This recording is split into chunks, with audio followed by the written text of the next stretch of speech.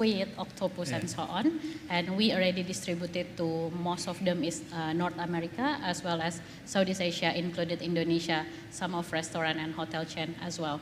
But where this seafood come from and how it works, how fishermen can produce the seafood and process it and it becomes the food that we eat, and how technology become enabler to that, it's what Aruna doing right now. So we are not the technology advantage like using the apps and help the fishermen to sell directly. We are not like that. We are creating the technology to enable the whole business process. So then, for example, the fisherman is no longer confused to sell the product. Instead, we are there for them. We create the mini processing plant where we can do transaction directly with the fisherman, where fishermen also installed by the Internet of Things, such as the GPS tracker, analytics, integrating with several cloud-based company, and then we can track like the movement of the fishermen. After that, we can guarantee the traceability of our seafood. So this is something that become important for the customers.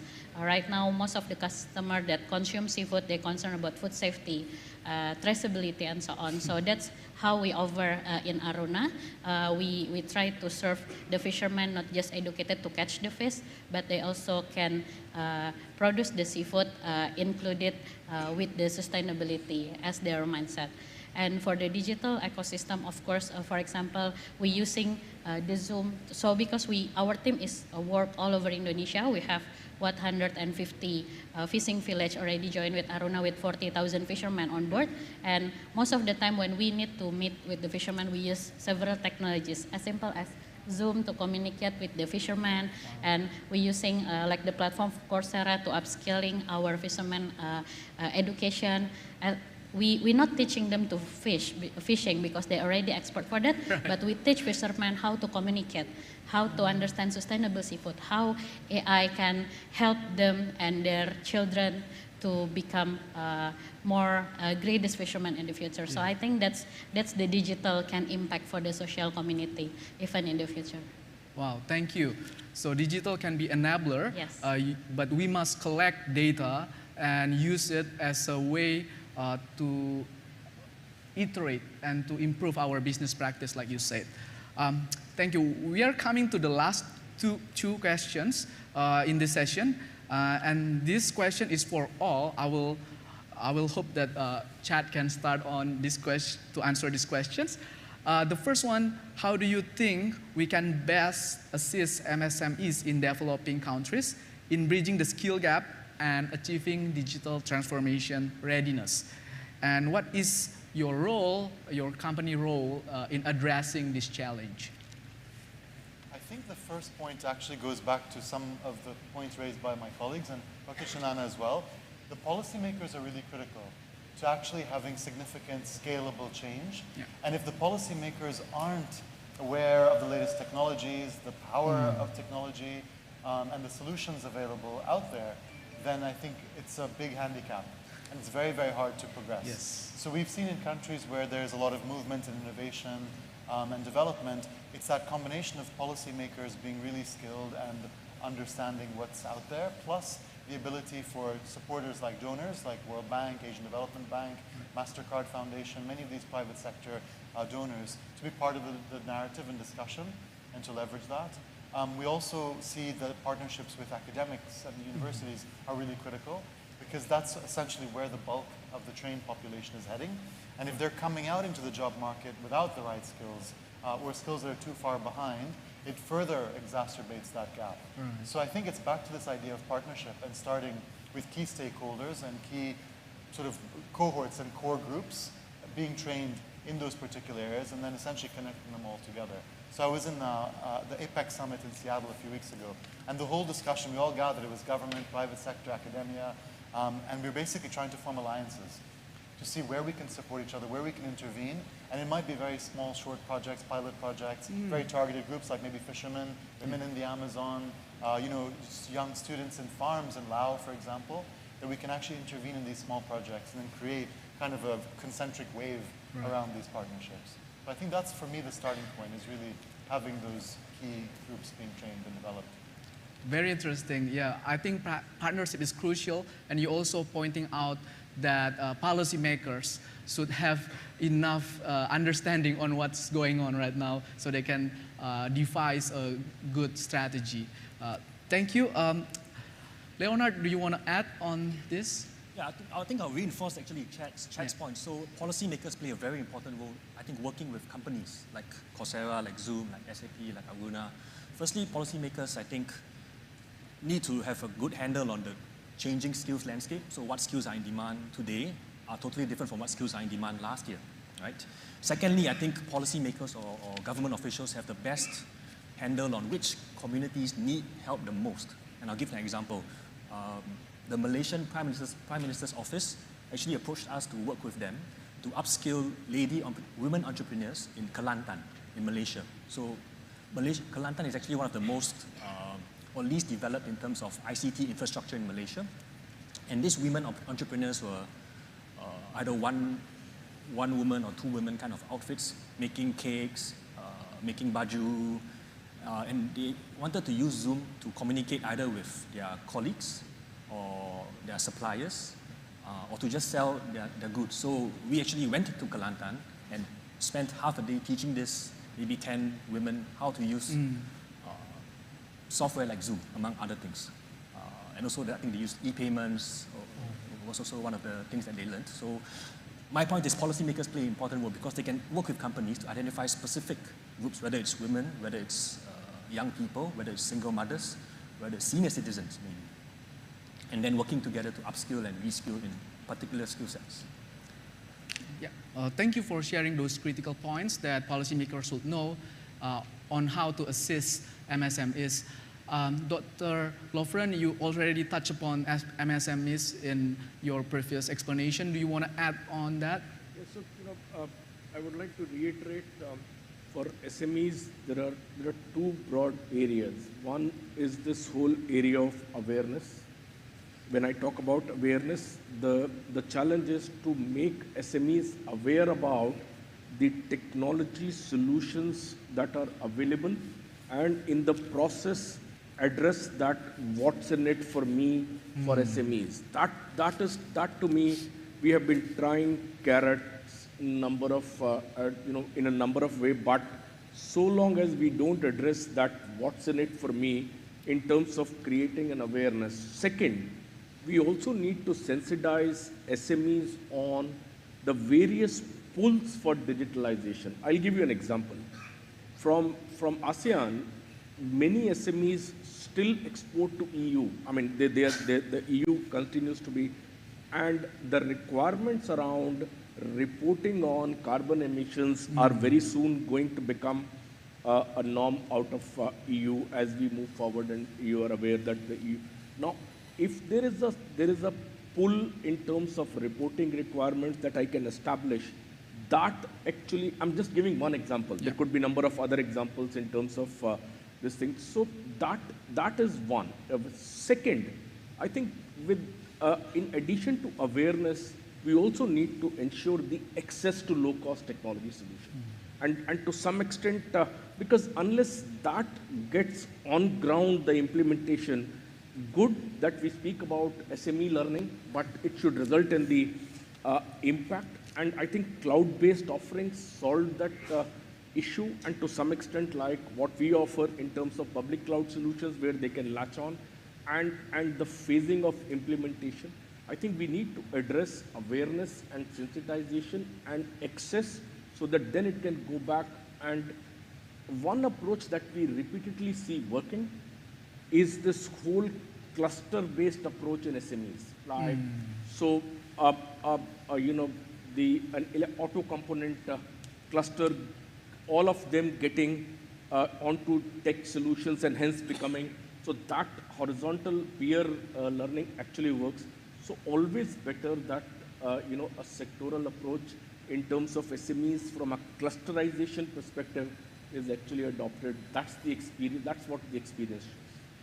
Thank you, Dr. Lovren, for bringing up that clusterization strategy, as well as saying that policymakers and MSMEs should figure out what's in it for them before they start this digital transformation journey and upskill and reskill their workers.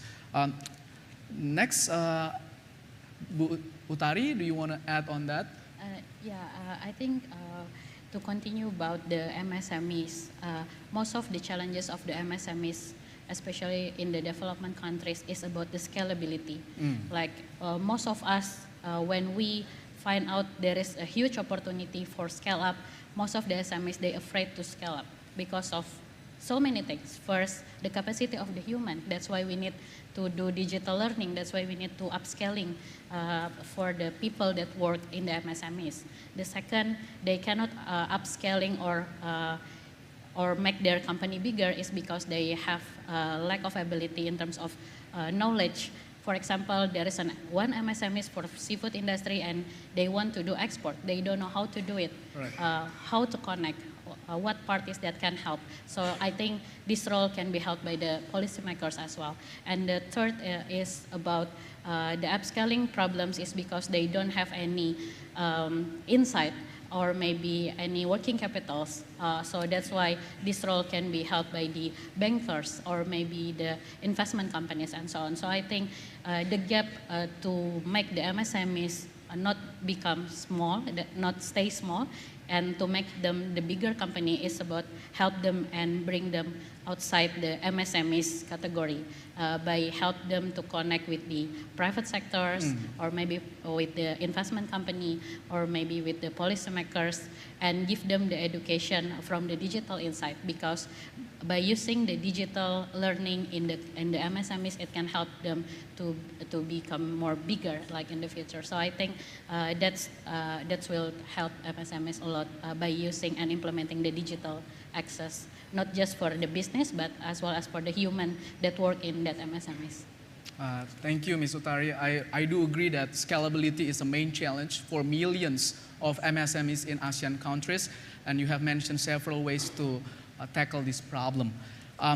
This is the last questions for all of you distinguished panelists. I think I will start with Ms. Utari. First is, how can we ensure a lifelong learning and personal development are accessible to everyone across different regions and backgrounds, even for the underserved areas? As Aruna working with most of the rural and coastal communities, to ensure that they can get educated, we cannot just do it by the online activities. That's why we need to do it like both online and also offline approach. The second, the importance of the local community is very, very important, especially for the countries like Indonesia that have 70,000 islands. Right. We need to make sure that we have the local in Aruna, we call it local heroes. So we have the local heroes in each area that help us to educate the fishermen, to educate the coastal community, and so on. So I think having the local heroes in each country or each village is very important. And the last is about choosing the right technology, because not everyone fit with every technology. For example, not all fishermen can use the Android. That's why maybe we need to create the technology that can be more fit with them, but not every children can use social media. So we need to create more advanced technology specific for the children. So I think customization is very important in terms of adapting the rural and coastal communities in the future. Yeah. Thank you for pointing out that customization on rural communities and these underserved areas, yes, that is very crucial to make this happen. Dr. Lofness, do you want to add on this point? You know, I'm not really concerned on lifelong learning. Okay. I'm really advocating lifelong unlearning, learning, and relearning. Wow. Because every time the change that happens, yeah, you need to more effort. You need to put more effort to make people unlearn the practice and then learn and relearn, rather than. And we have used, training as or skill building as a vehicle for learning. Yeah. And that has got stopped because of the unlearning not happening. In my view, either through a carrot or a stick, in terms of job role change, this unlearning needs to be brought in, and then the learning and relearning, and that's where I say from a culture of capacity building, while it may sound theoretical, we need to move to a culture of innovation wherein this becomes a continuous process and I'm left with no option but to unlearn, relearn. So that journey, once we complete, I think we can achieve what you suggested. Wow, excellent points. To unlearn, learn, and relearn is very important today. Leonard, what is your take on this? Your question is how to broaden access, right? Right. Yeah, so the short answer is use Zoom. On a more serious note, I think it's an important question, and I think the points made earlier about identifying particular communities, and here I think policymakers have an important role to work with companies to maybe provide incentives, whether it's tax credits, whether it's funds for training, whether it's setting aside time, compulsory time to train. Each country is different. In Singapore, the government gives a few $100s for every citizen to go for skills training. So I think policymakers and companies can work together to really identify these underserved communities well. Thank you for emphasizing on those community strategy. I think it's very, very important and crucial. Particularly in Indonesia, I think also not just working with the national government, but also the regional and right down to the provincial and maybe village government even. Yeah, we have so many district and regencies, so everyone must take part on these efforts. Last but not least, Chad, what is your view on how to create accessibility on lifelong learning and personal development? Yeah. And I agree with my colleagues here. It's not going to just be one thing. It's just not going to be only online. It's not going to be only one area. And I think where we're seeing success is places like Laos, which is, we have a program there supported by the World Bank, and it's blended learning. So essentially it's across different communities. We're using their vocational training centers. The youth come together and they have two types of mentors. One is like a lifelong career mentor that just gives them tips on life and what to look for jobs and what they can get. But it's a human being that they're talking to. Right. And this person is essentially their supporter. And will even write their application and endorse it when they apply for the scholarship to say, look, I will be with this person for the next year, 2 years, along their journey, supporting them. They're very motivated, and I will help them and be there with them. The second piece is the academic mentorship. So, you know, not everybody is able to learn in a certain way, whether it's online or through Coursera or other methodologies. So we have a human being sitting in villages, for example, in Kerala, in Laos, and they're working with the learner to actually guide them along. And they've already pre-done courses on Coursera and elsewhere, so they have the knowledge of, let's say, data science. But they then tell the local person as they're going along, what does data science mean to you? And if there are any blockers, they're there to help intervene. So I think this human connection is really important to localize, but also support the learner. And the second piece is really in terms of how people learn is very different in different contexts and different areas, and it's changing very rapidly, to Dr. Chinana's point. It's not going to be the same. The way even Coursera teaches online is probably what was being done in universities like for the last 20 years. You know, you have a lecture, you have a professor, you have a quiz. Maybe that's not how people are going to learn in the next 5, 10 years. As young people are coming up, they're looking at quick social media, you know, TikTok, Instagram, ways of actually getting information. And we need to adapt to that, or at least to be able to anticipate how people are going to shift in terms of the way they acquire and retain information. So I think that's going to be really critical as well. We have to change the way we teach. Wow. Thank you, Chad. It's a very enlightening explanation on lifelong learning and how we can change the way we live to be able to learn faster and better. This has been an insightful conversation, and I believe we all have much to ponder regarding upskilling and reskilling for digital transformation. A hearty thank you for all our distinguished panelists for your valuable contribution. As we move forward, let us keep this insight in our mind and work collaboratively to equip our communities with the skills that they need for the futures. This brings us to the end of this session. On behalf of the ASEAN Indo-Pacific Forum, I thank all of you guys here for your engagement, and please enjoy the rest of the forum, and may you carry with you the insight and knowledge gleaned from today's discussion. Thank you. A round of applause to our incredible speakers and moderator for making this a very fruitful discussion. Thank you very much. You may now return to your seats.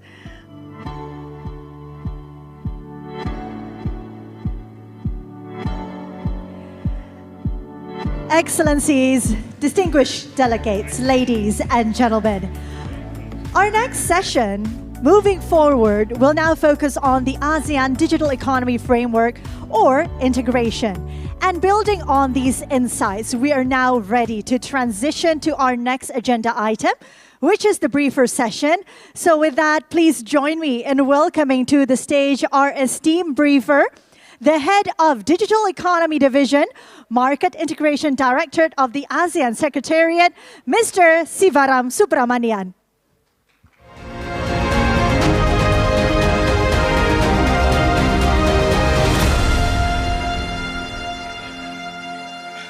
Thank you. A very good morning. Let me just quickly introduce myself. Has been introduced as well. My name is Sivaram Subramanian. In short, you can call me Ram. I'm the head of Digital Economy Division at the ASEAN Secretariat. Now, I've been strictly told that I need to keep within my time for 3 minutes. Right, so without further ado, let me just go straight to my presentation. I'll be presenting on ASEAN Digital Economy Framework, or the initiatives that we have within the ASEAN. So before I start, to begin with, we all know the COVID-19 pandemic has accelerated the digital transformation globally, and even so for ASEAN. So if you look at the bar chart on my right, before the pandemic, ASEAN had new users of 100 million for a period of 5 years. And this period, we are talking from 2015 to 2019. Now, probably one of the benefits of pandemic is, because of the pandemic, within a period of 3 years, which is from 2020 to 2022, we already hit the 100 million new internet users. Now, what is more exciting is, with a population of 600 over million of ASEAN, 460 million are internet users. And 80% of these 460 million, they are digital consumers, who are those who are involved in some form of digital transformation in the internet. So with that, the leaders got together in 2021, and they actually adopted a document called Bandar Sri Begawan Roadmap. What does this document do? It's actually prioritize the initiatives or the focus that ASEAN need to have, right, in order to further accelerate the digital transformation in ASEAN. So what you see on the screen is non-exhaustive. I selected some of it, right? And this also will be covered in the Digital Economy Framework Agreement. So let me just quickly run through some of this initiative. So on my far right, the first initiative is digital trade. Now this is something buzzword. Everyone has been using ever since pandemic digital trade, but nobody has a single definition for it, right? For ASEAN, what is important digital trade means is the exchange of electronic documents. We have successfully exchanged electronic documents for customs, right? We have exchanged the Atika E-Form D, or Certificate of Origin. We have also exchanged the Custom Declaration document. Moving forward, we are exchanging the agriculture-related documents. Now, we all know private sector play an important role when it comes to digital trade, which is cross-border trade. And this is where one of the areas that we'll be embarking is the types of documents that need to be exchanged when it comes to private sector. So this could be at the financial, this could be logistic, this could be shipping, and so forth. This is something that we need to further deep dive, and we'll be engaging with the private sector. Number 2 is on digital standards. Let me just be clear, ASEAN, we have no intention to create our own standards. What we really want is to adopt international standards which allows 2 things. One is standardization, and number 2, as the ambassador from India has mentioned, interoperability. I think these are the 2 things that we are looking at. There is a committee that looks into digital standards. They actually develop standards in a wide area, which includes cybersecurity, digital payment, and so forth. Number 3 is digital payment, right? As of 2021, I think one of the panel speakers mentioned about QR code. In 2021, we already start implementing the real-time retail payment systems, right? So this, if you are from Indonesia and you have CIMB app, right, CIMB Naga app, you are able to go to Bangkok or Singapore or any of the countries in ASEAN member states and able to do a transaction regardless you're in a restaurant or you're at retail outlets, right? So no more cash, and you don't have to exchange your currency, you just have to tap. So at this point of time, Many of these transactions are done bilaterally, one-to-one between the ASEAN member states. What are we embarking or we are looking at is bilateral, where we can go into many to many. And this has not been done in any part of the world, even in the Europe. Right? So we are looking into technologies, the Nexus, Modulo, and so on, and how do we do this? Number 4 is digital ID. Again, here digital ID, we are looking at interoperable digital ID. Because ASEAN is not interested just to connect among the 10 ASEAN member states. We want to connect to the world. We want to connect to the India. We want to connect to the UK, US, Japan, Korea, and so forth. So we have embarked into 2 main initiatives. Digitalization of your personal ID, meaning that if I'm a Malaysian, I would be able to do transaction with the Singapore government with my digital ID. But what is really important that we are looking is the business ID, right? So what we have done a study, which we call it as UBIN, which has been endorsed by the ASEAN economic ministers in August. That is phase 1. Phase 2, we are looking at the use cases where we can go embark into the implementation of business ID. Now, number 5 is on cybersecurity and data protection. We have a team called CERT, Computer Emergency Response Team. What is CERT means? This is where all the cybersecurity experts within the 10 countries come together and work together on do 2 things. When there's an incident happen, especially with your critical national infrastructure, how do we come together and respond to the incident? Number 2, when it comes to cybersecurity, it's really important to exchange knowledge. Some nations are more advanced, some need to be educated. So how do we come together and exchange knowledge, exchange experiences, and how do we train each other in the area of cybersecurity? When it comes to data protection, which is one of the key areas, we do have guidelines that's been developed. We have the ASEAN Digital Management Framework, which provides a detailed guideline on how organizations can protect their data. The second is the model contractual clauses. This is where when the data is cross-border from one AMS to another AMS, how should the data be protected? At this point of time, we are also working with the EU, right? EU, as we have MCC, EU also has their SCC. So we are looking at the guidelines on how data can be protected when it's cross-border between ASEAN and to the EU. Now, last but not least, I think the previous panel spoke a lot about digital skills and talent, upskilling and reskilling, and this is really important because ASEAN, most of our industries, 97 to 99% our industries are MSMEs, right? So what do? We can't work policy, we can only make policies, but what we do is we work very closely with the private sector in order to do 2 things. Number 1, to create content and to learn, right? To give training, right? And this is where the content and the learning is done in the native language because most MSMEs, right, digitalization is not something difficult, but because of the language, they find it is quite difficult, right? So therefore, creating content and doing the development and training in their native language is very important to accelerate the adoption of digitalization. Number 2 is we need to change the mindset of the business owners. Now, previous speaker has spoke about relearning, learning, and unlearning, learning, and relearning. This is really important for the business owners, right? The mindset has to change as you develop.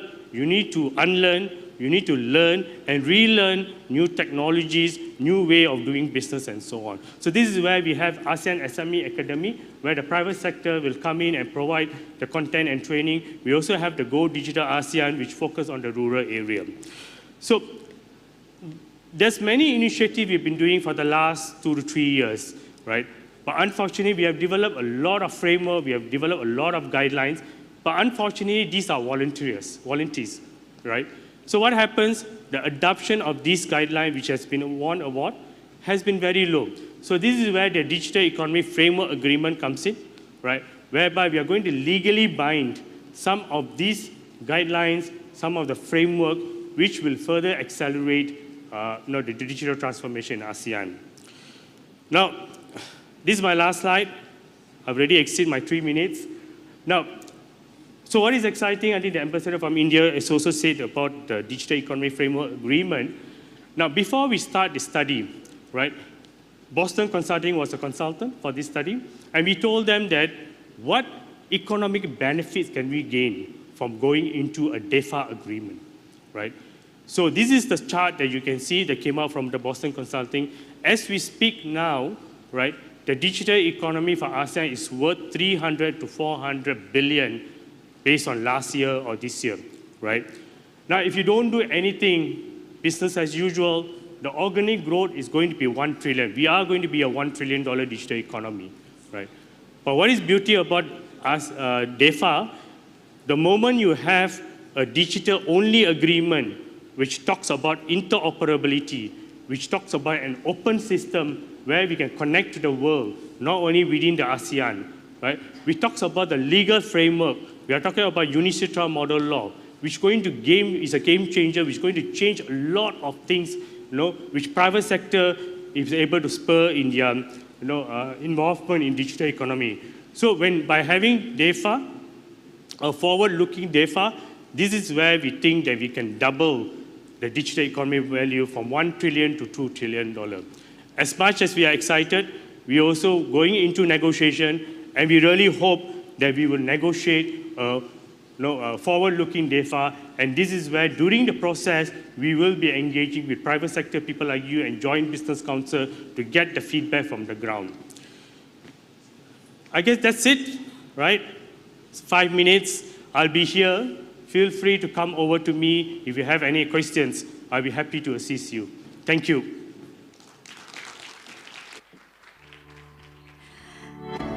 Thank you very much for our esteemed briefer for sharing your knowledge and insight with us today. And again, let's extend our heartfelt appreciation to Mr. Sivaram Subramanian with another warm of applause, ladies and gentlemen. So moving on today for our next agenda, the ASEAN Indo-Pacific Forum with the theme of implementation of the ASEAN Outlook on the Indo-Pacific. Again, this forum aims to unlock further opportunities and also build stronger connectivity between ASEAN countries and the Indo-Pacific. And this will serve as an inclusive platform for ASEAN member states and partners, mainly from the public and also the private sectors, to engage in constructive discussions, identify potential tangible projects, and also promote collaboration in the Indo-Pacific. Distinguished delegates, ladies and gentlemen, throughout the day, we've had the privilege of hearing from distinguished experts, thought leaders who have shared their knowledge, their experiences, and also perspectives on a wide range of topics. The depth of insights and the quality of the discussions have been truly exceptional. And now we have come to the final panel session of today's event, which will focus on the connectivity plans in Asia and beyond. So without further ado, please join me in welcoming to the stage our moderator and our esteemed speakers. Ladies and gentlemen, the lead advisor, Southeast Asia Region Economic Research Institute for ASEAN, Ms. Lily Yan Ing. And also, let me allow to invite our speakers today, Mr. Muhammad Fajrin Rashid, Director for Digital Business of Telkom, Mr. Anand Stanley, President of Airbus Asia Pacific. We also would like to invite Ms. Michaela Browning, Vice President of Government Affairs and Public Policy of Google Asia Pacific, and also Mr. Rene Peel Pedersen, Managing Director of AP Moller Singapore PTE Ltd. So, to the moderator and to our esteemed speakers, the stage is yours.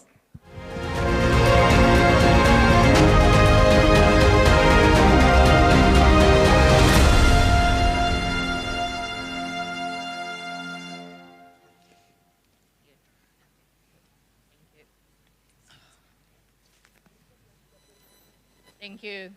I know it's 11. Does the speak work?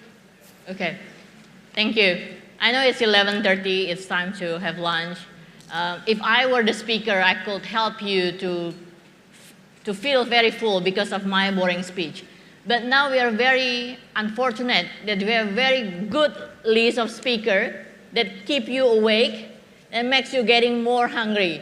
So let me start with the first questions to all speakers.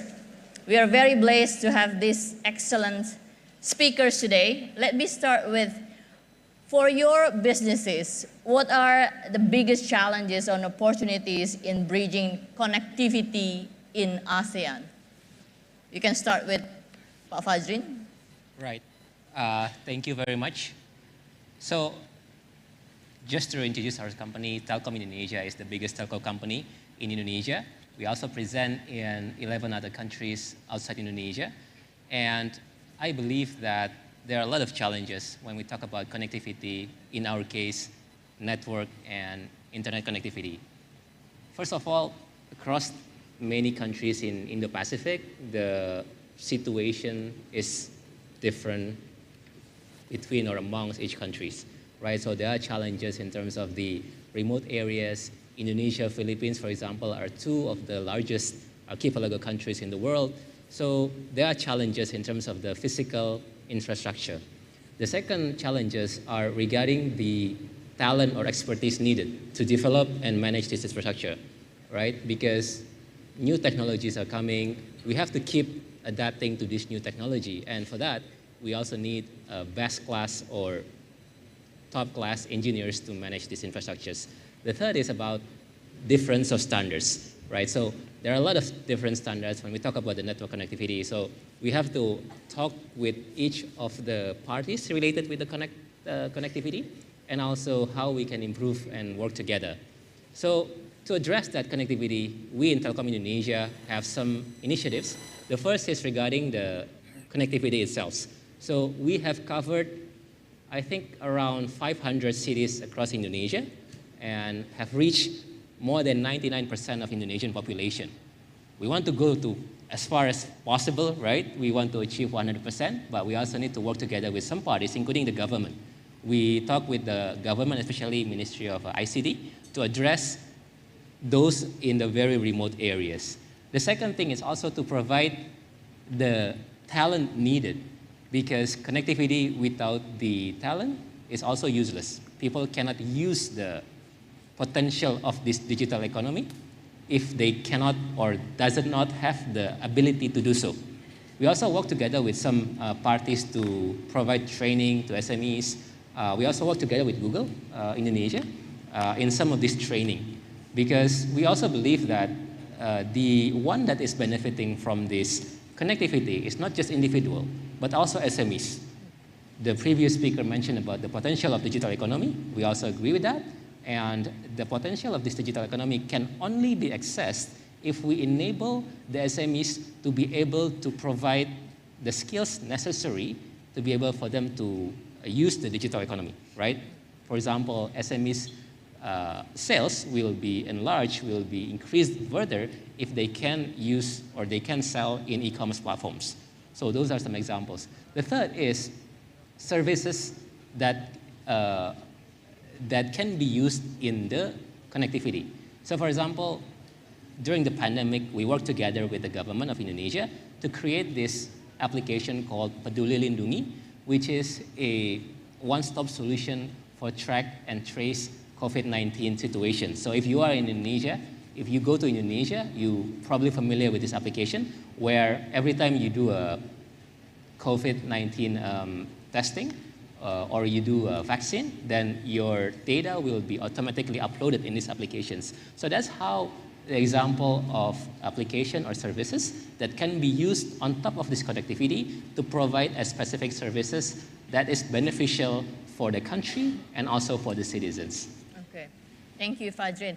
Now to Adnan, what kind of strategies that your company implement to improve this kind of connectivity gaps in ASEAN? Thank you very much. I hope everyone can hear me. Again, Bapak dan, Ibu undangan, yang kami hormati, selamat pagi. Thank you very much for having me here. I'm the president for Airbus Asia Pacific and also a member of the EU ASEAN Business Council Board. When we look at connectivity and our strategies, what's important to note is more than 2/3 of the world's population live around Indonesia, the ASEAN, when we combine India and China. And Indonesia is the core pillar of ASEAN. When we look at the three emerging superpowers, India, China, and Indonesia, the connectivity of the region is not possible by railways or road alone. The true connectivity has to come through aviation. And the fastest growth of aviation is happening in this region. And some of the fastest growth in the world we look at is in Indonesia. And we are looking at, in the entire region, over 17,000 new aircraft to come in to be able to drive connectivity growth. Why is that important? It is important because this enables freedom of movement of the people from island to island, from country to country, to connect within the region. And this freedom of movement creates economic opportunity.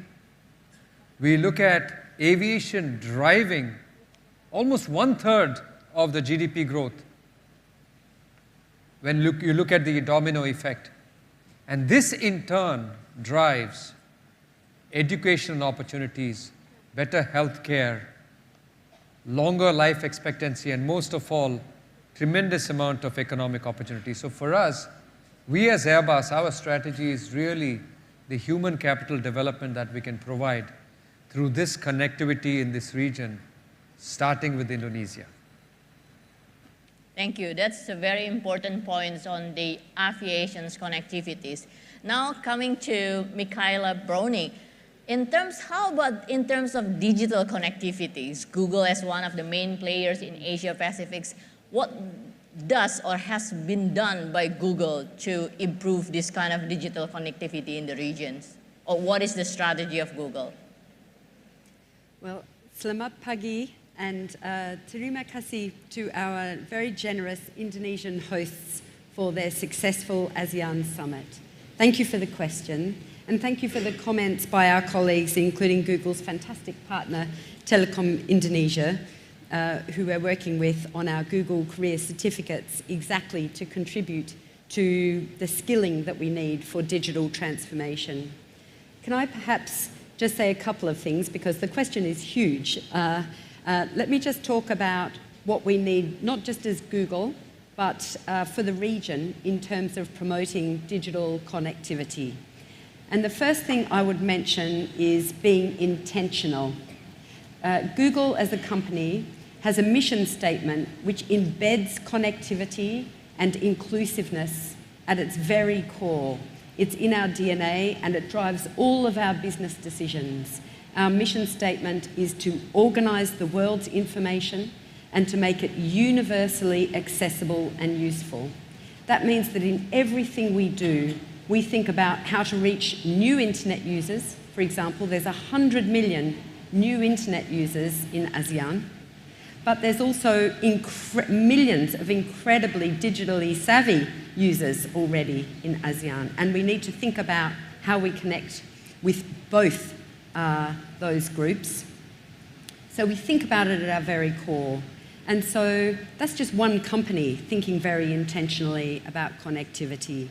We really are encouraged to hear leaders coming together at ASEAN to talk about how ASEAN leaders can be intentional about digital transformation and inclusion. And so the announcement of negotiations for a digital economic framework agreement is really substantial in that regard. It shows a collective commitment to digital transformation, connectivity, and inclusion. So I think that intention is important.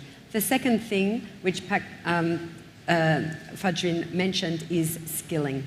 I mean, obviously we need infrastructure, we need the rules of the road, we need products and services, but we also need to be building the skills and the digital literacy for the digital economy we have now and for the digital economy we have in the future, particularly with AI.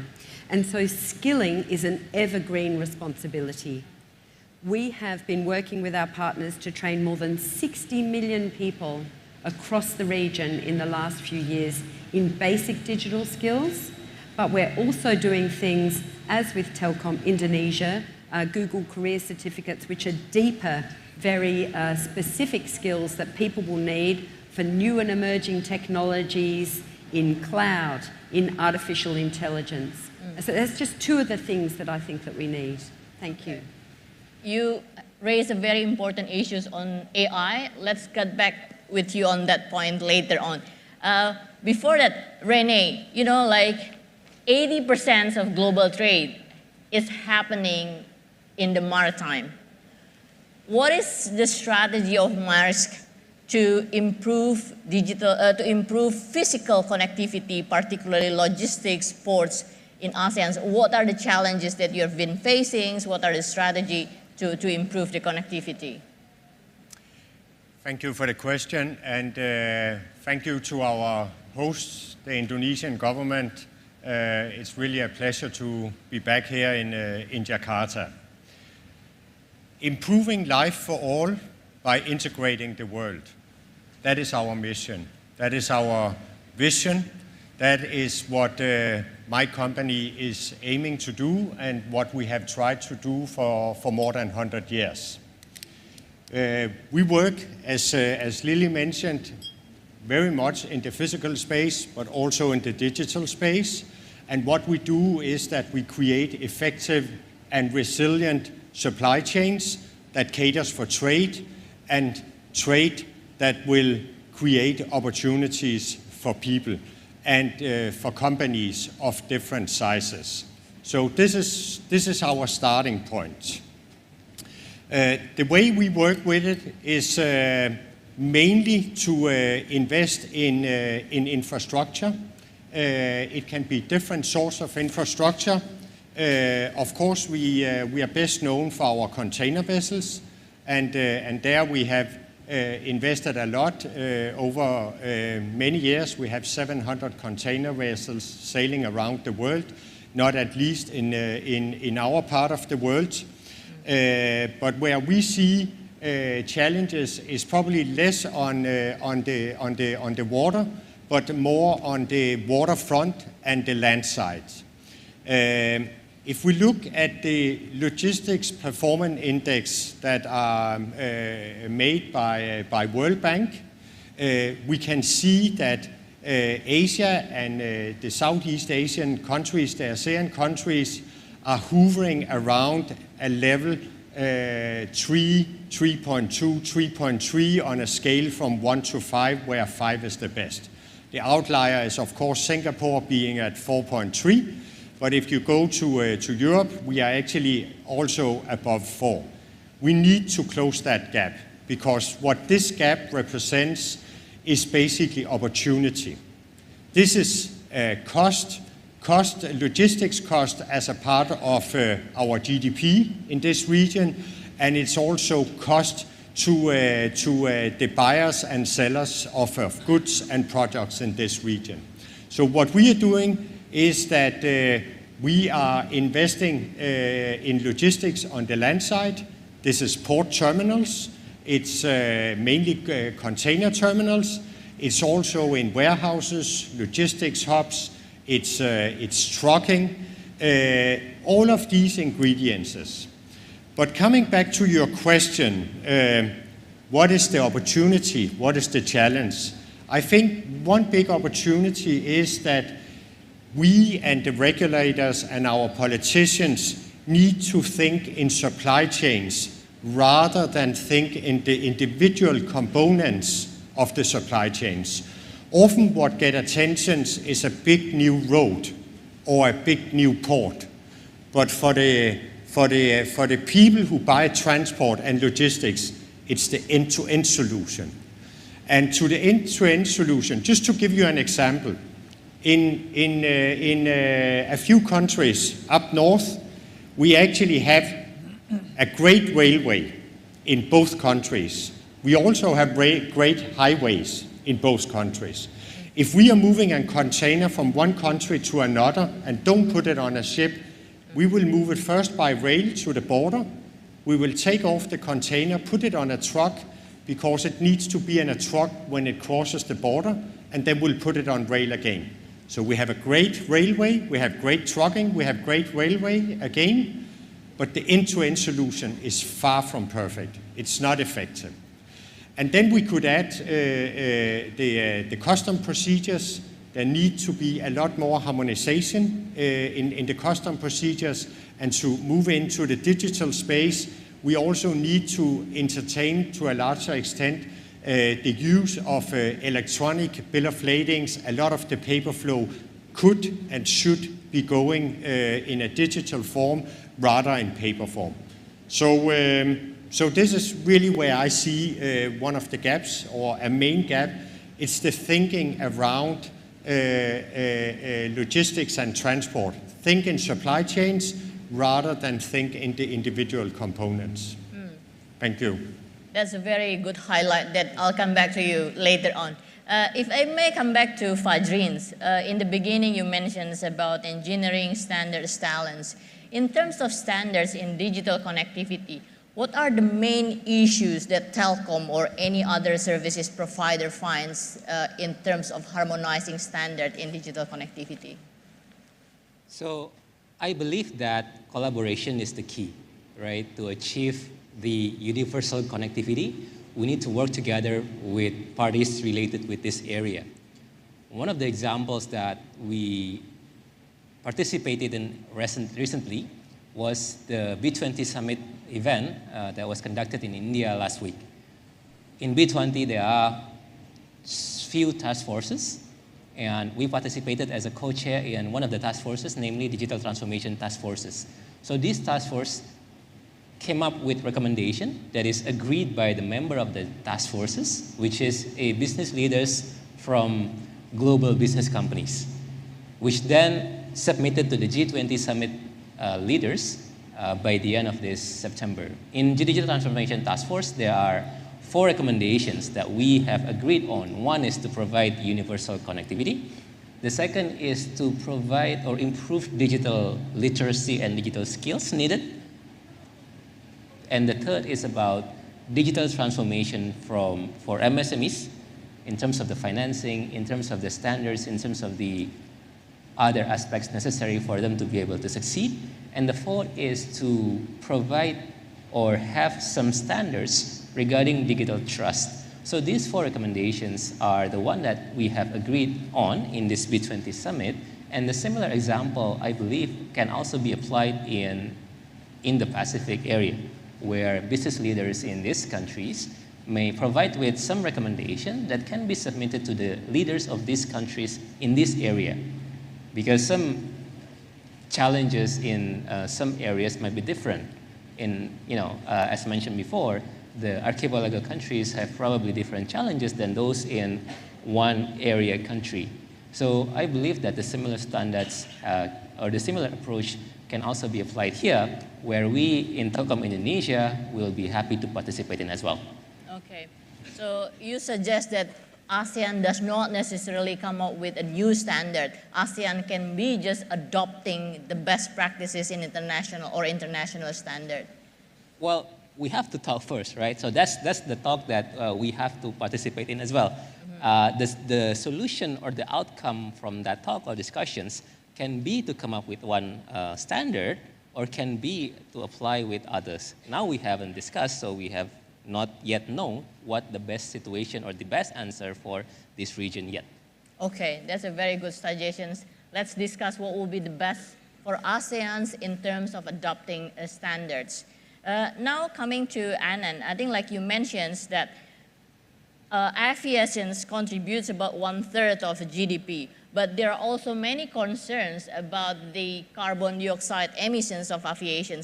What does in particular that your company has, the Airbus or other aviation companies, has been doing in terms of to ensure mitigating or reducing this kind of carbon dioxide emissions? Thank you for that question. For Airbus, sustainable aviation is a core of our strategy. We obviously are interested in connecting the world more and more. We are looking at creating more modern aircraft that can connect ASEAN and Indonesia to the rest of the world, while making aircraft more efficient. If you look at the first Airbus when it came 50 years ago to the Airbus that is flying today, the carbon emissions per seat, per passenger seat, have gone down 80% per seat. And when you look at the aircraft we have today that we are using, the modern aircraft that Airbus is launching is between 25 to 40% lower emissions per aircraft than the previous generation that was there 10 or 15 years ago. So we are making huge step changes in technology to rapidly decrease emissions. But we know that that's not enough. What we are doing next is to make sure our aircraft are certified for sustainable aviation fuel. Today, every aircraft can use up to 50% sustainable aviation fuel on the aircraft, and by 2030, we will be 100% certified to use sustainable aviation fuel on all our aircraft. And just to let you know, sustainable aviation fuel reduces emissions in its life cycle by 80%. 80%. So we have a lot of good news coming on and a lot of efforts going on. But last but not least, by 2035, we have committed as Airbus to launch a zero-emission aircraft which will be fueled by hydrogen. And so these are all the initiatives we are looking at to take our industry to net zero. Okay. That's a very good point that Airbus has been doing, and hopefully the target will be achieved. Target is not just the target, yeah? We should put efforts to achieve the targets. It's the same questions on sustainability. You know, like many of ASEAN countries are coal-based electricities, and running with data requires a lot of electricity power, right? What would be Google's strategy to reduce carbon dioxide emissions, as well as what do you think ASEAN's government has been done, and what should they do to be able to ensure that this data managing will not gonna contribute to more carbon dioxide emissions? Another huge question, Lily, but let me tackle part of it. Firstly, Google has been carbon neutral since 2007, matching renewable energy with 50-50 renewable energy to be carbon neutral since that time. And we've committed to our moonshot goal to be carbon zero by 2030 across all of our operations and supply chain. And one of the things, as I was reflecting on Airbus, is that we can be an extraordinary partner, I think, through the most efficient cloud in the world to help our partners, be they corporate or government, to achieve their climate change emissions goals. And indeed, these are not goals that we're going to achieve by ourselves. So Google has set an extremely ambitious goal. And for us to do that, we need to be partnering with our clients, with governments and others to achieve that goal that we've set for ourselves. You mentioned earlier AI. AI, including AI enablement through our cloud data centers and subsea cable network investments, is going to help us achieve our sustainability goals and help our customers achieve their sustainability goals more effectively and faster, and we're very optimistic about that. If I come to AI more generally and think about the importance of infrastructure investment, Google is one of the biggest infrastructure network investors in the world, and indeed in this part of the world we've invested over $2 billion in recent years. We've got 12 subsea cable investments across this region, and we've got 2 cloud regions and 7 cloud zones. And one of the key areas that we're focused on in up-leveling the infrastructure is for us and our partners, including all of our ASEAN partners, to meet our sustainability goals. The importance of up-leveling that infrastructure for sustainability. But it's not just sustainability, It's also for security and cyber security, and it's also to realise the productivity and economic growth opportunities. And so we're really excited about the potential for AI to help across all of those fronts, but it does require that partnership, that commitment together, and standards and interoperability and the policy settings that enable us to achieve it. We were hearing from the last speaker before this panel session about the opportunity being $1 trillion of digital economy by 2030, and that is not guaranteed if we do not have the right policy frameworks, the standards, the commitments to interoperability and to working together to realise that opportunity. Not just the 1 trillion, but certainly the 2 trillion as well. Okay, that's a very good point. Renee, if we may flip a bit on the US-China trade tensions, you know, many officials, businesses, they see opportunities in ASEAN from investments relocations as well as trade relocations from China to ASEAN countries. But the thing is that many businesses quite concerns on the customs clearance process in ASEAN. How does Maersk see this customs clearance process in ASEAN? You can be very honest to us. Yeah, of course. We can definitely see a trend to confirm what you see, that what you say, that a lot of FDI is being poured into Southeast Asia because of strategies that are sometimes called China plus 1 or 2 or 3. Let me just stress, you cannot replace China overnight. But there's no doubt what we see among international or MNCs just now is that a lot of the new investments are going into countries like in the ASEAN countries, also India, and there's also other geographies that are enjoying FDI in this context. A concern for most of these investors is it starts with the effectiveness of the logistics sector.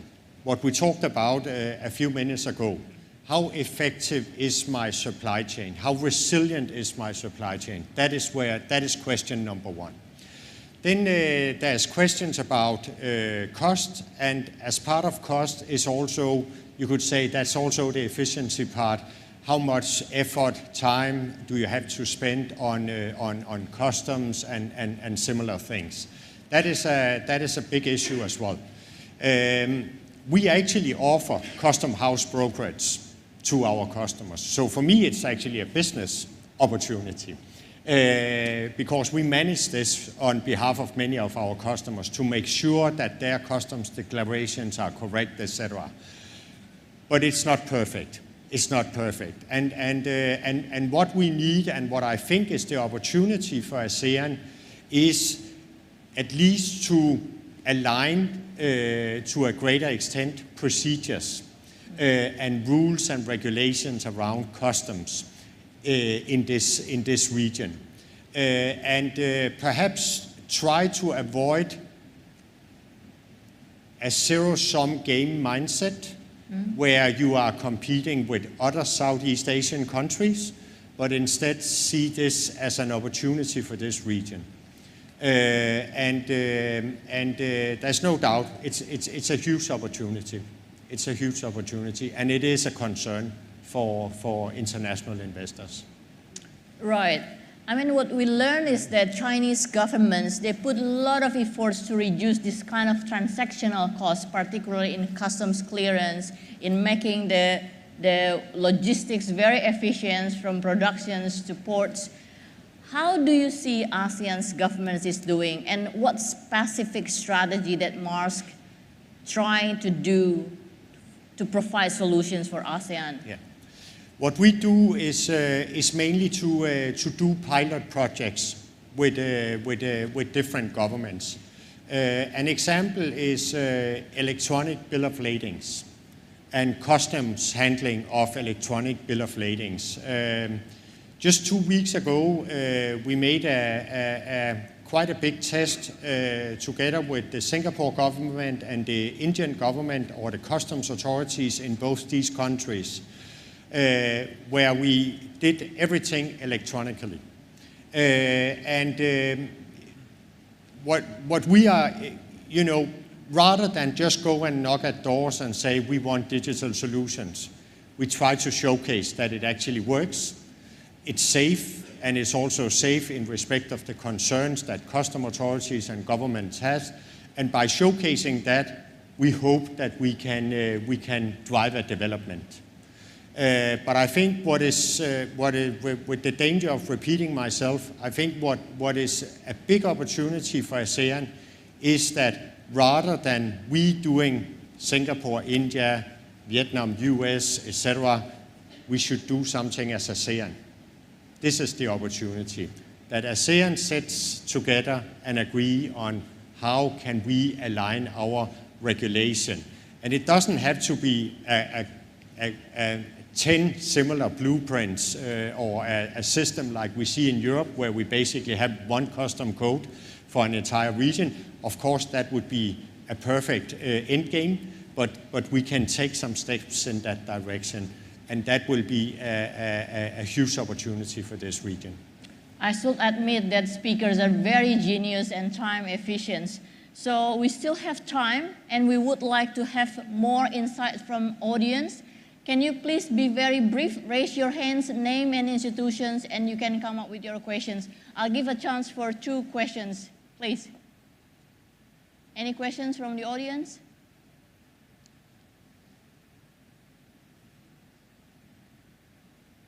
Okay, well, you can think what questions that you're going to ask. While you're thinking, let me, please. Yeah, it's not for me to ask questions. You have a question to audience? If I may, while the audience is thinking about some interesting questions, you touched upon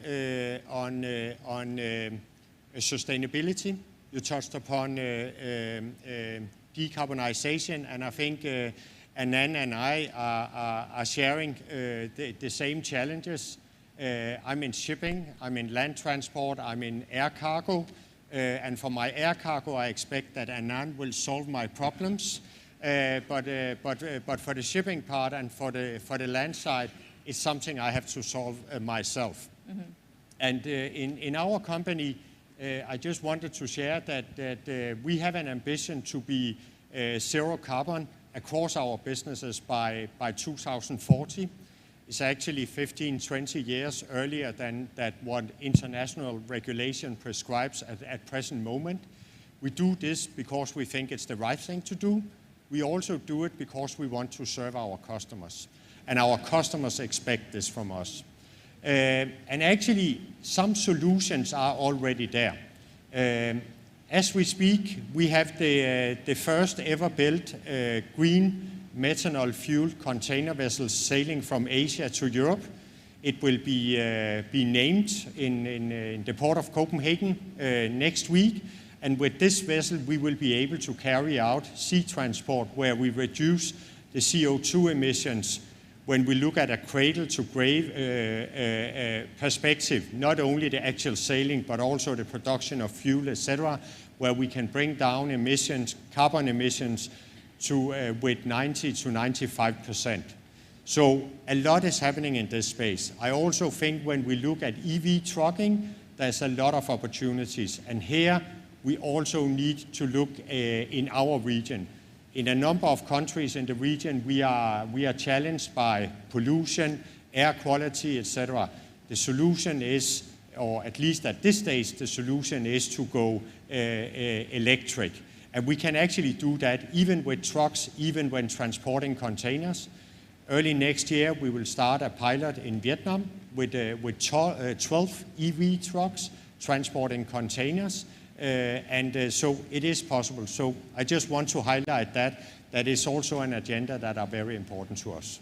Okay, now let's come up with the recent developments of AI and how much companies have been optimized the use of robots and AI, and how will that going to affect employment in the regions. Fajrins, you can probably start how much telecom has optimized the use of robots and AI, and what do you think it's going to affect the overall story of telecommunications in ASEAN? Yeah. So AI in telco company has been used in many years, mainly in terms of efficiency of network planning, right? Because we do a lot of CapEx on developing the infrastructure needed for our services. So AI is used mainly there, as well as in business operations. I guess the business operations part is the same to other industries as well. The second big part of AI is to enhance our existing services to the client. So for example, through chatbot, through faster customer service, and so on. So these are also the areas that we are developing in the last 1 or 2 years. We believe that through AI, we can provide enhanced services to the customers. The next big thing about AI is also to provide a big data analytics tools to the clients, especially business and governments, right? As the company becomes more and more digitalized, usually they will be having more and more data, much more data than before, and the use of AI is how to make the data make sense to the executives or the decision makers of the companies or governments. That's a very nice punchlines on the optimizing the use of AIs. But how it's going to affect on the aviation industries, Anand? So Airbus is a technology company. We're an innovation company. And if you look at most of our products, like our aircraft or satellites, they're fairly independent, automated beings. You know, the amount of time really a pilot flies an aircraft is very little. And our satellites are completely independent on their own way. The automation is heavily dependent on machine learning and areas like that. But what's key for us in these areas of science is how do we apply this more and more to being more efficient. We use it a lot in air traffic management, where we are making our aircraft more and more efficient to how they manage air traffic control and air traffic management. You'd say, why does that matter? Because more efficient, intelligent aircraft can again save 5 to 10% of fuel burn and carbon emissions. And that's something that's very, very important. Another area we use a lot of technology is just in the design of new aircraft, which are again more and more capable with the newer materials and more recyclable, the circularity that goes into the design of these aircraft. But last and not the least is how do we use these technologies for truly sustainable solutions that we talk about. And that is the most important reason for innovation that we look at. When we look at a lot of our satellites, how do they observe climate change in a very different way from what technologies on the ground can ever look at? How do we be a part of a solution in terms of decarbonization from country to country? What kind of innovation and technologies can we look at? And last but not least, what's so evident when each of us are talking across here on the panel, and I love what Renee just said, is that these technologies, these sustainability solutions do not really matter when we look at it from a sector-wise outlook. What is important is this kind of innovation, whether it's AI, decarbonization solutions, are not aviation specific, but transport specific. Are not just transport specific, but include the Googles of the world, the telecom sectors of the world. We include policymakers, we include regulation, and we include educational institutions. Otherwise, technology and innovation will lose sight that it is a force for good for humanity. Yes, that's very nice wisdom of today. Michaela, you know, like the godfather of Google, a godfather of AI from Google decided to resign, and he has warned us about the negative impacts of the misuse of AI. What will Google contribute to managing or mitigating the negative risk of the misuse of AI? Well, thank you. It's an important question. And firstly, Google is an AI-first company. And since 2018, we've had our AI principles, which we established and which we report against every year, and which have gone on to be enormously important in shaping the ideas of many policymakers, including the OECD and others, about the ethical and responsible development of AI. Our principles include 7 things that we will do and 4 things that we won't do in terms of how we develop AI responsibly. But we are enormously excited by the opportunity and the benefits that AI can build to. So we feel like we also have a very big responsibility to develop AI and to bring some of those benefits to the world. And indeed, AI has been with us for a long time. In fact, all of you using a mobile phone at the moment are benefiting from AI in terms of using things like Google Maps or Google Translate, the machine learning that goes into thinking about the trust and safety of what you see on the internet, a lot of which is powered by AI algorithms that help us with things like content moderation. And indeed, AI for sustainability is enormously important. So just thinking on your last point, AI is helping us make our data centers and Google Cloud 10 times more efficient in terms of delivering on sustainability. It's helping deliver insights for our clients to be more efficient in their businesses. And Renee, we can certainly help you achieve your sustainability goals. But importantly, it's also contributing to things like flood forecasting, environmental insights on pollution, which you mentioned earlier, that help all of us in our everyday lives understand and respond to some of the sustainability challenges that we're seeing. So we know AI can be an enormous force for good in terms of tackling climate change, in terms of science and technology development. But we also know it's an emerging technology that we need to develop responsibly. And so the way in which we think about it is that we want to be bold in developing AI in ways that bring the benefits that we want.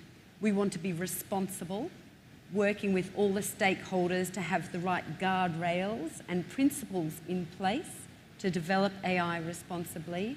And we know that we need to do that together. So this isn't just something that Google does. This isn't just something that Airbus does or that governments decide on or that civil society decides on. Everybody needs to be a stakeholder in that process.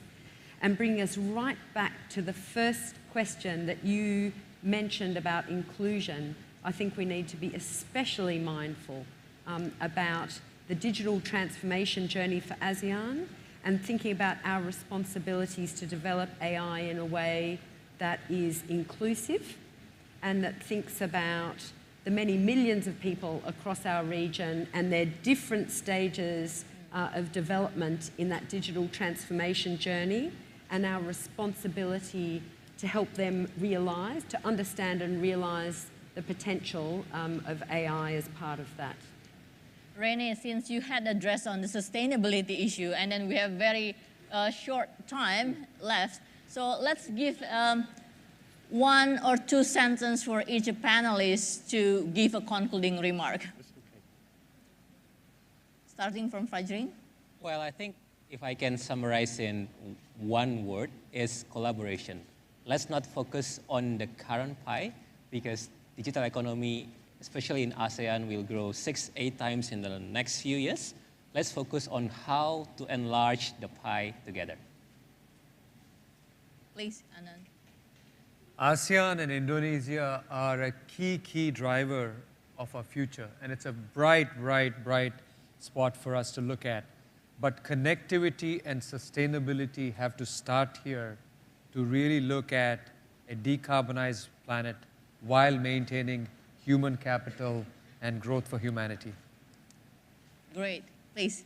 And I am so excited to be at the ASEAN Summit, where the Indonesian President and ASEAN leaders have announced a commitment to negotiate a digital economic framework agreement. I think that this is a commitment to try and build that policy framework which is foundational for everything that we're talking about, the standards and the interoperability, and for us to realise that digital transformation in a way that is sustainable, that it is inclusive, that supports economic growth, and is mindful of the many millions of people across the region at different stages in their digital transformation journey. Great. Please, Rene. Thank you. And I think a lot of great words has been said already by my colleague panelists. I think what I will encourage ASEAN is to be courageous. With the developments in the rest of the world, the opportunities for ASEAN is bigger than it has been for a long time. Let's stay open. Let's be progressive. Let's have all the things mentioned in our mind, that we drive growth, we drive development while we are sustainable at the same time and inclusive. I think we have a great opportunity as ASEAN, and I think the opportunity is bigger than it has been for a long while. Thank you. Great. So it's very great to hear kind of positive message conveyed by our panelists today. And we hope that ASEAN keep its balance, keep its positive engagements with all trading and investments partners, and put a lot of efforts to improve physical and digital connectivity to achieve sustainable development and inclusive growth. With this, please join me to give a big round of applause to our panelists here today. Thank you, Lily. Thank you so much. Thank you.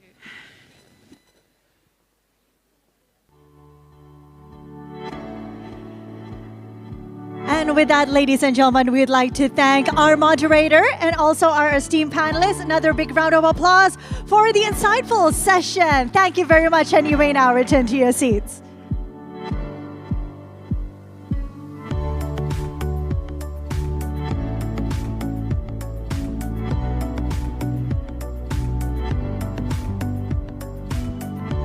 Again, ladies and gentlemen, at the ASEAN Indo-Pacific Forum 2023, as we bring you the theme of inclusive digital transformation today, we have just witnessed the last panel for this morning session.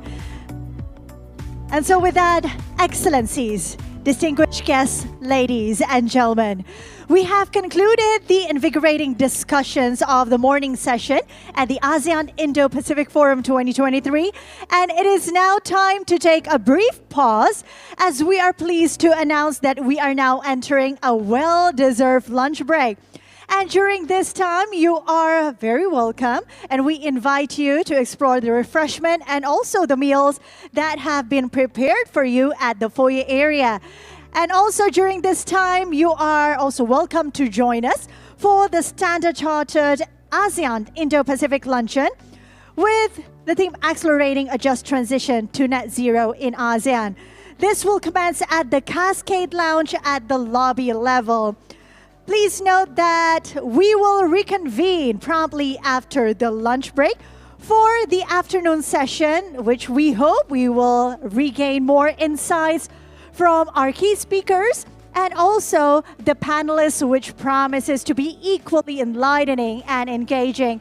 Thank you so much for your participation on this morning session, and we will see you back inside here at Ballroom 3 as we will begin our next afternoon session at 2:30 p.m. local time. Thank you very much, ladies and gentlemen, and we hope you have a decent and also enjoying lunch. We'll see you back soon.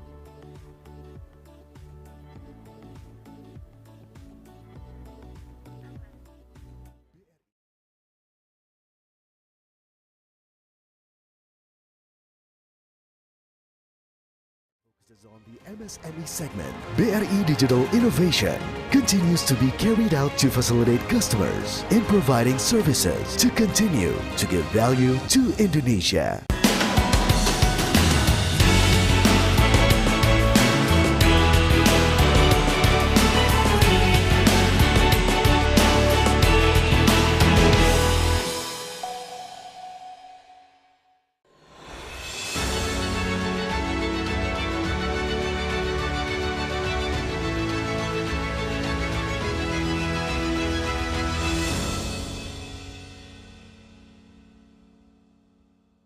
BNI harus semakin proaktif dan responsif.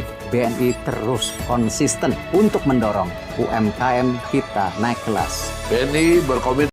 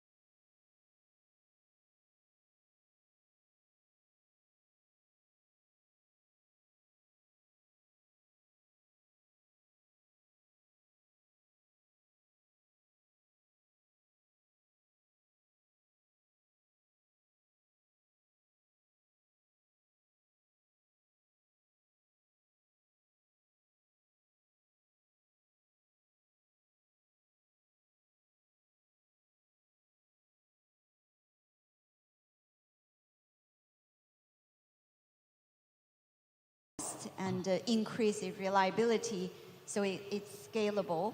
And the infrastructure that I talked about, not just the physical infrastructure, but also the policy infrastructure. And to compete for investments globally, BP has a global portfolio. All of the projects need to meet the hurdle rate, and we look at those factors: the supply, the demand, the infrastructure, the technology, and how stable it is that our projects would be able to survive and be successful for many years because of the long cycle of these projects. I think also innovation and how a country government is welcoming the new development. BP is exploring low carbon energy opportunities within ASEAN. And Indonesia is very gifted with a lot of geothermal, solar, all sources of new energy. And how can we forge new relationships to make our projects economic, establish the commerciality as the first step, and gradually, steadily scale up so then they can be sustainable over the long term. And we cannot do it alone. That's why collaborating with our national partners, with other IOCs, is critical factor to success. Thank you. And I think the keywords that we've been hearing a lot is collaboration, preparation, and investing in infrastructure to get us there. We only have a couple of minutes left on the clock, so I'd like to shoot a fire round question to all of the panelists to close this out. Can Indonesia achieve net zero emissions by 2060 while maintaining global economic competitiveness? Goldie? Yes. Yes is the answer, but we've all discussed how, and that's the hard part here, is we need the leadership, we need the will, we need the capital, we need the innovative capacity to do so. I would also say yes, but let's not let the moment that we are in pass us by. We have reached a level of awareness that I don't think can be peeled back in terms of the importance of these issues, in terms of the collectiveness in which we are talking about these issues. And I think that that cannot be underestimated, but it's incumbent on all of us from our perspectives, including where we have the ability to facilitate and bring together parties that can act here, to act, to keep moving the ball forward, even within the vicissitudes of political change, because we have come quite far in a short time, and we have to make sure that we continue forward. Thank you. Thank you. Kathy? So I would say definitely visa. I think from our standpoint, Indonesia is a very important country in our global portfolio. We've been here for more than 50 years, and we would like to contribute to the long-term sustainable energy security and energy transition agenda the country has. Going back to what I said earlier, the end is very, very important. These things do not happen overnight and full of challenges. So we need to invest in the energy systems the world needs today. We also need to start investing in innovating for what the world will need tomorrow. So we need all of them. And I also wanted to say that each country, each region, the economic circumstances are different. The path to transition is different. And we need to look into the actual situation, the need to figure out the how. That's really the challenging piece. But BP is very committed to supporting ASEAN community, supporting Indonesia to reach our goals. Thank you. And Pak Damawan? Yes, we need to make sure that the future of the next generation should be better than ours. And we are fully committed exactly to do so. And we're doing this not only because of international environmental agreement, not only because of policy. We do this because we really care. How are we going to walk the talk? I think yes, we can. We're going to be able to achieve net zero emission by 2060. But we need to get the right policy, regulatory framework in place. We need to design an ecosystem that is conducive for green investment. We need to come up with some kind of collaboration of policy, technology, innovations, co-investment in every single sense.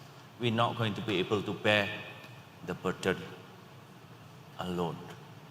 And PLN here, we're giving the best we can. And in the past, our main job was to provide electricity.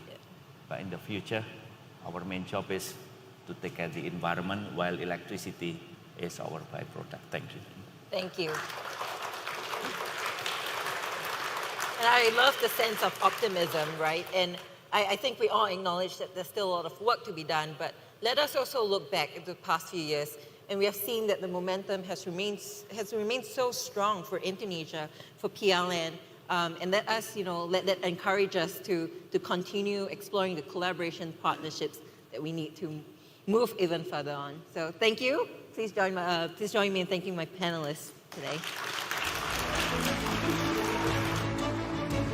Thank you very much to Ms. Caroline Chua and also to our distinguished speakers for the last panel discussion for our sub-theme 1. And ladies and gentlemen, we had to conclude the Green Infrastructure and Resilient Supply Chain sub-theme.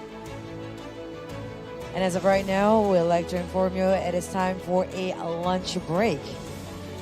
Lunch have been prepared for you at the lobby floor, and also a Standard Chartered is conducting its luncheon called Standard Chartered ASEAN Indo-Pacific Luncheon, accelerating a just transition to net zero in ASEAN at Cascade Lounge.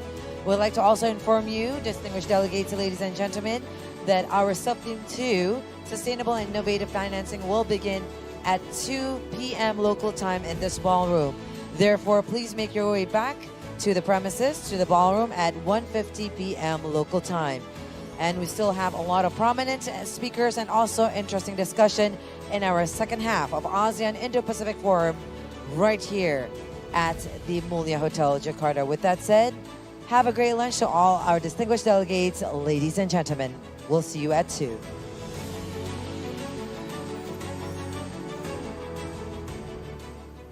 BRI is a large state-owned enterprise that focuses on the MSME segment. BRI Digital Innovation continues to be carried out to facilitate customers in providing services to continue to give value to Indonesia.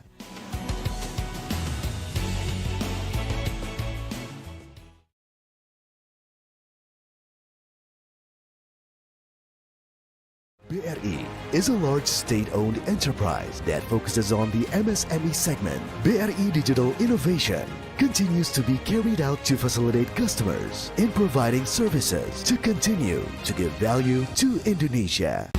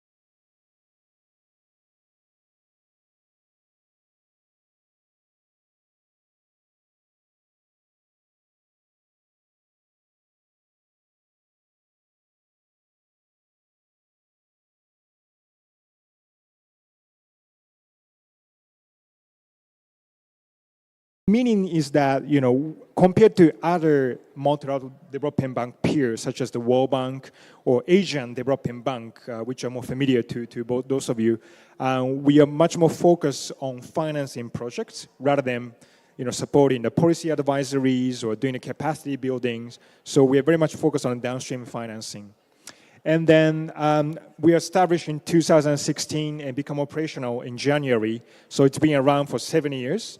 We have already built up quite a bit of pipelines as well as the portfolio in that region. So we're very proud of that. And we have a AAA credit ratings as par with other MDBs. And then our vision is really help the Asia to develop the economy in a very sustainable way through the infrastructures. Very quickly, this slide shows that our 4 key thematic priorities under our corporate strategy. So this is very important for thematic priorities. Green infrastructures, connectivity, regional corporations, and technology-enabled infrastructure and private capital mobilizations. And AIB, any project that we finance needs to align either one of these priorities. So this is a very important principle for the AIB's operations. And of course, the second thematic priority, which is connectivity regional corporations, has a lot to do with the ASEAN's connectivity agendas. So this is very much aligned with the infrastructure development, particularly the cross-border connectivities that ASEAN's region is trying to further enhance.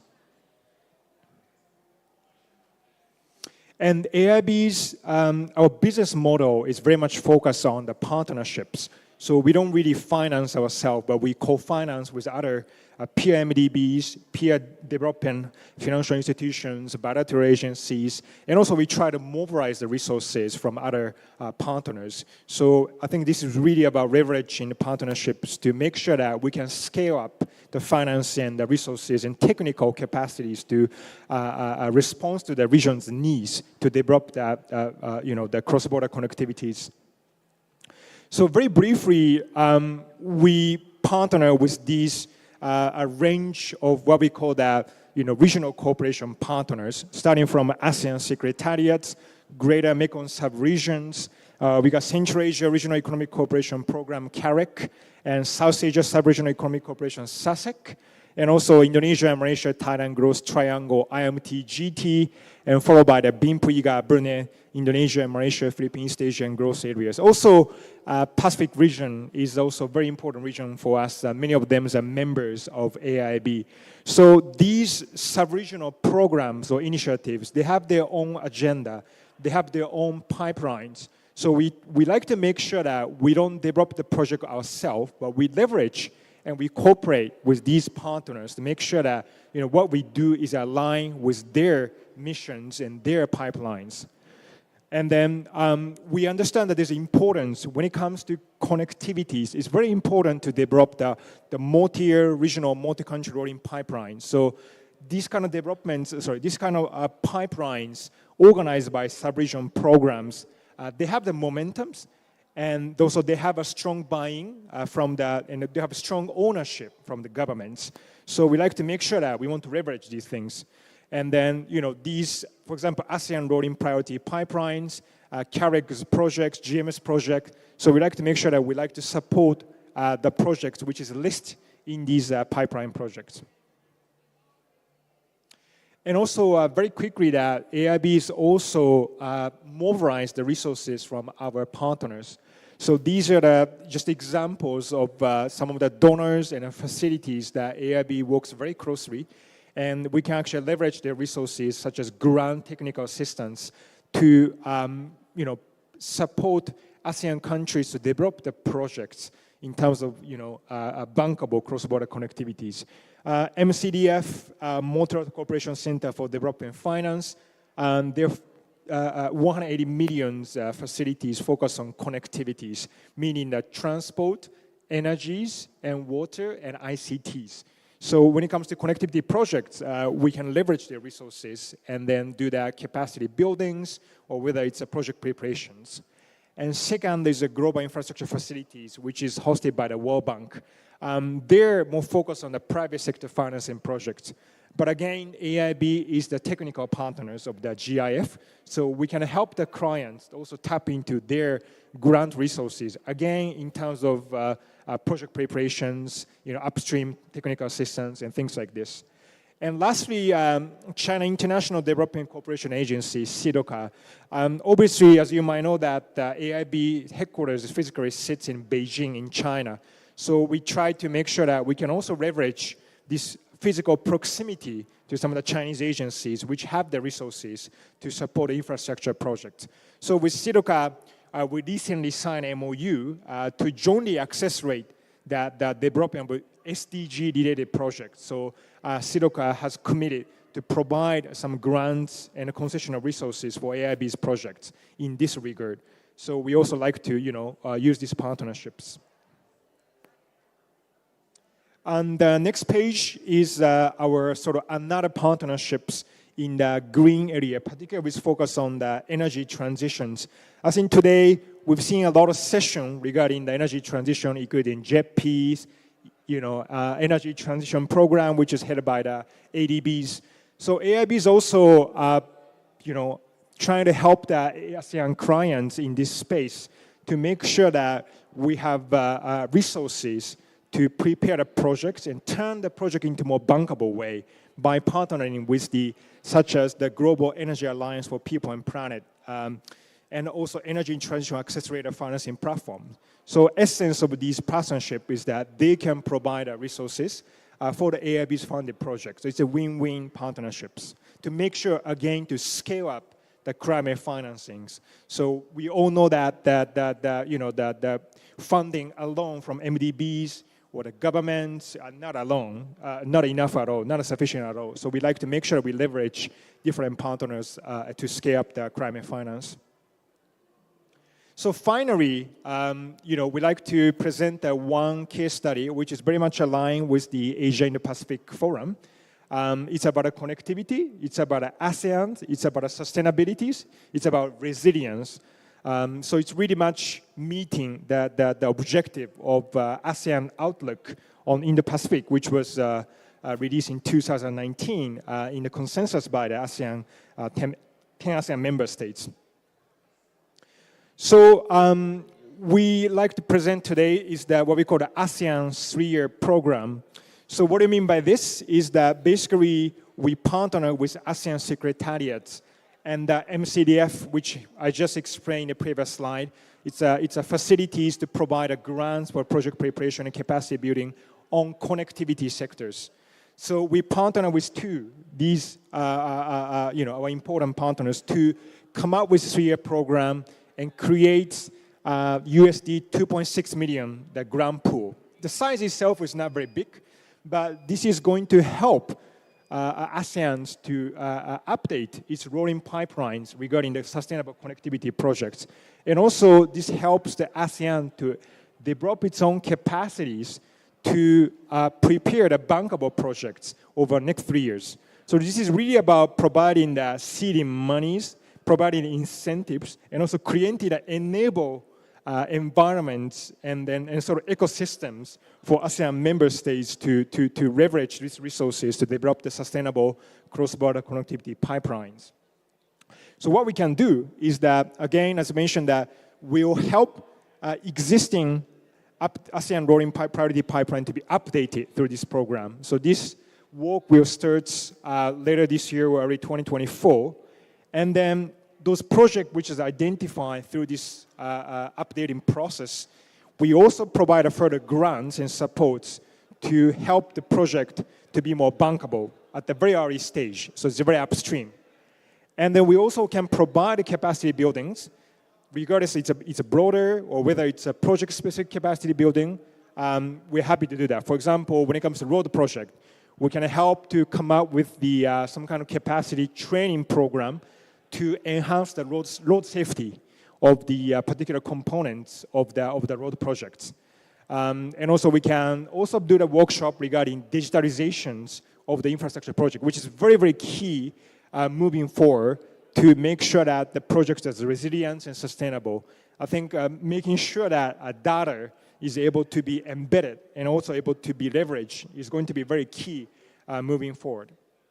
And we also make sure to have a showcase event and a workshop so people can actually learn lessons from the outcomes of this 3-year program.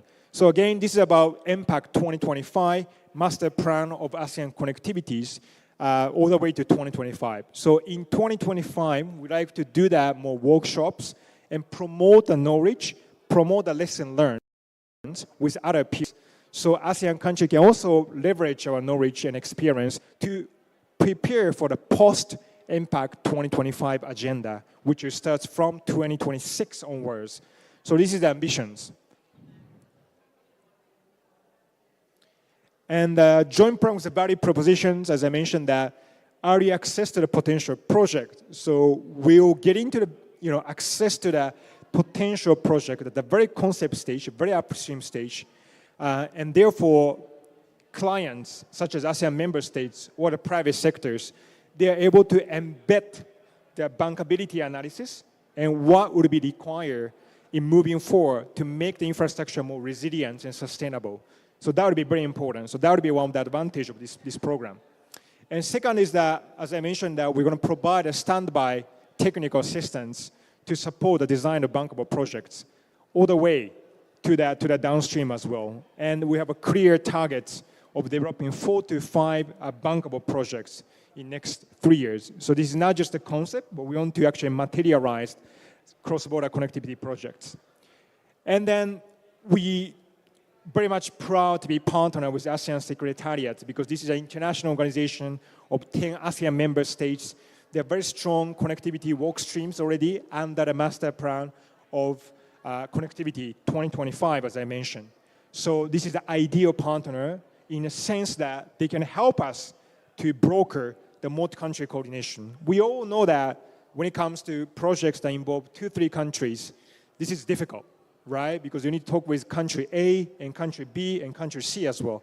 But ASEAN has a long history of navigating this type of coordinations and political alignments and so on, and policy coordination, harmonization. So we like to make sure that we partner and work together hands on hands, hands by hands with the ASEAN Secretariats to develop the cross-border connectivity projects. And eventually, AIB is a new MDB, as I mentioned. We are only 7 years old. Nothing compared to World Bank, nothing compared to Asian Development Bank. But we like to be the bank of choice when it comes to the cross-border connectivity project in the regions moving forward. So that's our ambitions by doing this program. This is a bit detailed sort of mapping of how this joint program works in terms of the pipeline developments. So as I mentioned, this is a 3-year program. It's a long way. So we are still at the project incubation stage in this slide. So we are trying to find and identify the potential bankable CBC project ideas, which can be submitted to the ASEAN Secretariats and elevated at the regional levels and endorsed by the 10 ASEAN member states through the current mechanisms and become part of this, as I mentioned, ASEAN priority rolling pipeline, which has been exist since 2019. And once this is under pipelines, then second stage, right? We're going to have the actual project screening, review, and make sure these projects have sustainability components, biodiversity components, bankability components. We're going to check all this stuff to make sure that this is a quality, high quality project. And then we get into the third stage, which is the early project preparations. This can benefit from, as I mentioned, the grant technical assistance provided by 3-year program. So we will target 4 to 5 specific cross-border connectivity projects that can be prepared for our pipelines. And lastly, this is going to enter AIB's pipeline, meaning that it's followed by the downstream financing. So meaning that the actual finance will kick in. It's a 200 million, 100 million, depends on the size of the scale of the project. But this is, of course, as a bank, we are very, very happy, and we are very keen to provide a financing. So that's how the program works in overall. And then we're getting towards the end of presentation, so last 2 slides, bear with me.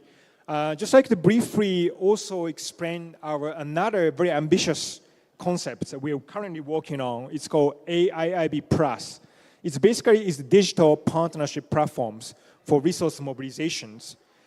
I think at today's morning session, a lot of panelists mentioned there's a gaps between demands and supplies of infrastructure financing. There's a lot of institutional investors. There are a lot of resources, grants available by the different entities. You know, it could be philosophies, it could be bilateral agencies, it could be private sectors. But it's difficult for them to find a bankable project and difficult for them to channel at the specific project. They sometimes talk to AIB, right? And they say like, oh, we're looking for renewable project. We're looking for waste energy projects. And we prepare, we discuss specific project A, B, C. But this is not an efficient way of actually matchmaking between available resources and our pipelines. Because why? Because every time we need to talk to different partners, right? It's really time consuming. So we are trying to come up with this digitally enhanced platform.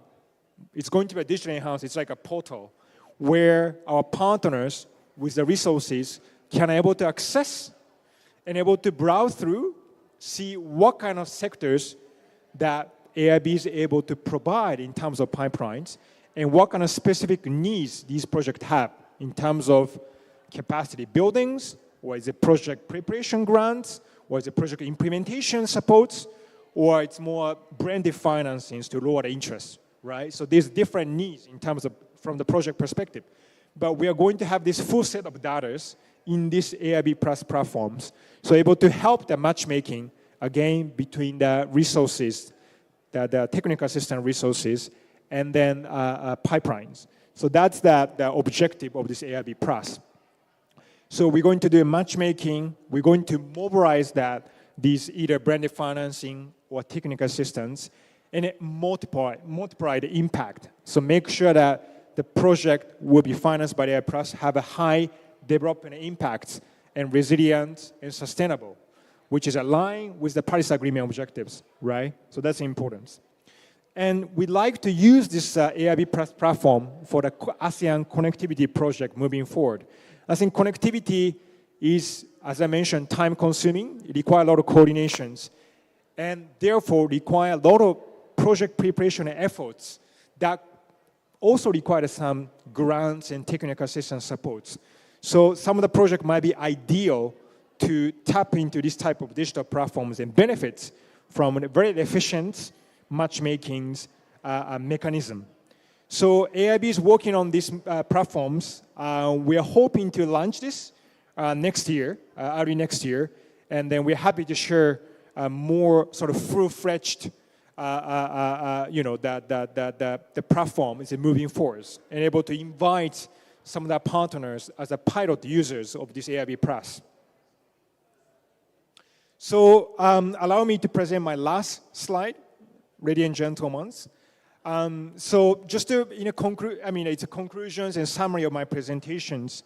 AIB facilitates a coordinations mechanism to support a pipeline developments for cross-border connectivity with a focus on resource mobilizations. So as I mentioned, AIB's value is to focus on cross-border connectivities, and we focus on resource mobilizations, and then to help ASEAN's connectivity agendas.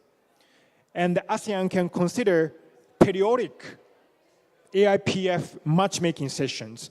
We understand this matchmaking session going on in the 5th floor. I also participated. It was very interesting. I think that ASEAN should do more, not just talking, but also do more focus on projects type of matchmaking discussions. So therefore, there can be a lot of deliverables, a lot of actual outcomes in terms of the projects. And third is that AIB is willing to play a very important role in the materializations of AIPF projects. So we are very happy that Indonesian chairmanship this year tried to come up with what we call the AIPF project pool. This is going to be, my understanding is that it's going to be annexed to ASEAN leaders' outcome documents. I think this is a great idea. So I hope this is not going to be one-off thing. Next chairmanship by Lao PDLs, and even more other subsequent chairmanships by Malaysia, Philippines, they were able to take turns to update and help them materialize these AIP projects into concrete form. I think this is very important. And then we're happy to be a key partner in doing this endeavors in close collaborations with ASEAN Secretariat, ASEAN member states, and of course other development partners such as World Bank, ADB, other DFIs, JICAs, and so on in these regions. So I think they can be dedicated alliance and platform for the short-range CBC projects in ASEAN and to coordinate donors' activities and provide a joint de-risk instruments, right? As I mentioned, that there's a lot of capitals right there, but sometimes the project's not bankable enough to meet the appetites of the investors. So the role of MDBs, like us, and role of ASEAN's member states is to join these forces together to provide the risk instruments and attract the private capitals as well as the other, the resources into the specific projects. So I think that should be the next steps. So let me finish my presentation here.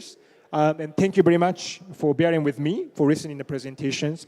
I hope my presentation was clear enough. It's called ASEAN 3-year program between 2023, this year, to 2025. It's a 3 years program.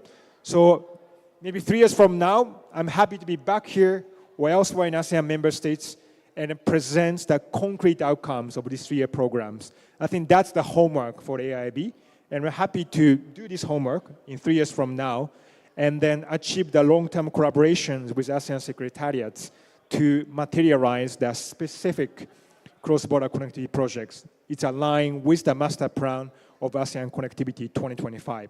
So thank you very much. Let me finish my presentation here. Ladies and gentlemen, let us give Mr. Nomoto a big round of applause. Thank you so much, Mr. Nomoto, for prioritizing on the importance of connectivity as well as regional cooperation and how the investment in infrastructure truly is a long-term requirement for growth, especially in terms of long-term factors that lead to growth that is sustainable. Thank you so much, Mr. Nomoto. And distinguished guests, ladies and gentlemen, I guess that wraps up the third session of our exhibition project showcase today, and we still have more to come as the day is still very young. And so ladies and gentlemen, on top of the presentations, allow me to once again extend our profound gratitude and sincere thanks to everyone for your participation and for your attendance here today. And I'd like to specifically thank our dearest sponsors and partners. Without them, this event would not be possible. For that, allow me to thank our dearest partners, our corporate partners, Bank Rakyat Indonesia, Pertamina, PT PLN Persero, Bank Negara Indonesia, Bank Mandiri, Mind ID, Telkom Indonesia, and Journey, and our knowledge partners, Area, our community partners, British Chamber of Commerce Indonesia, and Google. Indonesian Business Council, PT Sun Cable Indonesia, Standard Chartered, ASEAN Food and Beverages Alliance.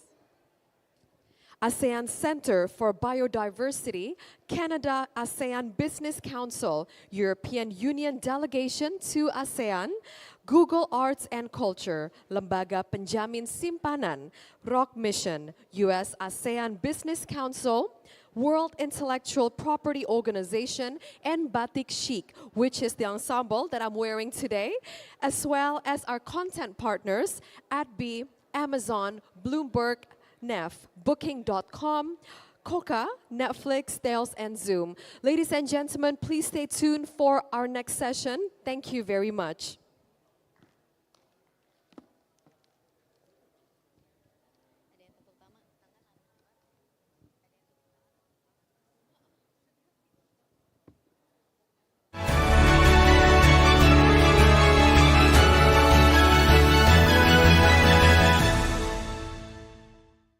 BRI is a large state-owned enterprise that focuses on the MSME segment. BRI Digital Innovation continues to be carried out to facilitate customers in providing services to continue to give value to Indonesia.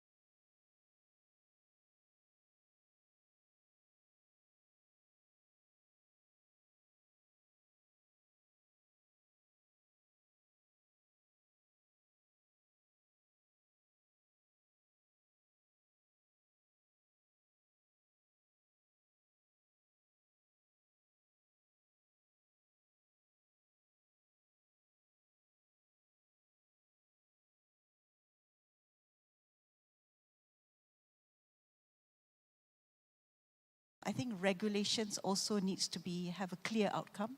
You know, like, is it to have a target, say, like for Malaysia, we have a national energy transition roadmap to produce, to have 70% of renewable energy capacity.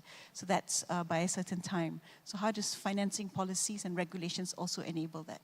So, yeah, thank you. Thank you, Marina. Back to you, Jeremy. In terms of what do you envision in terms of green investment in the region? Is it hopeful vision? Where do you see the future of this? Yeah, I've been excited about the region for a while, and kind of coming to Jakarta for the last week or so, you see the abundance of life and so many young people here, and the rising income levels of so many people, and you just know that not only is electrification going to happen everywhere in the world, and including in Indonesia and ASEAN, but also that the rising income of people are going to use more energy, and that's just a natural progression of how society becomes. And that is a really exciting thing, and some of the stats that you talked about, you know, by 2050, this region is going to double its electricity use. So, but when we think about that, I think it's important to think about an abundance mindset as opposed to a minimal pie that we have to split, because the reality is more sun hits the earth every day than we can ever use as a whole society in our lifetime. So it's trying to figure out paths to harvest that sun and deliver it in where there's lots of people who use this electron and needs it most. Clearly, we can't clear out lots of land in Java to provide solar for sort of the 30 million people who live in Jakarta. That's not possible. But we have technology today, like HVDC, long-distance submarine cables, that can transport electrons from very, very far away. You know, Sun Cable's working on a project which is looking to transport 1.75 gigawatts from Darwin over 4,200 kilometers in subsea cable to provide Singapore with 15% of its energy needs, 100% green, 24/7 renewables from Australia. The technology seems crazy, but it's actually real. It's ready today. It's happening in Europe. We need people like Sun Cable to prove that it's a possibility in this region, and then we will build many, many more cables, like we see the fiber optic cables that are hundreds of them around in the world now. It was only sort of 25 years ago that the first submarine cable for fiber optics was laid, but now we don't even blink an eye when a new one comes in. So when you have the ability to have HVDC deployed in the region, then you can really think about how do you connect this region in a physical sense from electrons. You have great solar resource in sort of eastern Indonesia. Can you then pipe that across towards the west to Java to give it extra 2 hours of sun during the nighttime there? So it's 2 hours later, and it's 6 p.m. in Jakarta. Sorry, 4 p.m. Jakarta, and it's 6 p.m. Over there, and that's how do you elongate the use of sun. And the more drastic example for us is, can we connect all the way from India into ASEAN, into Australia to New Zealand? Then you're getting sort of like 6 hours more sun on each side to really harvest the possibility of what solar can deliver. And I think as a region with so many countries, and you know, and we're currently sitting in a country with 1,700 islands, the connectivity of HVDC is a really compelling proposition that we see in the region. Thank you so much for that. I just came from a Standard Chartered Bank sessions where I was one of the speakers. Clearly, there has been a lot of investment made already in the region in sustainable finance. The number that was presented was $82 billion.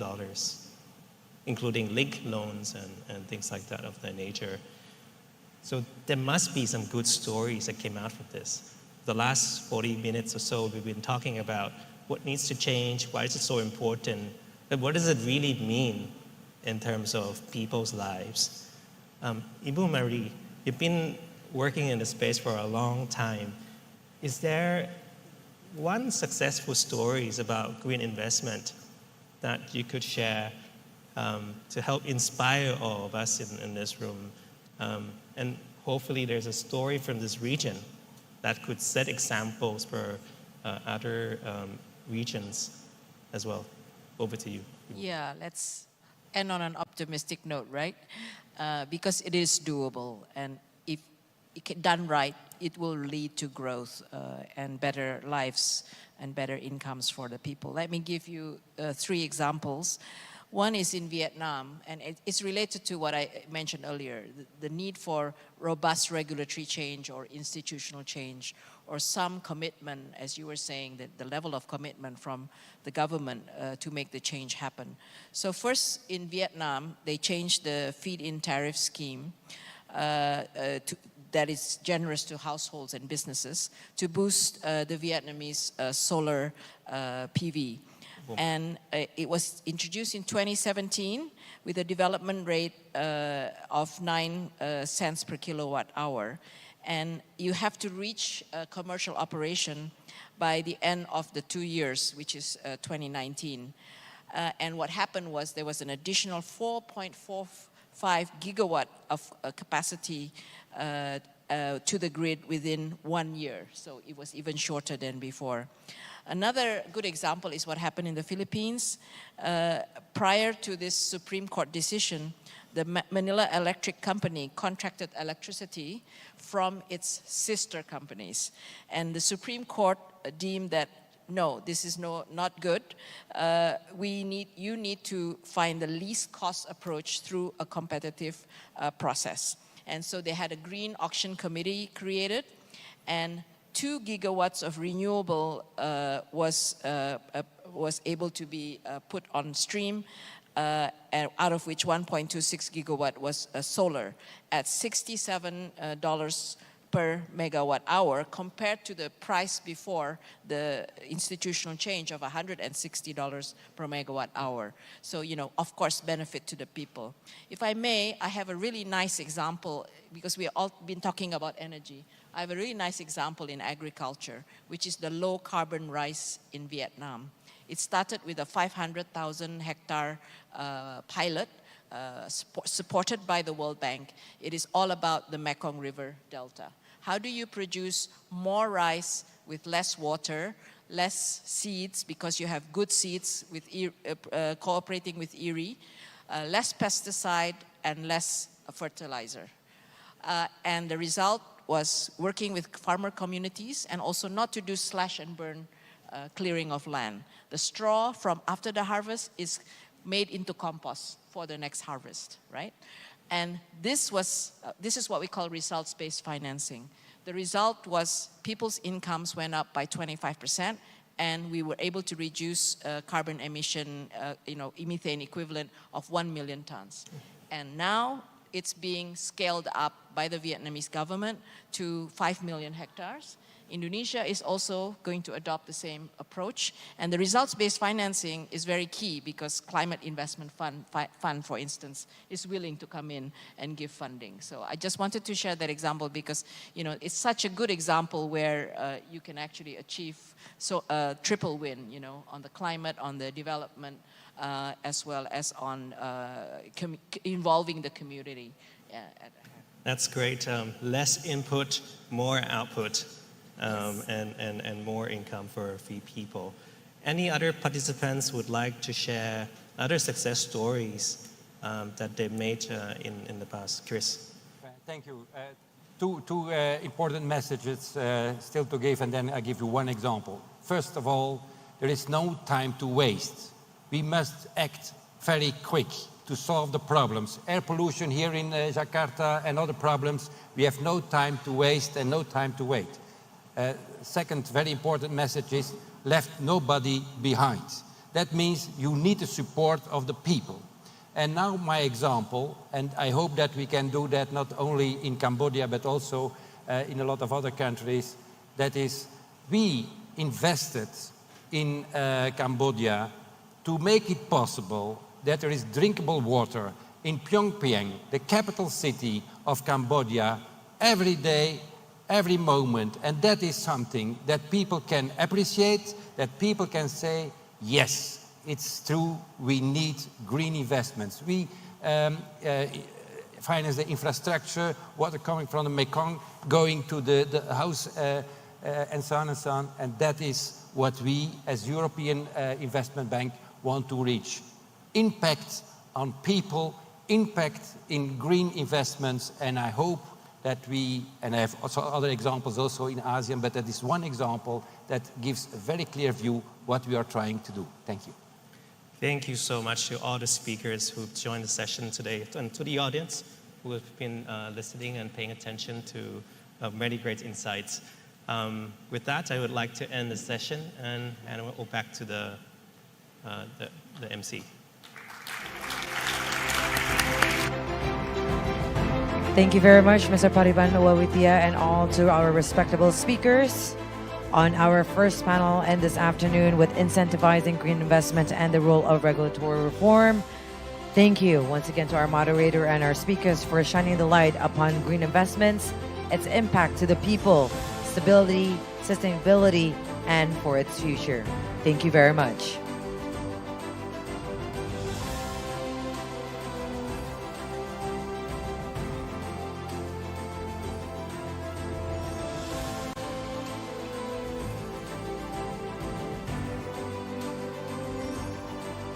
Distinguished delegates, ladies and gentlemen, as we're now preparing for the third Leaders' Talk. That being said, please remain in your seat as we wait for the arrival of Prime Minister of Canada. We thank you for your kind attention.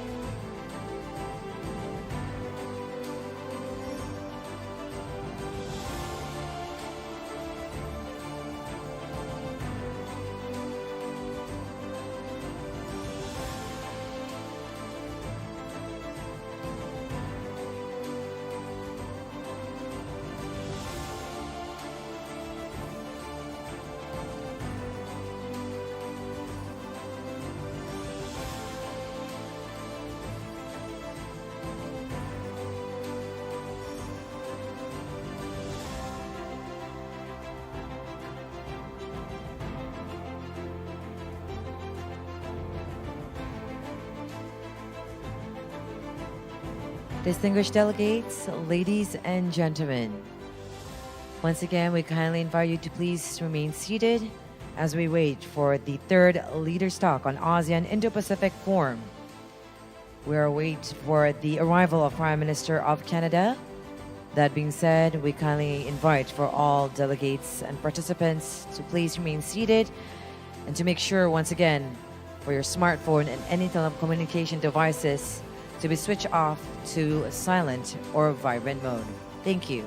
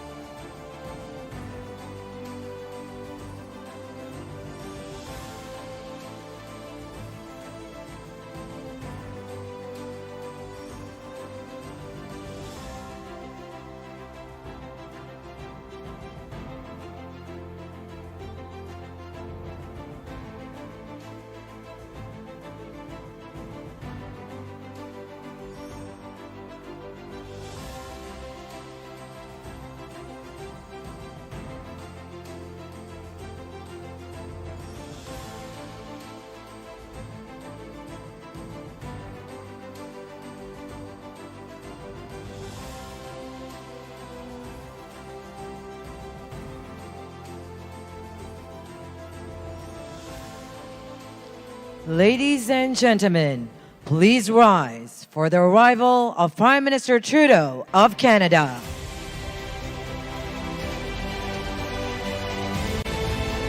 Your Excellency, we invite you to go straight to the podium as the floor is yours.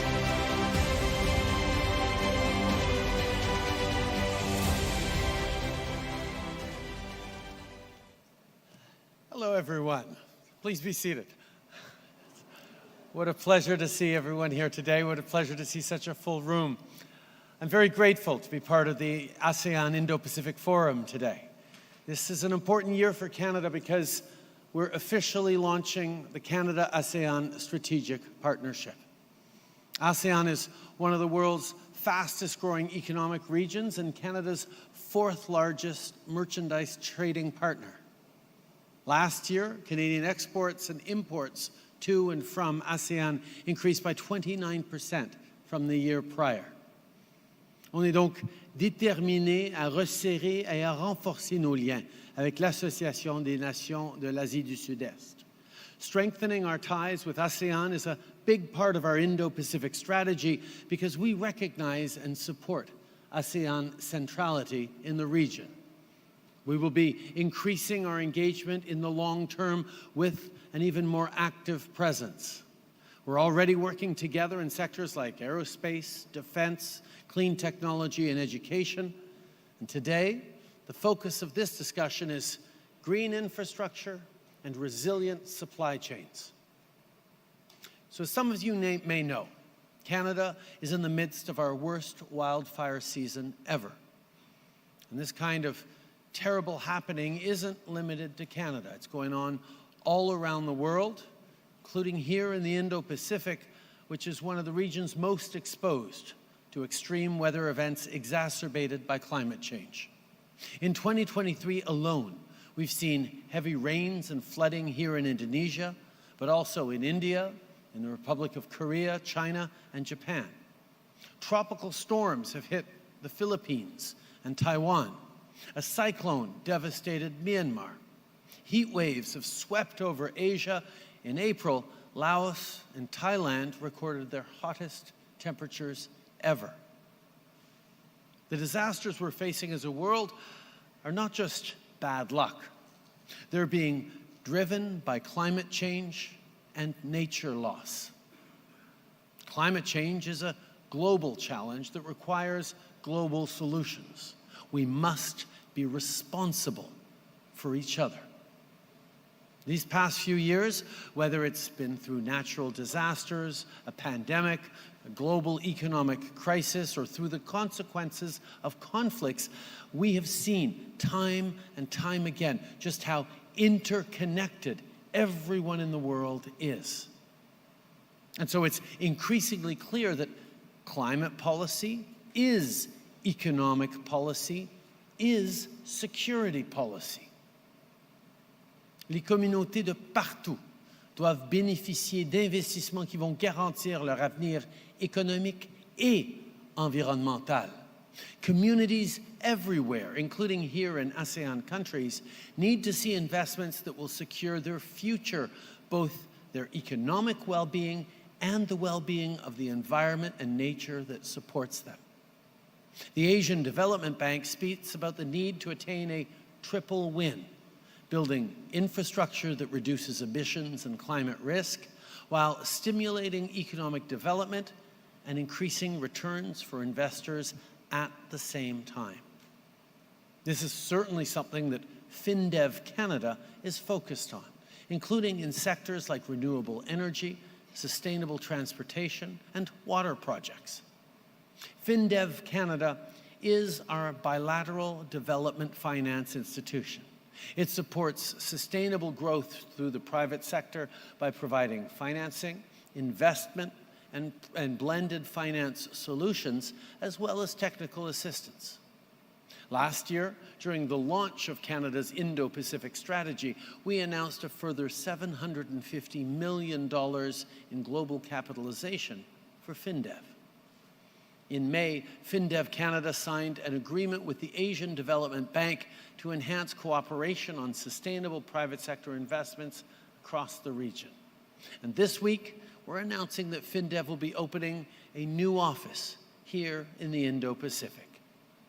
These initiatives will support high-quality, high-standard, sustainable infrastructure. Canada will continue to leverage the expertise of our private sector and invest in growth that benefits all sides, including through technical capacity building. FinDev Canada's efforts in the region will create growth and improve the well-being of people. And it's just one tool in our toolbox to support good projects. We're also investing in infrastructure through other means. For example, here in Indonesia, we're supporting the Karian Sepong water supply project that will help provide reliable and safe, clean drinking water to over 2 million people. In the provinces of East Nusa Tenggara and Maluku, we're supporting a project that will connect an additional 2 million people to the electrical grid while scaling up solar power investments and lowering the cost of power generation by 20%. Canada's financing helped make this project feasible, and contributions from all parties helped catalyze $400 million US from the private sector. These initiatives will help mitigate the effects of climate change while creating economic growth at the same time. In other words, we're keeping people safe while creating jobs and prosperity. Bâtir un avenir durable et prospère ensemble, mais ça fait partie des objectifs de la stratégie du Canada pour l'Indo-Pacifique. Our Indo-Pacific strategy is centered on creating jobs and opportunities for everyone.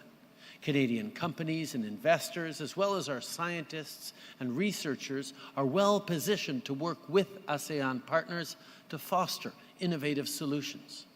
We will continue to contribute to the region's growing infrastructure needs and deploy our environmental expertise in areas such as ocean management, disaster risks and resilience, biodiversity, and clean energy. Canada has what it takes to help ASEAN attain its goals.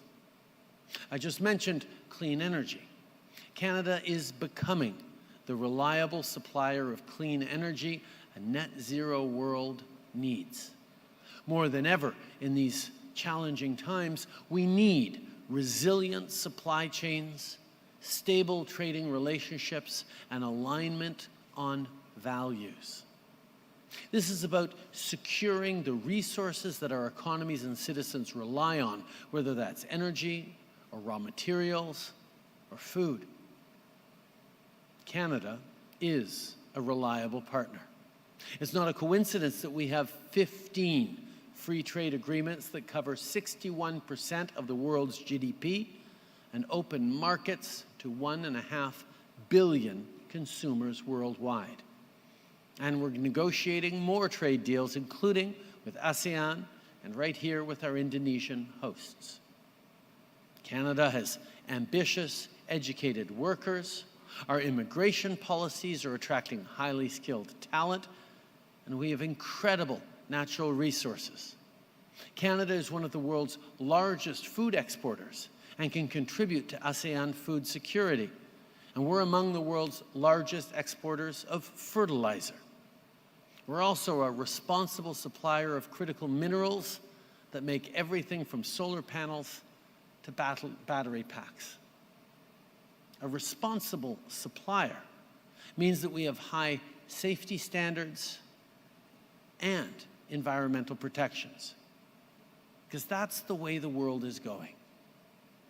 We need to remember to put people at the center of everything we do, including by investing to make sure our workers will have great jobs, not just now, but for generations to come, whether it's to produce electric vehicles or clean steel.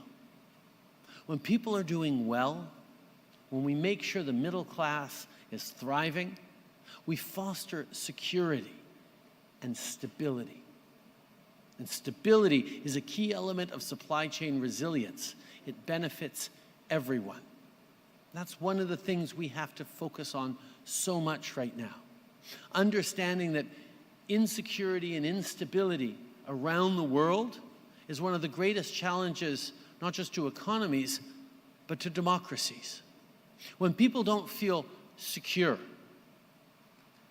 in their own jobs, secure within their community, feel secure for their kids or for their path to retirement, they become more vulnerable to populist thinking, to authoritarianism, to being swayed by the misinformation and disinformation that surrounds them every day on social media. People are anxious. No wonder people are anxious. The world is changing now harder and faster than it ever has. Pandemic, climate change, global conflicts, reorienting geostability, uncertain economics, the rise of AI and automation putting jobs at risk. No wonder people are worried. No wonder people are anxious. No wonder people are looking for any solutions they can. And what we need as leaders, whether it's political leaders or business leaders, is to show people that there is room for them in the future we're all building together. People see the future as change.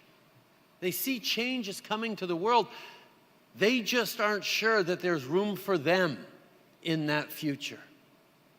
And that goes at the very core of the idea of promise, that the idea of progress and that promise that is central to our economies, to our institutions, to our national well-beings.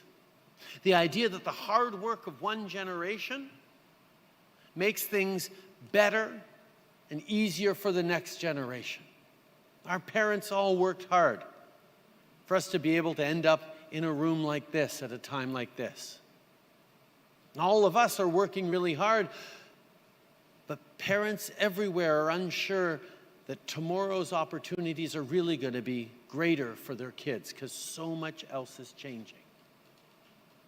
And that's why offering reliability, stability, a sense that even as everything is changing, we've got this.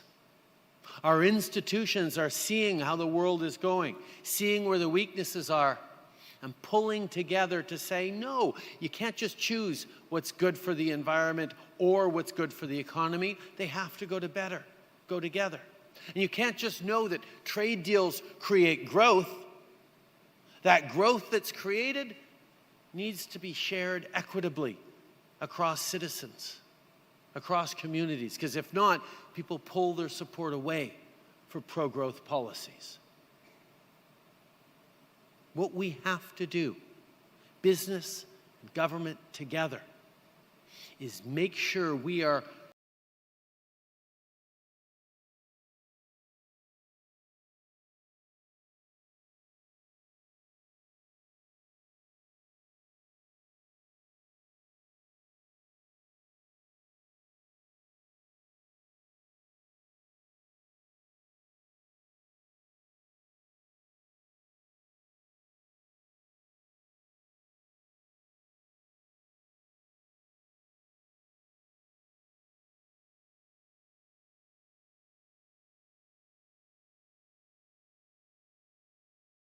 to exchange ideas about the other two major topics or issues being discussed. As one of the first is green infrastructure and also resilient supply chains. Now speaking about sustainability, ladies and gentlemen, that seems to be one of the words being spoken a lot about today. We hope and we are aiming to explore ways to foster green and sustainable infrastructure development and also ways to fortify supply chains against global disruptions. And also another major issue being spoken and discussed here at the ASEAN Indo-Pacific Forum, again, sustainable and innovative financing, where the sub-theme also aims to discuss efforts how to mobilize funds for green initiatives and accelerate sustainable development as well as connectivity in the Indo-Pacific region.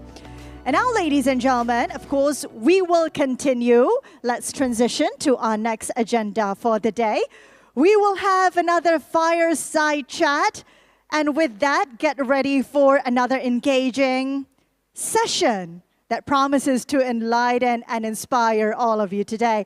So please join me in welcoming to the stage our moderator, the managing partner of Vietnam office, McKinsey, Mr. Bruce Delte, and also our esteemed speaker, the CEO of FPT Smart Cloud, Mr. Lê Hồng Viet. A round of applause, ladies and gentlemen.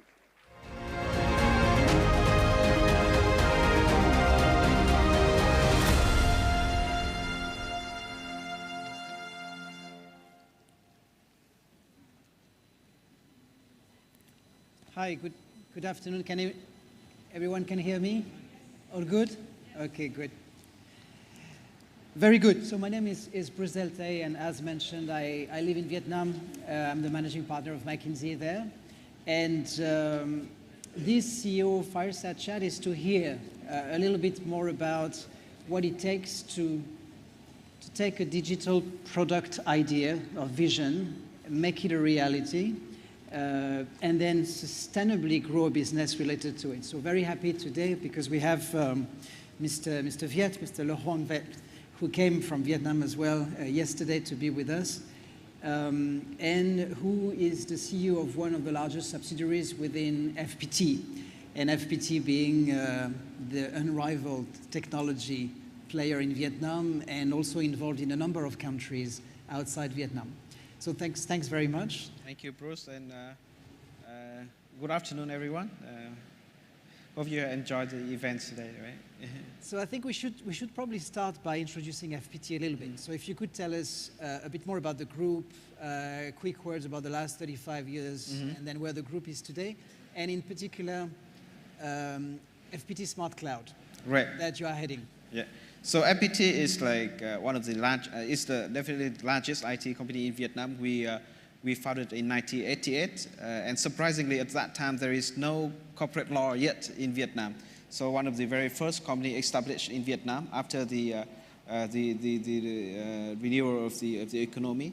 And at the beginning we already identified innovation and technology is the key cornerstones for our company to be successful, and actually at the very beginning we start with food. That's why it's FPT, food processing technology. Right. And after 2 years we pivot into IT, and from that time we built I think most of the largest IT systems in Vietnam for the government, for financial institutions, and reach out to the community as well.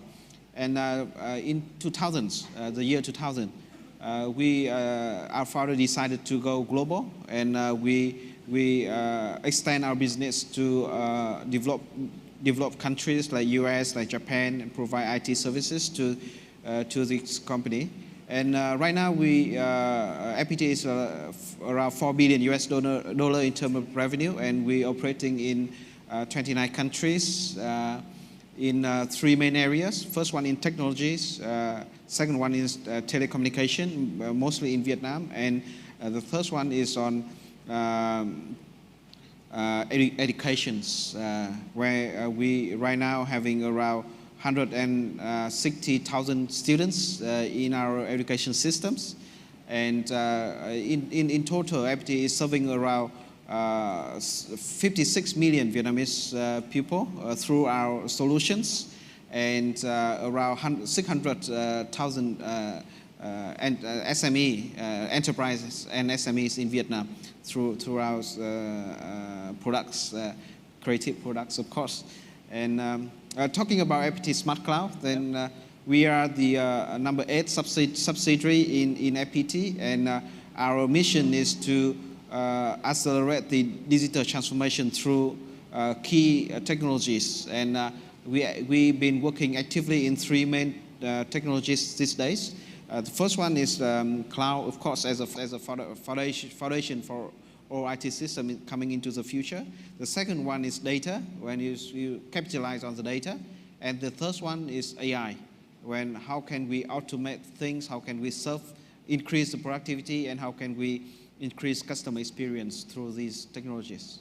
Okay, thank you, thank you. So let's get into the core of our talk, right? Because you've explained that FPT embarked on every new wave of innovation until what you're doing today, which is really, you've got the AI platform in place and so on. Can you tell us a little bit on what it takes to actually get to that initial intent, right? To embark on a new wave of innovation and actually make it happen? Because I think that would be very valuable for a lot of players and to understand actually how you've done it at FPT.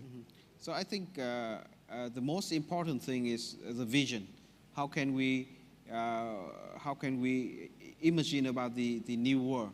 Right. And FPT is always looking forward to into the futures, and the leaders of FPT Group also have strong passion in innovating technologies and bringing those technologies to serving for common goods.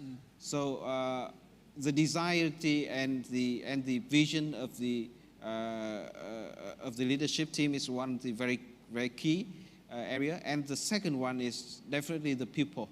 In FPT, we motivate people to be creative and to have ownership of what they have been doing. So, for example, our company is established when we was a small R&D team inside FPT Corporation, and we have freedom and we have people, creative people to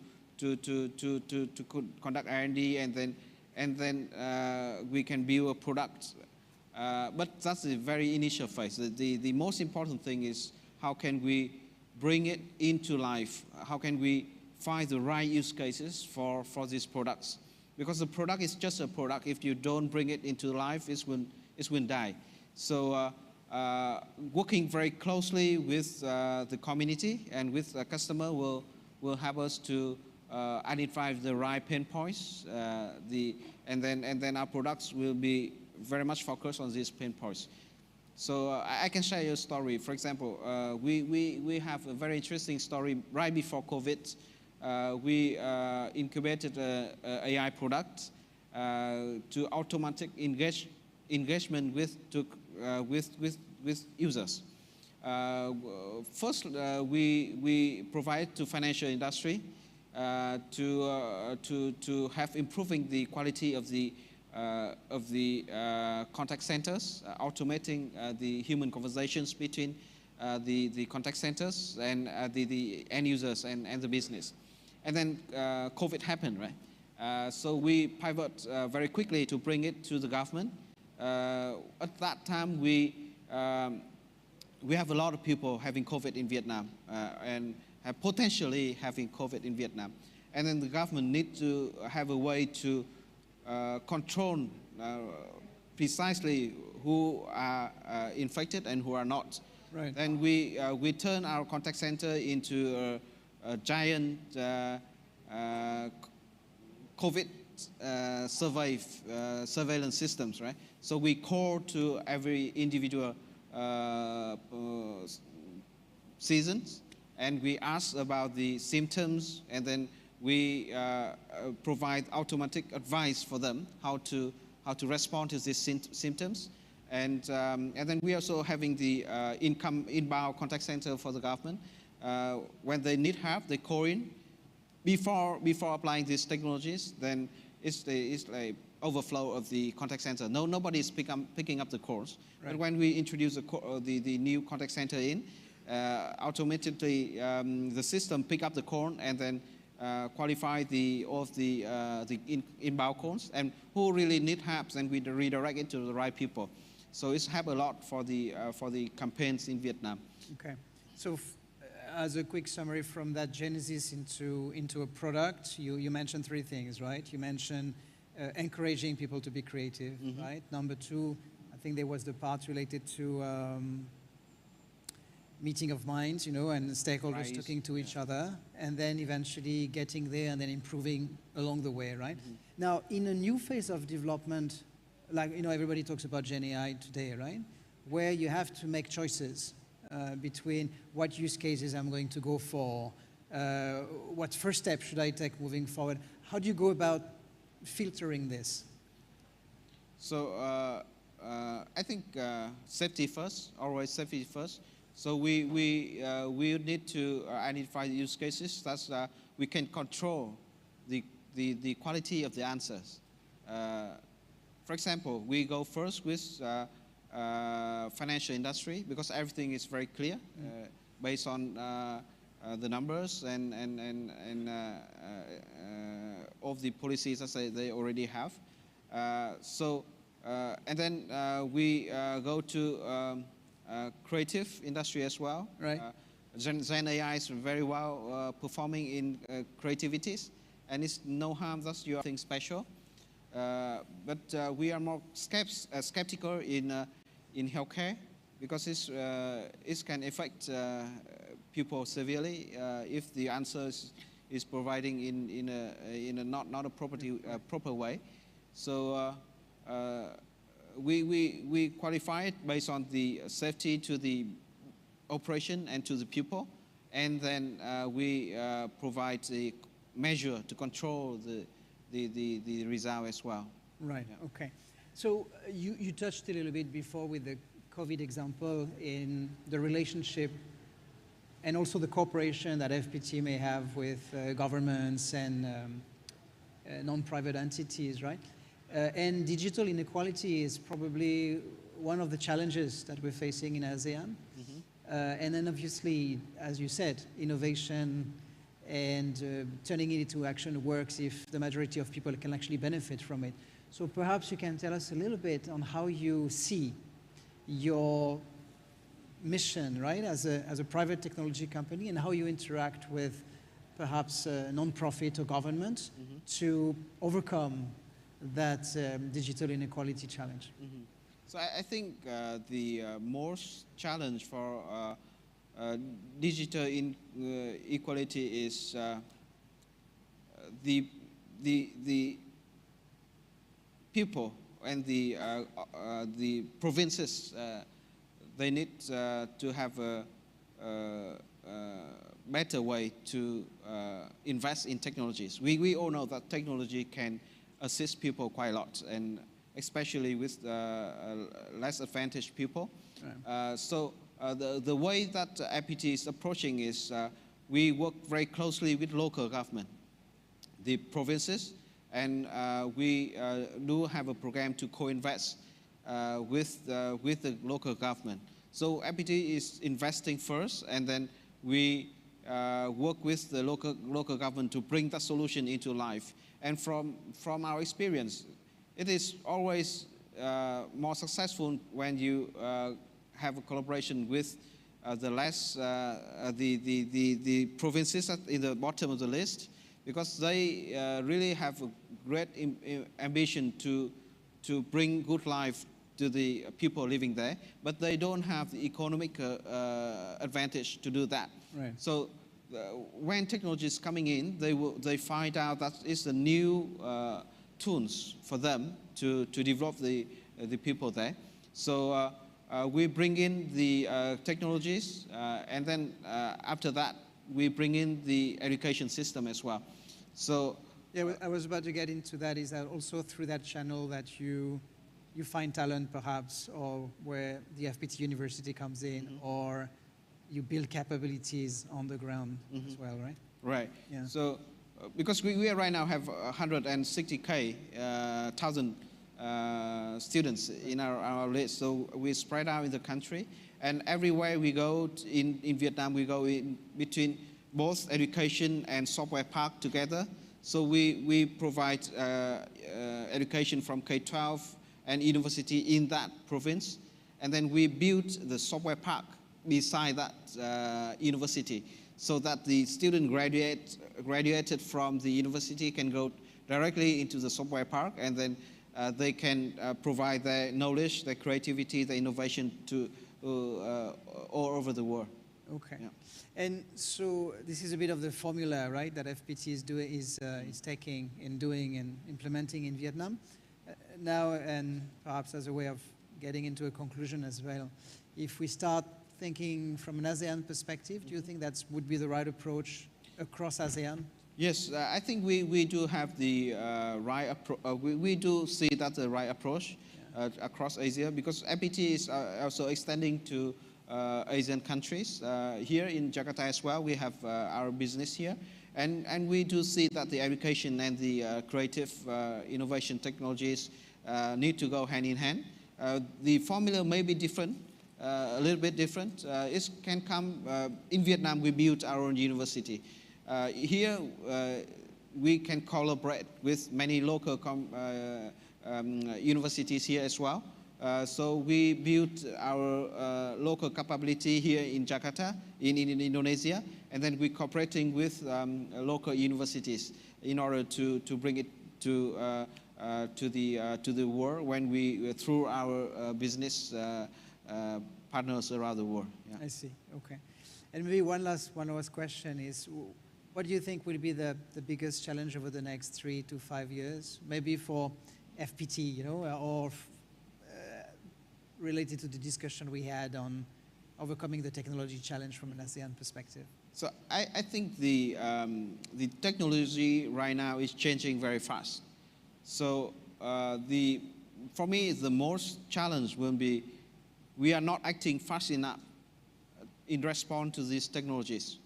So for example, if we are not applying AI properly, then if we are not fast enough in using AI into the right use cases, then we will fall much behind. AI definitely can increase productivity, and what is exactly what ASEAN need, right? Taking the advantage of the current change in technology is the key success factors for Asian countries, I believe. Yeah. Okay. Well, thank you very much. I think we may be getting running over a little bit. Yeah. But thank you. That was a great exchange. A bit short, but very valuable lessons from Vietnam, from FPT, on technology growth and innovation. Thank you, Bruce. Thank you so much. Thank you, everybody. Yeah.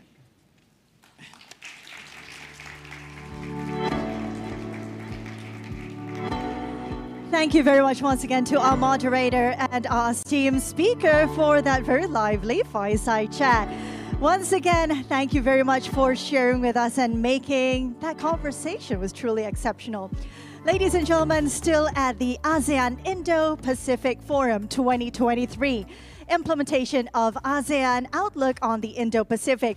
We hope that you have enjoyed the previous sessions and also had the opportunity to engage in valuable conversations and also had the time to network with each other. We are now very excited to continue our journey of knowledge sharing and collaboration. But again, we'd like to thank all of you for still being part of our event today. And we'd like to invite all of you also to rekindle our enthusiasm and focus as we're about to delve in the next session. Ladies and gentlemen, we all know that this forum aims to unlock further opportunities and how we can find ways to build stronger connectivity between ASEAN countries and the Indo-Pacific, and find ways to promote collaboration in the Indo-Pacific itself. Knowing that this forum has invited 88 speakers, gathered around 2,500 participants from 51 countries. And so, ladies and gentlemen, up next, we will together gather here for our exciting panel session, which will be titled Funding and Opportunities in Movies and Digital Products.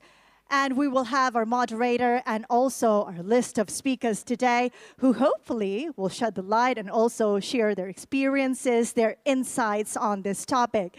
Again, speaking together on this creative economy at this Ballroom 3. Soon after this, we will still have another panel discussion and also another briefer session before having to close this event this afternoon. Ladies and gentlemen, please join me in welcoming to the stage our distinguished moderator for this discussion is none other than Mr. Lin Newman, the Managing Director of AmCham Indonesia. And joining us as our esteemed speakers are Mr. Mike Wiluan, CEO of Infinite Studios Nongsa Batam, And we'd like to also invite Mr. Ruben Hatari, Director of Public Policy, Southeast Asia of Netflix, and Mr. Chaitanya Divan, Head of Content Acquisition, Prime Video, Southeast Asia. And to our moderator, we give the stage to you.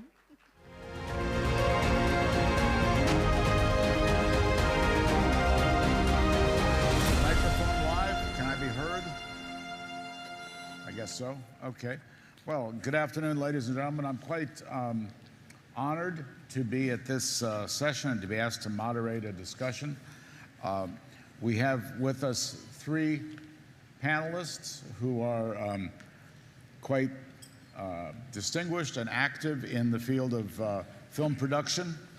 I'll start by mentioning, I guess we'll start from my immediate left, Mike Waluan, who is one of the leading figures in Indonesian film production and studio work, animation, and other things. He is the CEO of Infinite Studios and Nongsa Digital Park up in Batam, and a leading player in the industry here.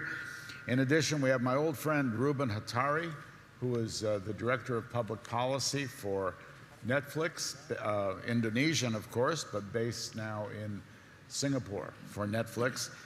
And in addition, we have Chaitanya Divan, Head of Content Acquisition for Amazon Prime Video in Southeast Asia. Gentlemen, welcome. Thank you. I want to start, if I may, with sort of a general question, but that has a lot of components to it. And it's a conversation that we have in Indonesia frequently, and I don't think we've quite worked it all out yet. But I'd like to give each of you an opportunity maybe to discuss what does it take to create a roadmap and a climate, a positive investment climate for the growth of film production in this region. But also, we're all active in Indonesia, so I think it's worth talking about that. Some countries in ASEAN are more successful than others in this field. So maybe we'll start with Chaitanya and then work our way this way, give each of you an opportunity to tell us what your ideal roadmap would consist of and what we need to do to unlock funding and other aspects of film production in the region and even in Indonesia. Sure, thank you Chaitanya. for that, Vin. The way I like to think about this is there is a value chain in the media business, right? And what is the value chain here in video entertainment? It really starts with content creators, and we know that that is already a flourishing ecosystem. There are a lot of ideas out there. These content creators now have access to some of the tools that enable them to easily create audiovisual content. And then after the creators come the services that bring together all this content in a form and format that can be consumed easily.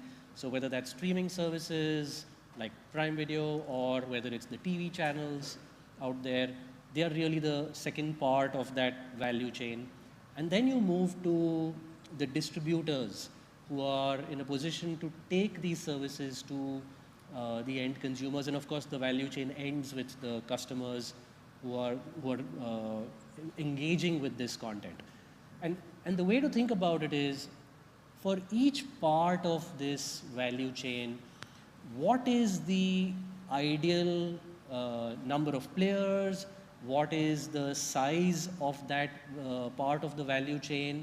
And what are the specific needs in that step of the value chain, right? And what can we do to strengthen every step of this value chain? Because ultimately, the strength of any chain is really equal to the strength of its weakest link. And if we are able to strengthen each part, then that ecosystem can flourish to create the kind of content and creative economy that we require. Ruben? Thanks for the question.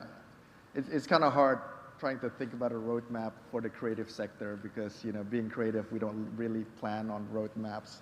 But I think Netflix, we have been around in Southeast Asia since 2016, and we have seen tremendous opportunities here in Southeast Asia in terms of the local content that we could potentially bring internationally, not across in the countries where we operate, but not across the region, but globally, right? So I think bringing some sort of a framework where we do have a clear plan on to grow the local film industry is very much needed. And I know many governments across the region is looking at this this plan or the roadmaps very, very seriously.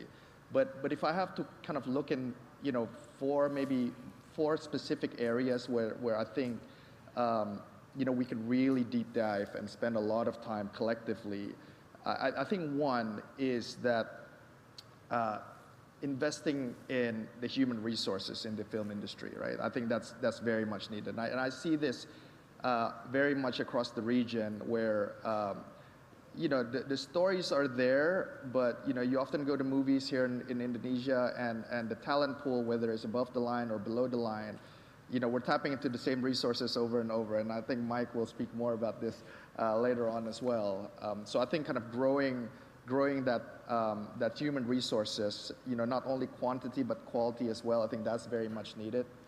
I think number two, how do we actually bring more investment to this industry, right? I think many many governments are still grappling with the idea that creative economy has a massive spillover effect on other industries as well, right? And sometimes the spillover effect is not as direct as conventional industries, but it's there nevertheless, right? So it's like, how do we actually convince governments to think about, developing incentives to actually bring more investments into, our sector? And, I think that will further kind of spur the growth on, definitely for this industry.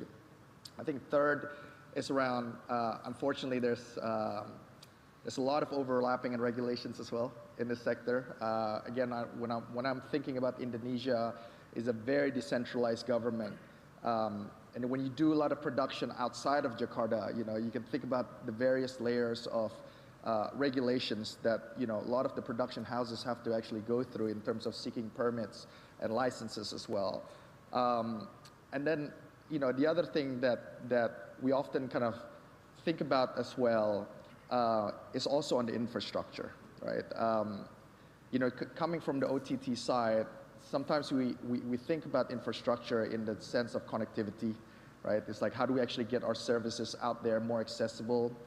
But when we think about the infrastructure, it's also the hard infrastructure, like the studios, right? Are they there, right? I mean, I've had the pleasure of kind of visiting some of the sets, that some of the production that we're doing, and when you think about kind of bringing foreign investments, that kind of level of investment on the infrastructures need to also be,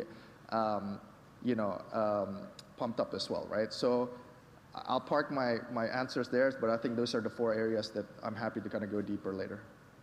Great. Mike? Thank you, and I think certainly it's a very broad question with a lot of insight and discussion. Maybe my insight obviously is from a creative and producing practitioner in Indonesia, and just a little about what I've been doing over the, 20 years ago I started Indonesia's first animation studio, and I remember when we first started to develop the studio, we needed a roadmap or a vision of some kind, but we just understood that there was a need to digitize the industry. Indonesia is so creative and is so resourceful and has so much potential. So we knew there was an opportunity to capitalize on Indonesia's natural talent. We started off with 10 employees, and we've gone up to now close to 500 animators. And over the last 20 years, have cycled through many thousand local animators who have then set up their own studios all over Indonesia. And today we have dozens of studios across Indonesia producing very good content. And I remember when we first started producing the content, there was very little chance to get the opportunity to work with major studios And we had to prove ourselves, and over the last couple of years, the first couple of years were really tough, not just promoting ourselves as a studio that was able to produce great content, but internally as well, to see the involvement and focus of how the market and the resources reacted. I remember when we first started hiring our first animators, I had to ask their parents' permission to hire them, because they didn't believe that their kids would have a future in the industry where they would go and play with cartoons and draw, right? And they just felt it was a waste of their time, and that, you know, in 2 years they would come back and work for another industry that was more certain. So I had to do these seminars for parents, and sort of like tell these parents that, look, there is a future in this industry, and that, you know, your kids are gonna make money, they're gonna have a good salary, and they're gonna be upskilled, and they're gonna be relevant for the future. And I remember going through those seminars thinking, how many more seminars am I gonna have to do this to grow this industry? And in no time at all, you know, we managed now to you know, do a lot of good business and now have a very big resource of great talent. But just going back to, that's just an analogy of how internally we've evolved in terms of the industry. But just as a whole, the creative industries, like my esteemed colleagues here have mentioned, that it's a huge business, and it's not just actors and producers, right? It's a whole ecosystem of there's the crews, there's the creativity, there's the writers, there's the directors, there's the equipment, there's the locations, there's the you know, there's the TV studios who support, there's the OTTs that are involved. It employs hundreds and thousands of like, there's a lot of employment and benefit to tourism, to the economy, for films that come into Indonesia that are made. And when we talk about the reference to, like, a lot of people talk about the Korean wave that has swept the world, and how the industry has really ignited not just the promotion of Korean culture around the world, but the Korean film industry, right? It has really ignited and has found distribution and huge market and appreciation elsewhere. So we kind of feel that ultimately Indonesia has that massive potential, not just domestically, but for us to be able to export content internationally. Now, a couple of years ago, you may remember that there's been a few films that have been made that, like The Raid, and that ignited this huge renaissance in action genre in Indonesia. And after that, there's been quite a few movies that have been made with Indonesian talents that have found a huge following and market. I mean, I've been involved in some of those movies, and I've really seen this renaissance take off. And now these guys are actors and producers, they're working in Hollywood, they're working in Europe, they're working elsewhere, and we're really proud. But I think one thing is missing that I think definitely Ruben's pointed out, that, you know, I think there needs to be a lot more fixing and government engagement and collaboration. Engagement in ASEAN, obviously, with ways in which there are more formulaic structures in which we're able to find financing and grow each other's industries. You know, and also the creative industries, like, there's a lot of great collaboration that's happening on ground level, like co-producers, co-collaborators that are happening between Malaysia, Singapore, Thailand, Vietnam. We see it happening all the time.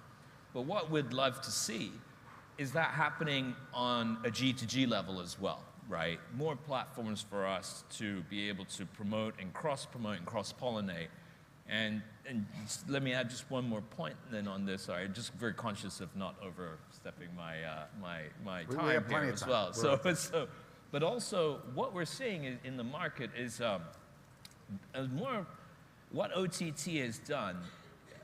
OTT has enabled markets to slightly homogenize in that sense. You know, I think Southeast Asia has been incredibly, you know, traditionally a fractured marketplace with so many diverse languages ethnicities, colloquialism. So sometimes what works really well in Indonesia won't work in Thailand, won't work in Malaysia, but there are crossovers that do work, right? I mean, we've seen the success of Korean content, Bollywood, Thai horror, Korean films, just really, and Japanese films. Right? I mean, we've seen them move across borders now more easily, and I say it's thanks to the OTT players that have come into the industry and have allowed more distribution potential for our content. So that's more opportunity that helps us grow the industry, and that helps towards the general roadmap.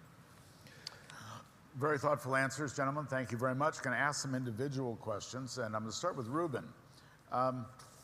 We'd like to know more about how Netflix Asia views funding and investment opportunities in emerging markets, and are there any best practices from around this region or individual countries that you think could be replicated and could help be a boost to the industry? Okay. That's a loaded question there, but let me kind of take it in pieces as well. So, our business model is subscription, right? And the content that you see on every single title that you see on our catalog gets acquired in two ways, right? Either we license the IP, right? You produce, you hold the IP, and we kind of license it for an X amount of time, and based on the business negotiation, we would kind of say like, okay, this title is available in globally or in certain markets as well. But there is that kind of licensing model that exists, and when you normally, if you've kind of been a subscriber to Netflix in the region since 2016, pretty much all of our catalogs is licensed titles, right? All originals as well, but not really investing in kind of local originals where it's coming from Southeast Asia. There's the other kind of side of the content as well, where we invest in the titles themselves, right? And this is naturally done because there's more kind of fragmentation of more players in the industry as well in the OTT space, and we have seen success when we invest in more and more local content. The appetite to that local content increases as well. So, I'm kind of going back in 2016 when you would normally watch Netflix and you go to the top 10 list, that we have on our system, and I would say like maybe 6 out of 7 of the top 10 would be dominated by Hollywood and K content as well. But I think if you look now, I think there's more and more kind of local content coming out of this region. Of course, we would love more coming out of this region, but there's definitely an uptick in terms of growing appetite as well, right? So, you see that there is more investment coming into local content production, whether it's coming from us or whether it's coming from other means of investments as well. One of the things that we have seen, and I think this is a conversation that the larger industry have seen as well, and very specific to Indonesia, is that post-COVID, theatricals recovery or rebound has been significant, and it's been relatively fast. Maybe not to the extent where it was before, but it is growing rapidly, and the consumption of moviegoers to actually look at Indonesian titles is incredible, right? I think at one point when it was first opened up, you're looking at a 60%, 40% local and international split, right? And some titles like such as KKN and other titles as well was clearing like 8 million tickets, right? And that is unheard of, okay? So that like people just want to go out there and watch movies. So there's definitely more and more kind of investments coming into this place, into this industry as well. Right now, I think it is tapering off. I think local consumption is kind of reduced, definitely not as high as 60% as well, because other kind of content is being explored as well. But in terms of investments, in terms of kind of best practices as well, there's a lot for us to learn from kind of our neighboring countries, right? I touched on, leading with incentives to potentially kind of bring more investments into the industry. And one of the best practices that I look at, that I can see in the region, would probably be Thailand, right, or Australia, right? But I think what most people don't understand is like Thailand's film industry journey started a long time ago, right? They started from something that is quite minimal as well.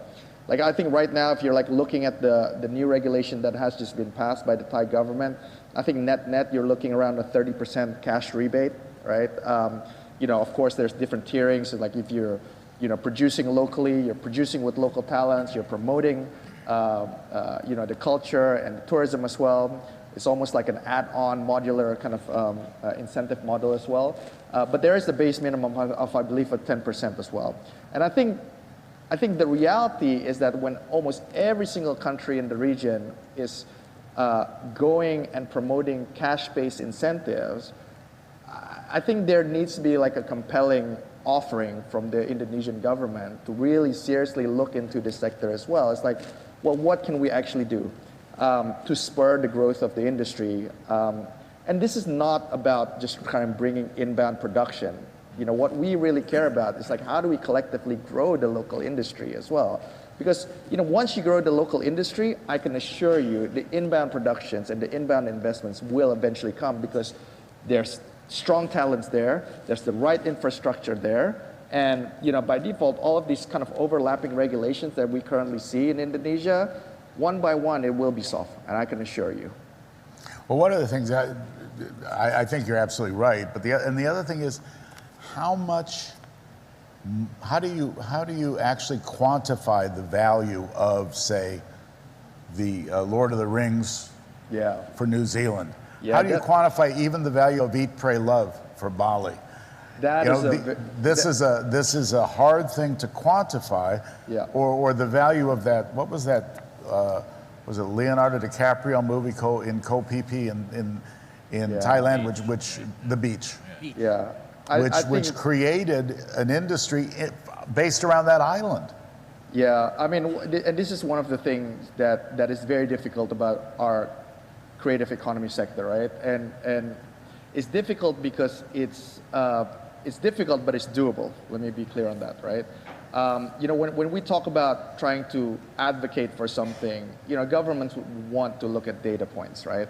And something that has been missing in this sector is that there's a lack of information and lack of data as well, right? And one of the things that Netflix has been doing with the local industry and with the Indonesian Film Board and the ministries as well is that we want to try to capture what is the true economic impact of the film sector as well. I mean, just as a starting point, right? And the way that you need to look at it is like, once that you can actually capture and have a snapshot of how big the industry is, how influential the industry is, and what is the spillover effect to other industries, then you can start to build up the conversation to other things as well. But until that study is passed, and we are kind of looking into kind of passing that study around the October timeframe,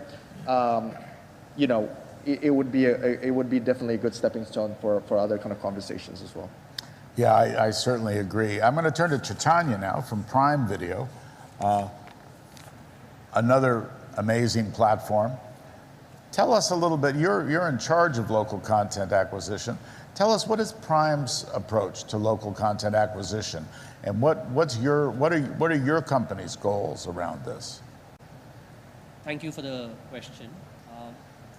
One thing, the way Amazon will approach any new territory, locale, is essentially try and understand what the customer needs are, and then work backwards from there to define our product proposition. It is not about saying, this is Prime Video, this is the content we're good at, now let's go find an audience for it. We're always trying to work backwards from customer needs to shape our offering. And our global learning in Prime Video, this is true in Japan, this is true in India, this is true in EU, in Latin America. The global learning is local content is what leads and defines the service. So if you go ask a Prime Video customer in Japan, what does Prime Video offer you? The answer will be very different from what the customer in India or the customer in Germany or in Brazil will tell you, right? And that's true here as well. So if you look at our offering, of course we have our global content, we have a lot of Korean and Japanese anime and Indian content, all of that is part of the service. But a big part of our thrust is what we are doing with local content in the region and as an example in Indonesia too. And of course the way that then operates is you cannot go in and offer 2, 3, 5 titles in a year. You need to offer enough volume to operate at scale so that customers get enough local content that they love watching consistently over a longer period of time. And which is why it reflects in the kind of partnerships we have got. We're working with multiple content creators in Indonesia to bring content. Earlier this year, we had a fantastic campaign. So during the Ramadan festival, what we did was we took 8 weeks of around the festival, and every week we had a big local content title launching, right? And that was a very big campaign from a marketing point of view, from a content investment point of view, and it really showed us the opportunity, the size of the opportunity, the potential of local content with audiences here, which only encourages us to double down and invest more. The other important point to this, I must say, is we are also very excited about the ability of content to travel across regions, right? We are seeing Korean content getting consumed across Southeast Asia. We are seeing anime content getting consumed in the region as well. We've started seeing some signs of, say, Indonesian content also traveling to other markets in Southeast Asia. And what our learnings on that is that localization of content is extremely important on day one. Now there is a flip side to it. There's also high levels of piracy in the region. So if you're not able to offer localized content on day one, if you're not able to offer content with Thai dubs or Malaysian subs, for example, if you're not able to do that, then there's this skyrocketing piracy which we have to face. So to tackle that, localization is important. Of course, then targeting specific customer cohorts who want to watch content and are open to content with subtitles or dubbing, that becomes part of our go-to-market plan as well. And really, we are very optimistic that the kind of quality that we are now seeing emerging from Indonesia, we believe that we will have the kind of breakout successes that some of the other the media markets have already seen. But yeah, the local content is really a big thrust for Prime Video. I'm going to turn now and ask a question of Mike. There's so many things we could ask you, but you've really been on the cutting edge of this industry in Indonesia. And I'd like to ask you what you see coming in terms of technological transformation. What are the things on the horizon that are going to disrupt the industry? And how do you envision that playing out, and how do you take advantage of it? So after we started the animation studio, and it was more about, at that time, finding collaboration with, we were introduced to HP, and they had just, and DreamWorks, and we were trying to look at technologies to try to apply to our animation pipeline, and there was, I must say, there was very little interest to collaborate. It was more interest to sell, right? Like, how many computers and how many servers can you buy from us, right? Then maybe we'll see if we can help you out, right? But I think that's changed a lot, and it's just, we've made some missteps along the way as well, and I can tell you some stories that we were also the first. We looked at Indonesia and saw that there wasn't any real studio infrastructure. And we knew that at some point, technology and production meet, there needs to be a good studio infrastructure to produce a certain type of content. So we were the first studios that we built studios in Singapore, we built studios in Indonesia, and we realized very quickly that the industry just doesn't come, if you build it, right? Because it's cheaper to hire a set, to hire a house and to go somewhere than to build a set in a studio. Well, we'll just shoot that Cinetron in Menteng. Exactly. Right? We'll just go to Ancol, and we'll use someone's backyard, and that's the film industry sometimes, or TV industry, and we had these great studios that were designed and built by Hollywood standard consultants, and we found that there was very little interest to use them because they were expensive to use. And so we kind of realized really quickly that maybe we were too far ahead of the game, or maybe we kind of did a bit of a misstep here, because what was that point where people would need that studio? Now, we started to make our own content in the studios and showed that through studio production, we're able to raise the quality levels because we had controlled environments. We were able to really pay more attention to performance, to visual effects, and we saw that the kind of content that was created in the studios was raising the standards, right? And we were happy about that. And in terms of technologies, we've seen technologies like motion capture come, and it was changing a lot, right? Technology was moving at a rapid pace, like from the visual effects business, from the softwares, even from proprietary technology to desktop computing to softwares that we're able to download. It's changing rapidly. So we decided not to get involved with the rapidly evolving technologies, because as soon as you buy something and install it, it's old. And everyone's looking for the latest thing. So that was the case with motion capture. We learned our mistake in building the studio maybe too soon. We built a studio in Singapore, and Singapore is incredibly expensive to produce content. So we've changed that model into more of the visual effects, digital side, and we've done the more heavy production in Indonesia. But in terms of future technology and where it's heading, we're seeing during the pandemic, there was obviously this lockdown. And there were a lot of studios that were still in production because they applied this virtual production technology.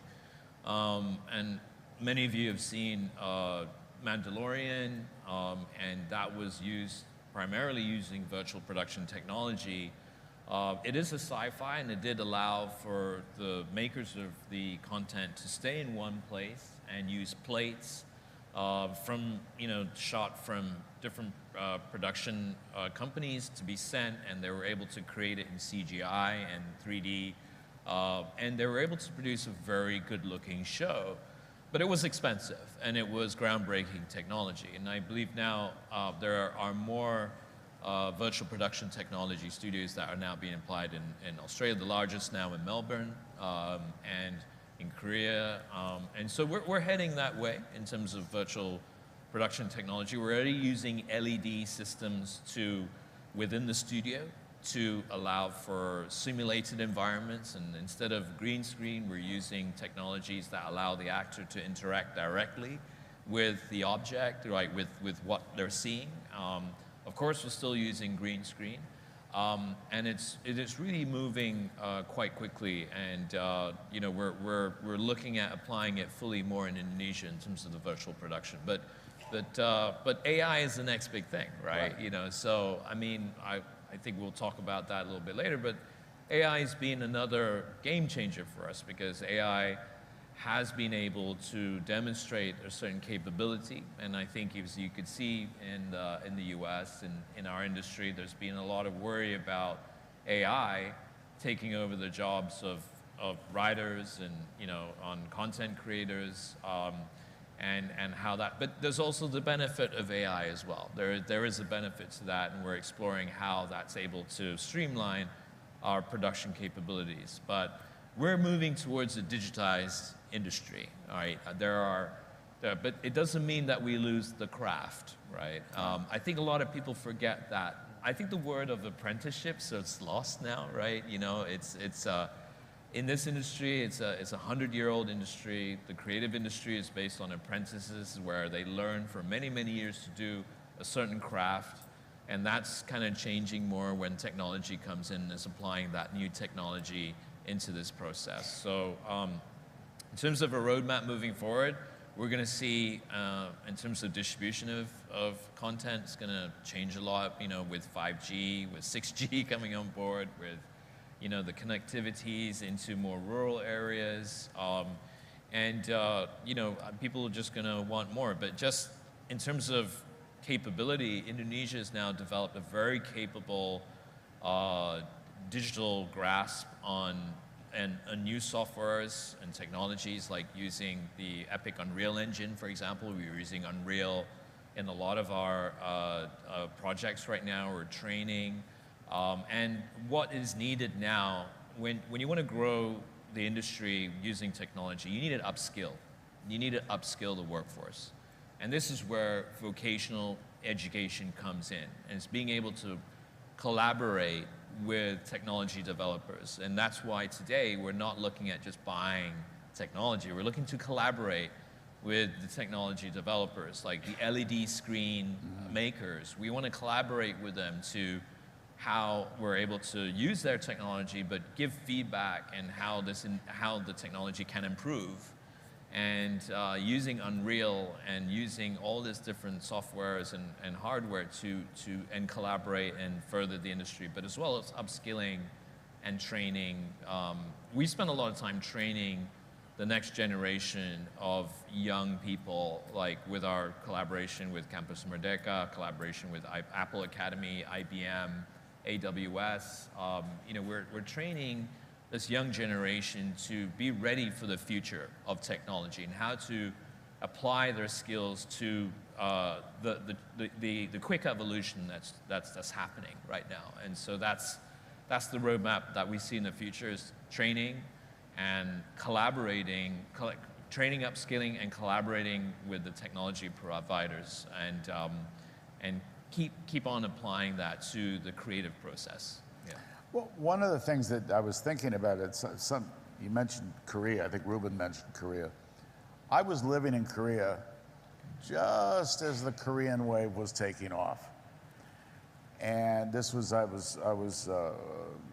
2007 or 6, 7, something like that. And there is a question in here. There was a palpable sense of excitement in that society about the wave. You might have been an accountant, but you knew about it. And it was almost as if, Korea's a different sort of place. If you've never been there, it's quite amazing. But there was a sense in which the government, the public, the private sector were all in it together. Yes. They really wanted to tell people about Korea. Here's this little country built on rocks with no natural resources, and they really wanted to tell their story and create something new, and they did. So I'm going to ask each of you, we've got a few minutes left, I'm going to ask each of you to think forward 5 years, 10 years. Where do you see the industry going? What's the best case outcome you can imagine? What do you hope happens 5 years, 10 years down the road in this region? Perhaps to replicate what happened in Korea, or something else. But in Indonesia, I don't yet feel that intangible thing that they had in Korea. And I would love to see it. And just ask each of you, maybe start with Chaitanya, reflect on where you think this is going to go in a few years. Yeah, let's look at the size of the industry right now, right? And I'll compare with what is commonly called a thriving media market, India. India has about 4 times the population of Indonesia. The per capita income in India is probably half of what it is in Indonesia. So just using those benchmarks, you'd expect that the media or the video industry here would probably be about half the size of India's economy, the creative economy there, but it's actually a sixth, right? And clearly there is potential, high potential for growth if you just look at some of these macro figures. I go back to what I started with. I was talking about the whole value chain, and I'm really hoping that between all the stakeholders, from the government to the private, we are able to look at the needs of the different pieces of those of that value chain and start catering to strengthen each element of the value chain. And if we are able to do that, I think then we can fulfill the potential that exists around us here in Indonesia. You know, the interesting part about the entertainment sector or the creative economy is that, you know, everyone needs to be entertained, right? You know, the region is, it's a growing demographics. I mean, I think we all know the stats after having kind of watched the ASEAN Summit and the sideline events for the past few days. So the number speaks for itself. I think if I can, you know, think forward and kind of look through to a crystal ball, maybe to the 10, 15 years, I think the consumption of local content is going to increase, and this is not just local content that is, you know, serving every single country in ASEAN, but I think content that is coming from Indonesia going to be consumed more in the Philippines and vice versa, but also, you know, going abroad, beyond the region as well, you know. I mean, and we have seen signals like this happening as well. I mean, you know, one of the most successful Indonesian title that came out of our service is called The Big Four. It's an action comedy by Timo Cahyanto. It was heavily consumed all the way to Brazil, right? In like countries such as in South America, it was appearing into top 10s. So, you know, we see the signals happening as well. So I do see a lot of that happening as well. You know, what I'm hoping across the region as well, and I think this is the mindset for many industries across the region as well, is that how do you actually cross-pollinate or, you know, have greater collaboration across country? I think Mike touched on like co-productions between countries as well. I think where we need to realistically look at is that, you know, are there elements or part of the production where maybe it could be done in a certain country, like in Thailand, and some parts of it can in Indonesia. So just look into the region as a massive supply chain as opposed to just one individual countries. And I think, you know, elements like that can happen. And you know, kind of going back to incentives that I touched on before, that most countries will look at, you know, incentives doesn't have to be all about production, right? I mean, you know, when you look at the Australian model as well on film incentive, they have very specific incentives on post-production, right? Maybe like a country like Thailand where they excel in post-production, and the reality is that many producers do offload their workload to Thailand as well. Maybe there could be models like that as well. Indonesia is a country that has strong talents, strong writers as well. Can we actually work in a model where we just look into a very specific, you know, support where it's just very targeted on a particular function of a production? So I think some of those things, I envision this region, and specifically in the film industry and the creative economy, will kind of venture into. I think what is exciting from the industry is seeing that Indonesian filmmakers and content creators are, you know, there's always been a very strong pool of talent in Indonesia, and it's growing. I mean, I was on a panel earlier last week where we talked about the Directors Guild in Indonesia officially has 76 people, right? But actually there are hundreds of directors in Indonesia. But like there's a culture of which if you reach like the top 10, you got work for life kind of thing, right? But there's also needs to shift towards the new and upcoming talent. It's just like actors, right? Once you're in the top 10, you're going to be busy for a couple of years, but sometimes industry also has to force themselves to change and give chances to new and emerging talents, and Indonesia has tons of that, right? And so sometimes our film industry or our TV industry, we make too many easy bets on the same people all the time. And I think it's forcing ourselves to kind of look at making bets on new talents and growing that, right? Because there's just so much great talent here in terms of the filmmaking side, the performance side. And what's exciting is that also now filmmakers are mining the colloquialism of Indonesia and doing very well. We're seeing more and more cinemas. I mean, we always know that Indonesia has been underserviced for screens, right? I mean, we have the largest markets in Southeast Asia, but we have probably the less screens per capita, right? And it's and we're seeing that grow, and we're seeing.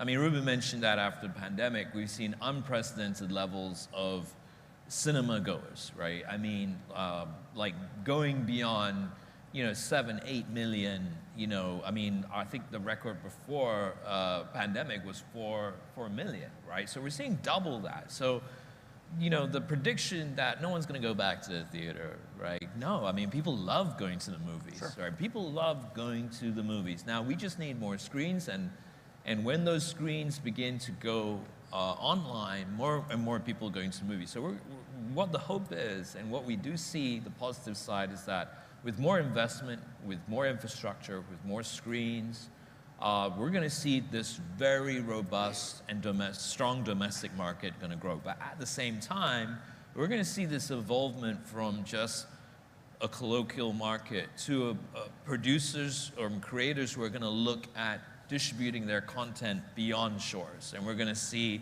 a new wave of Indonesian content that's going to go across. And we've already seen that. We just need more of that, and we're very confident that's going to happen. Well, thank you very much. I've got flashing red lights here. I've got a sign over there that says, "Time's up." I'm afraid they're going to turn off the lights and shut down the microphones if we don't close and let everybody get on to the next event. But I want to thank you gentlemen very much for being here. And I want to thank the organizers for giving us this opportunity to have this panel. And ladies and gentlemen, thank you so much for listening. Thank you. Thank you.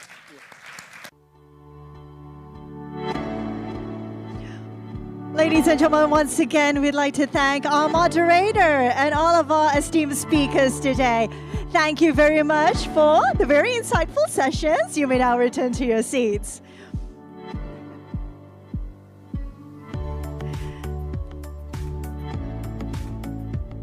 And now, Excellencies, distinguished guests, ladies and gentlemen, for our next session, we will now follow another briefer session, as we still have another esteemed speaker who will offer us valuable insight focused on the rise of the experience economy. So with that, please join me in giving a warm applause as he takes the stage, the Managing Director of FGBC Asia Pacific, Mr. Franck Gentil. The stage is yours.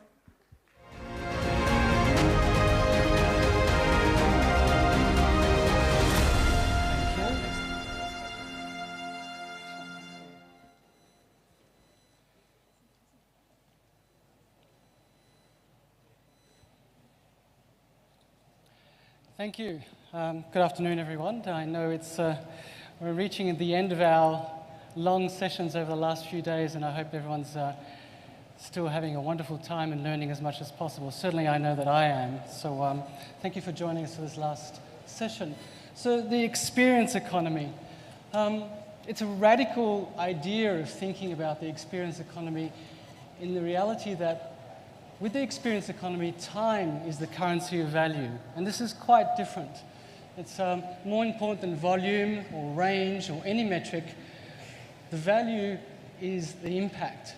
So it means that we get a situation where we want to understand whether we are spending our time well, so time well spent, or we have saved time.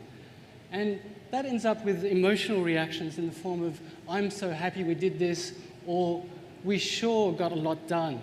So it's a very different way of actually measuring activity.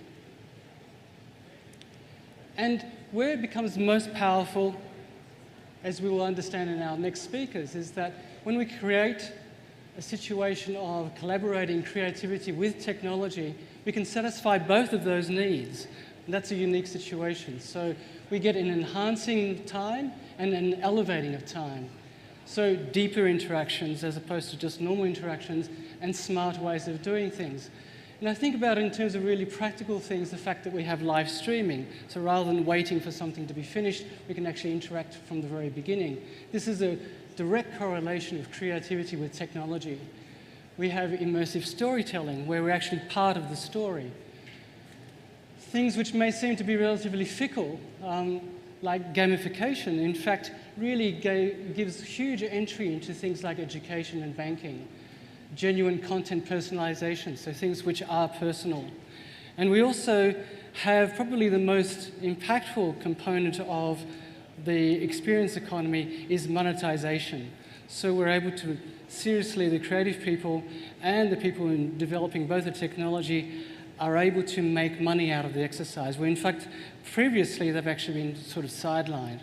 So this has impacted all of our sectors, right across from entertainment, finance, healthcare, and hospitality. I'm old enough to understand what it was like to interact with all of these sectors before the experience economy, and it was really difficult. It was difficult going to the doctor. It was difficult making a banking transaction. And now everything is nice and straightforward, and this is a direct correlation of saying that the experience of operating in this economy is more important than the volume and more important than the range.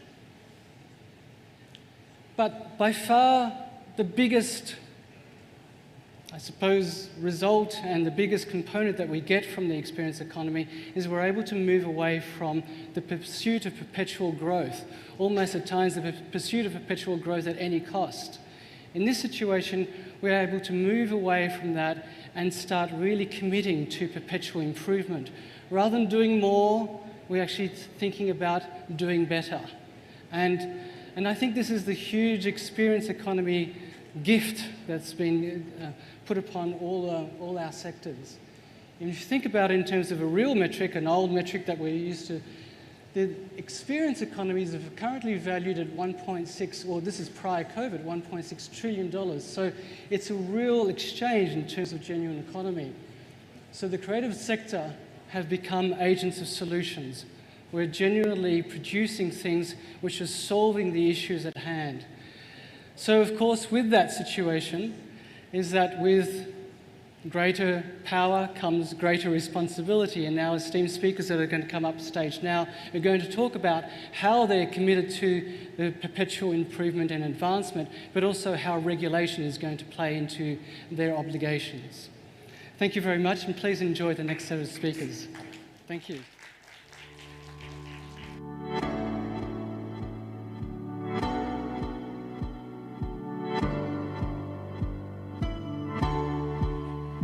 Thank you very much once again, Mr. Franc-Gentil, for your time and sharing with us today at our event. So, ladies and gentlemen, now we will move on to the last panel discussion of the day. But before we're about to invite our moderator and also our speaker today, once again, I'd like to invite all of you that in the spirit of collaboration together at the ASEAN Indo-Pacific Forum 2023, we have discussed on 3 major issues today, and now being at the Ballroom 3, speaking more about creative economy.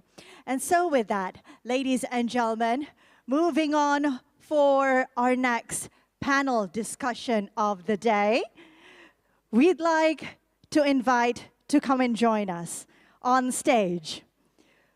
We will be discussing further about the topic of advancing movie and audiovisual entertainment industry through better regulation. It is a pleasure for me to call upon our moderator, British Council Director, Southeast Asia and Country Director, Indonesia, Mr. Somershep. Please do come and join us. And all of our speakers today.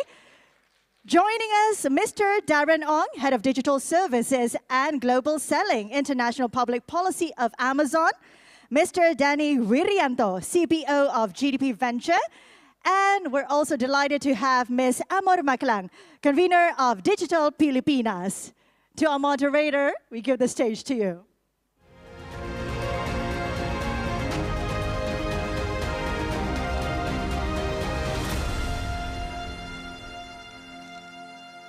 Okay, I hope you can hear me. Yes, you can. Excellent. Good afternoon, ladies and gentlemen, or selamat sore and selamat datang. Welcome to the ASEAN Indo-Pacific Forum, the creative economy sub-theme session. So we have the last session of the day. Let's try to make it the best, shall we? Excellent. Thank you to all of you in the audience for staying with us until the very end. You must be the hardcore practitioners and policymakers in the creative economy, so I'm delighted to see some of you nodding and smiling.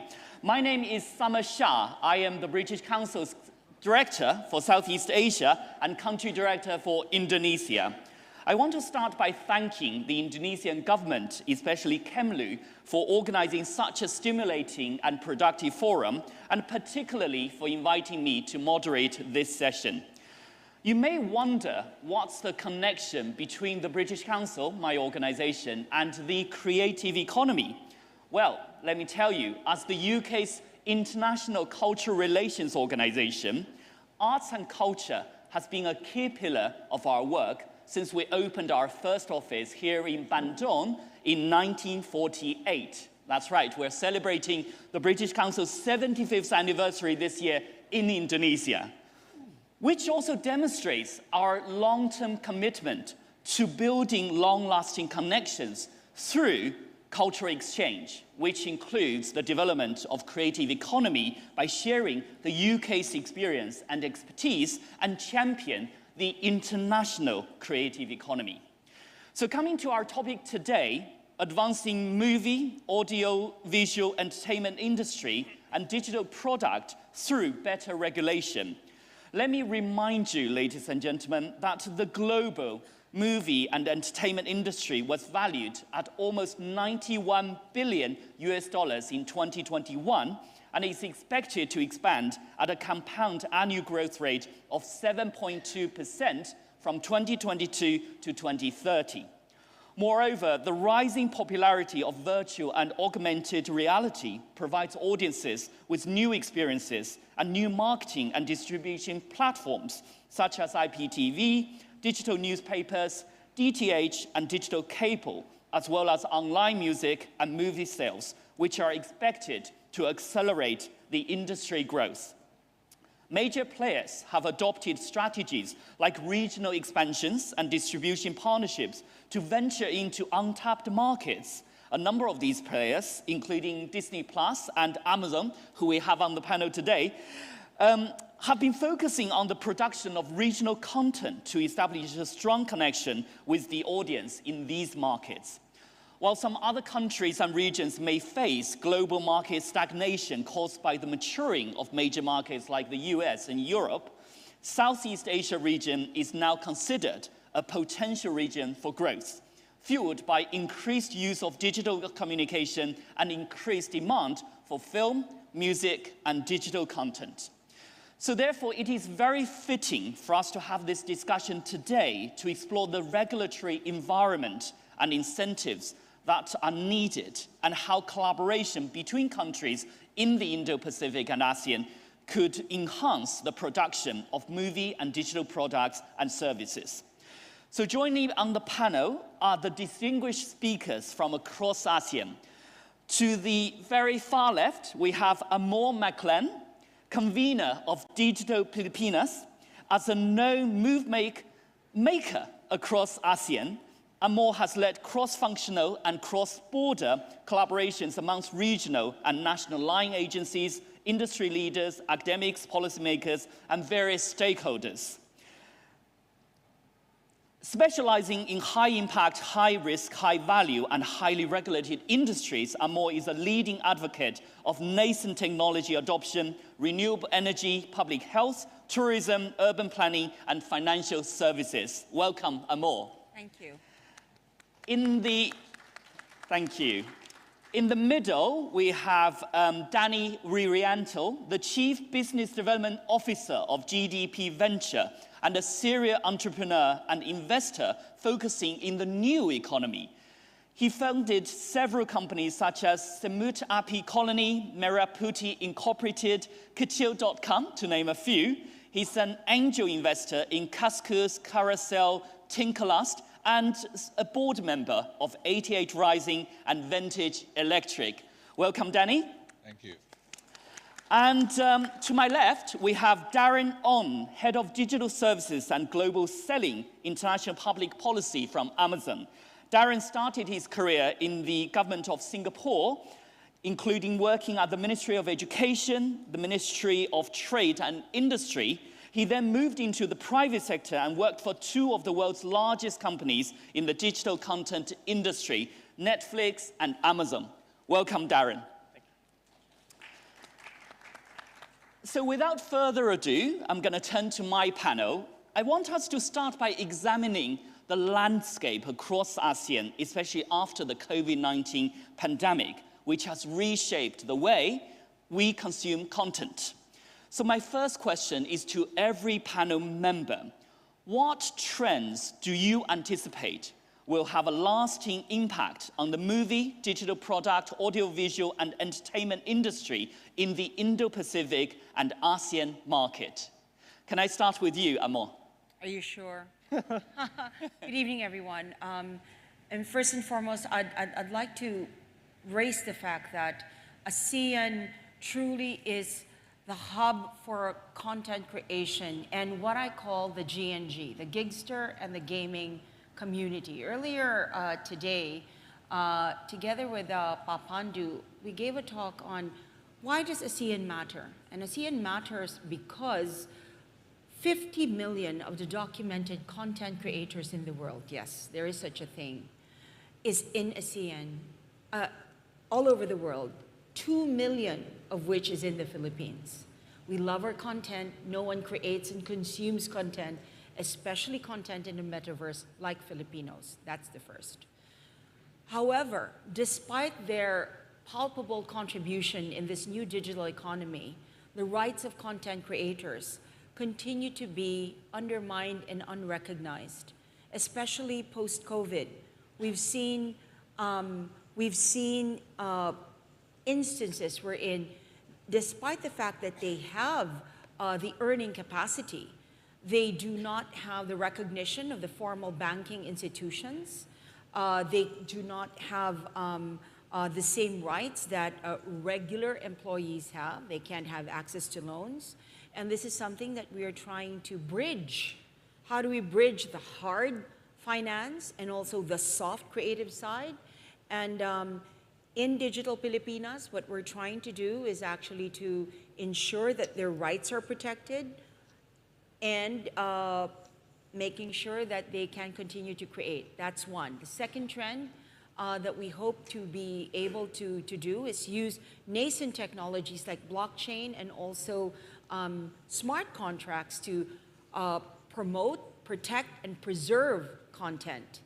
I don't know how many Filipinos are here, maybe with the exception perhaps of Enzo, and I take exception to who perhaps is the most digitally active ambassador in ASEAN, Ambassador Joy, who's such a super content creator. In the Philippines, we have a national legacy called Tito Vic and Joey.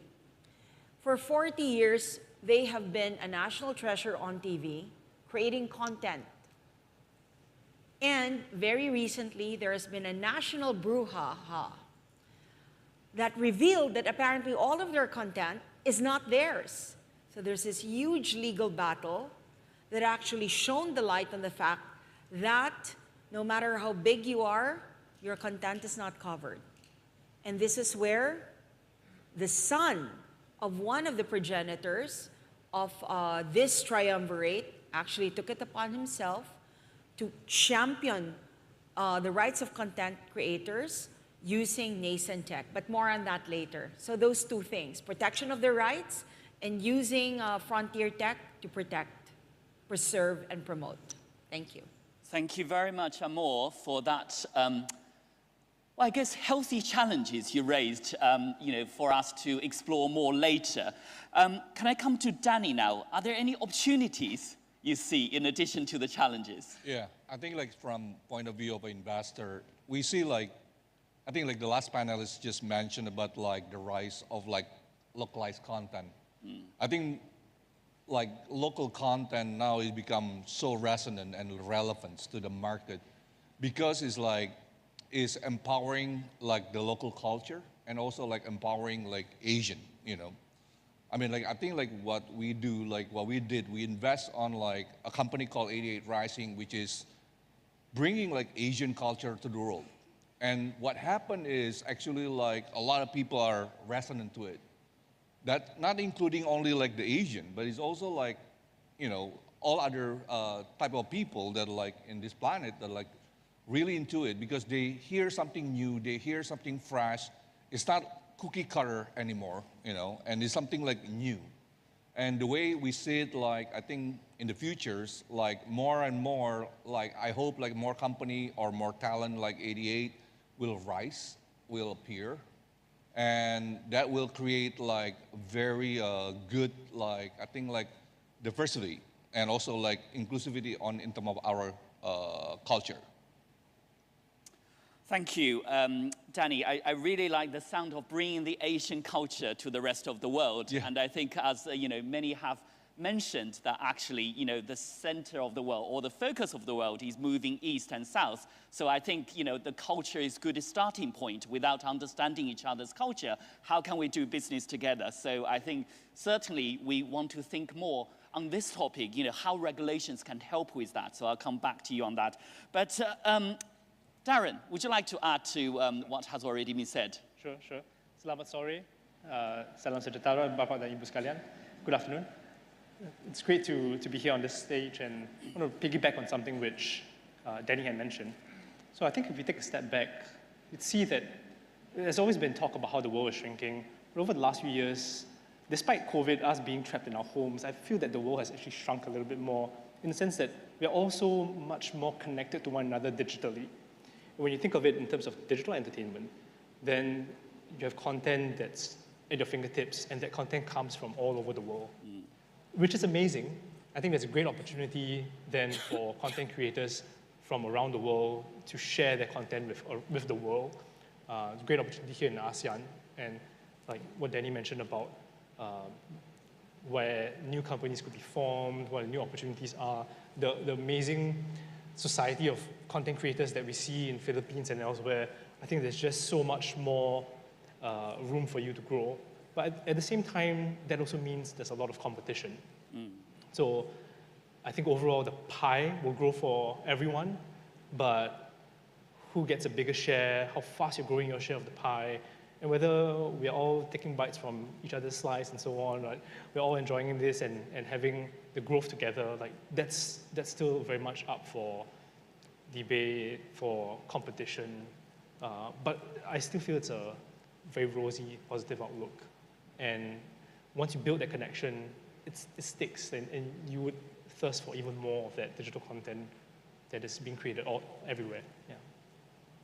Thanks very much, Darren. I think I want to ask a follow-up question to the panel. So given the challenges and opportunities you outlined, thinking about our topic today, how do you see the role of regulations in responding to those challenges or, you know, capturing those opportunities? Do you think we should tighten the existing regulations or make it more lenient? Okay, let me start. I think, like, again, from a point of view investor, we like to be clear and stable, for sure. When we invest on like any region, we want to know like what kind of like regulation, how we can get protected. I think like the trouble at this moment in terms of regulation, there's a regulation, but there's no eradication. A big example is a piracy. You know, I mean, there's maybe it's another challenge itself to eradicate, especially with the internet. You know, I think like we can see like Amazon like show probably in YouTube or like in the piracy website. And those kind of things, it ruined like the creator, ruined the investor, and also like it ruined the ecosystem itself. Because no one win except the pirate. And I think like that's need to be taken care of it. And in terms of also like regulation, I mean like we want to be fair, I mean, I love Netflix, I love Amazon, I love like Disney Plus, don't put me wrong. But like how company like View or Mola can compete with this big giant company if there's no fair regulation. It's very hard for a small company from the region to grow if there's no regulation whatsoever. I mean, we talk about compare amateur again, you know, EPL. It's a big different game, different skill. So I think that like they have a need like a clear regulation. Therefore, the investor will invest. I mean, no doubt on that. Because nobody, we see like Southeast Asia is growing, but we invest a lot in the US, we invest a lot in Europe, we invest a lot like in the region that the regulation is very clear. But they targeted the market where, the opportunity are. We invest in 88 in LA, but the market is Asian. Why we want Asian? Look at the population in the world is 2/3 is Asian. Nobody focus on it. And like, there you go, we just invest on it. And like, it proven work, you know what I'm saying? And I think that's in terms of regulation, we want like something that like more stable and more clear and fair. And also eradicate. So stability, fairness, clarity. Yeah. So yes, Samuel, go ahead. Do you want to add to that? Absolutely. Because I look at content like assets, right? Just like money, whether fiat or digital, content is an asset. My approach to anything of value, the future is decentralized. Content is decentralizing. Content creation lies in the hands not of a central body that will control it, but rather in the hands of a content creator. What we need to be able to do is enable a content creator and provide them with the requisite tools and technologies that will allow them to promote themselves, that will protect themselves, that will allow them to monetize themselves and do the exchange themselves peer-to-peer, okay? That is where the future ought to be. The best way to regulate is to regulate peer-to-peer. Now, where does that sound? It sounds like a decentralized exchange, right? In the same manner, where you need to look at the parallelism is in the central banking. Where is the movement of central banks? It's in the decentralization of assets, whether it's fiat or digital assets, right? So I feel like the question, when you asked us earlier, what is the role of regulation? Which part do you want to regulate? Is it content creation? Content creation, I assure you, I bet you my bottom rupiah or pesos, it's going to be decentralized. Now, what other aspect would it be in the area of investing in digital assets, for example, the rights of, how do we protect them? So there's an entire value chain in content creation. The question is which aspect. But I think the primordial thing we have to talk about is ownership, right?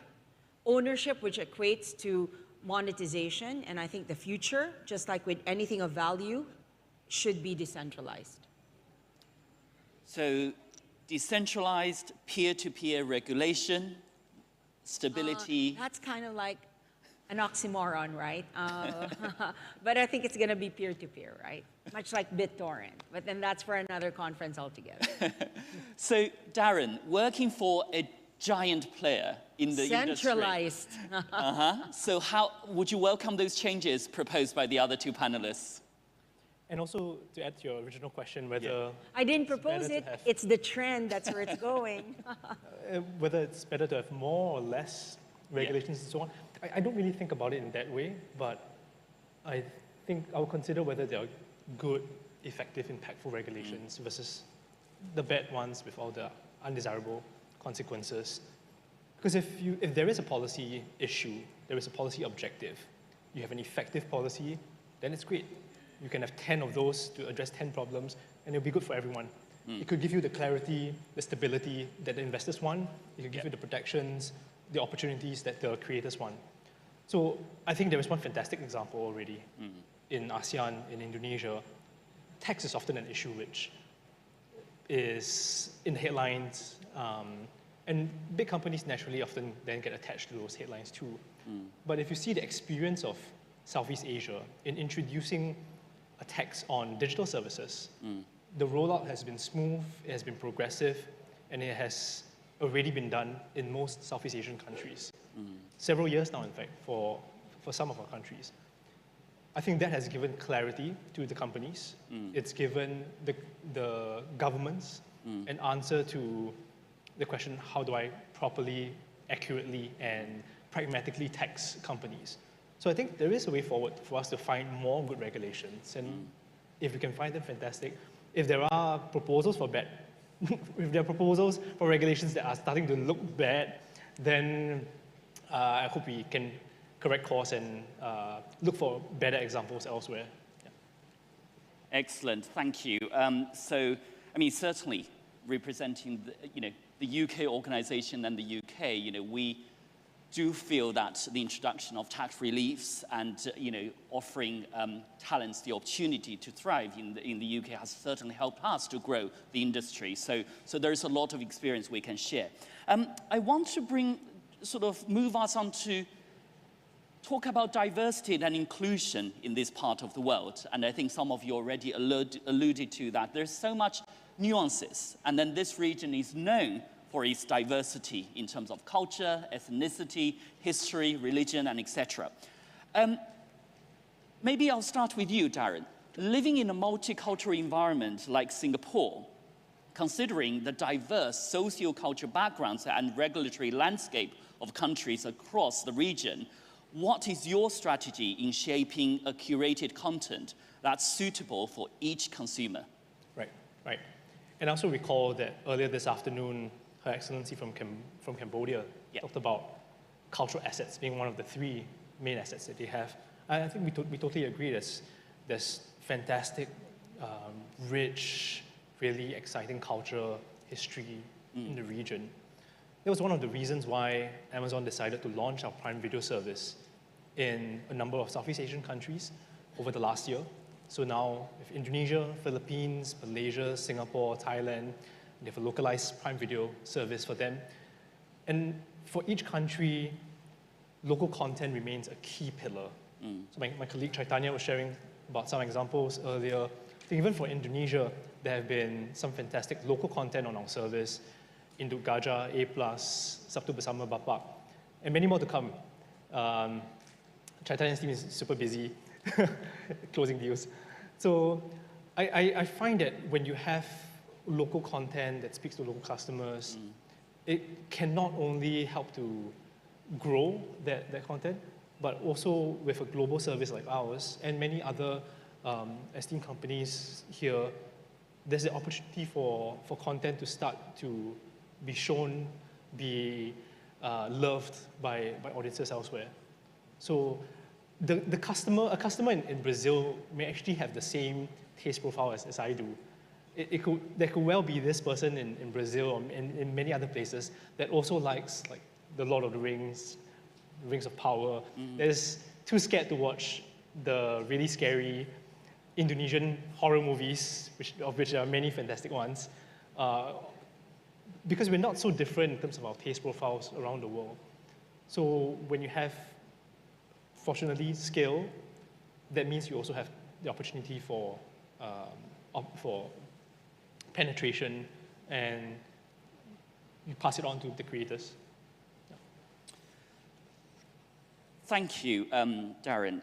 Danny, I want to come to you on this as well, because your company, GTP Venture, is renowned for fostering innovation and growth within the industry. So how can companies like yours have a strategy to enable the content producers to come up with content that has global resonance while preserving the diverse cultural identities within the region? Well, to be honest with you, we're not the expert on the entertainment. We just can read, we just read the pattern, what's gonna happen next. And so what happened is like we basically invest in the founder that has a vision that like focus on the global reach from Asian country or Asian founders that like want to show the world that like their talents. And I think we also like the idea about like a cross-border production in the sense of it. So they don't see a limit because it is global, right? And when we talk about global, we can like doing the production in London or like in Stockholm and by the singer of like Indonesian, but also like the writer from other country, you know. And those cross-border production or creation that like actually help to introduce the culture, to help to introduce the different tastes of like part of the region. I mean, I think like it's happened also like in TV commercial, for example. A lot Indonesian, like they fly to Thailand, to Bangkok, to doing the like post-production because they got the best one. I mean, I think like Amar talk about digital creator. The one thing that we noticed that like there's a lot of talent gap here in Asia. There's one country really good at post-production, one country really good at like, you know, creating, like movie directing or like music, you know, singer, but like the other country really good at, you know, scripting. I mean, like there's not, I don't think it's like in Asian, there's like a country that like have a fully like the whole ecosystem like United States. You know, it takes time. I think like back to regulation, I think I want to add it, I think the government need to like focus on the talent, like, you know, invest on the talent. I think the work within like the government, the business, the academy, the community, and also like the creator is like need to be synergy. Because if not, it will not happening. I absolutely agree with that, and I think that's a running theme across this whole forum about that regional and global cooperation and collaboration, you know, that will enable and empower the talents that we have across the different countries in this part of the world. So Amor, maybe, you know, I can ask you to add to that, what kind of initiatives and, you know, ideas you would propose to enhance that connectivity and collaboration, both regionally and globally? So, for one thing, we look at technology. So, my slip is showing. My slip is primarily in fintech, and we look at fintech as a horizontal and not as a vertical. Our main objective is to embed it across various industries. That is our hope for culture. And the one industry that we hope to actually give life to using fintech is culture. And in the Philippines, we are going to be launching it during the Philippine FinTech Festival with a focus on ASEAN, and we call it Culture Tech. Because we are done with being the biggest market, one of the biggest markets after Indonesia, of Korean content. We love Korea, don't get me wrong, I love Korea. As a matter of fact, I said this when I did one of the keynotes in the Korean FinTech Week a few days back. I just came from Seoul. I love them to pieces. Indonesia and the Philippines are two of the biggest consumers of Korean content, Indonesia being number one. Number two, I think, is Japan. Third is the Philippines, and fourth is South Korea. And there is something that we need to take from there. Because by energizing culture, applying technology and monetizing it, as this fine young gentleman said earlier, we are able to create a ripple effect in the economy that will cascade to tourism, cascade to food, cascade to manufacturing and everything else, right? So I think what we all want to call on everyone, starting with this fine gentleman investor and even from this centralized platform over here, is please energize culture. I'll start with my industry, which is fintech.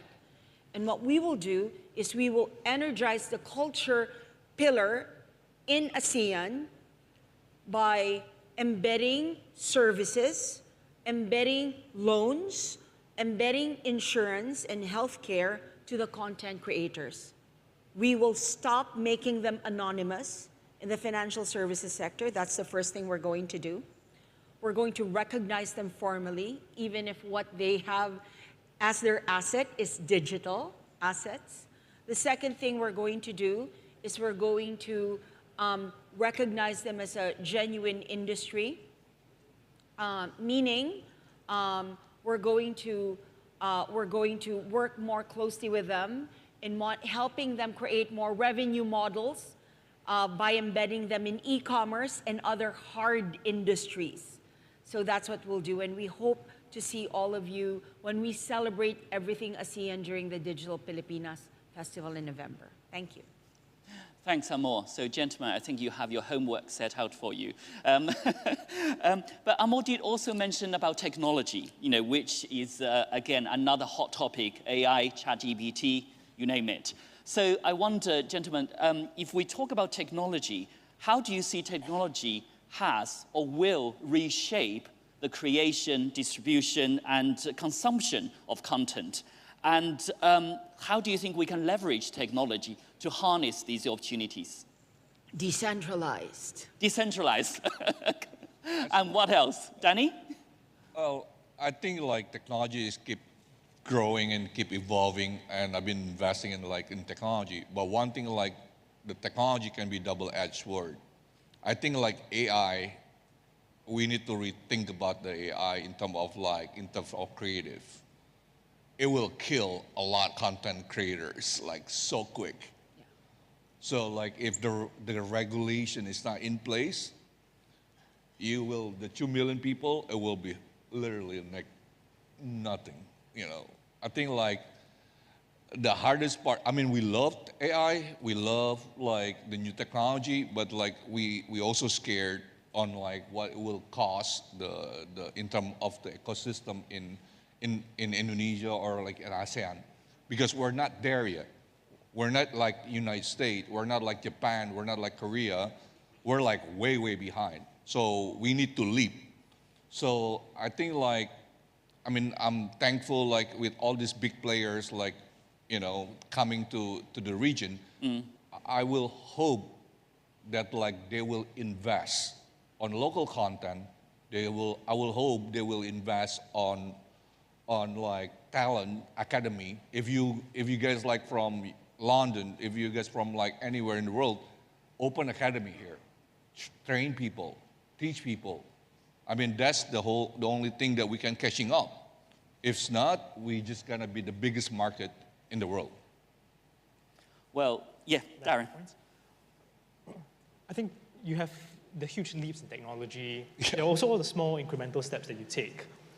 I think Amazon was one of the pioneers for e-commerce, but one of the lesson known but very frequently experienced minor step forward in technological innovation, if you will, is just having customer reviews on the website.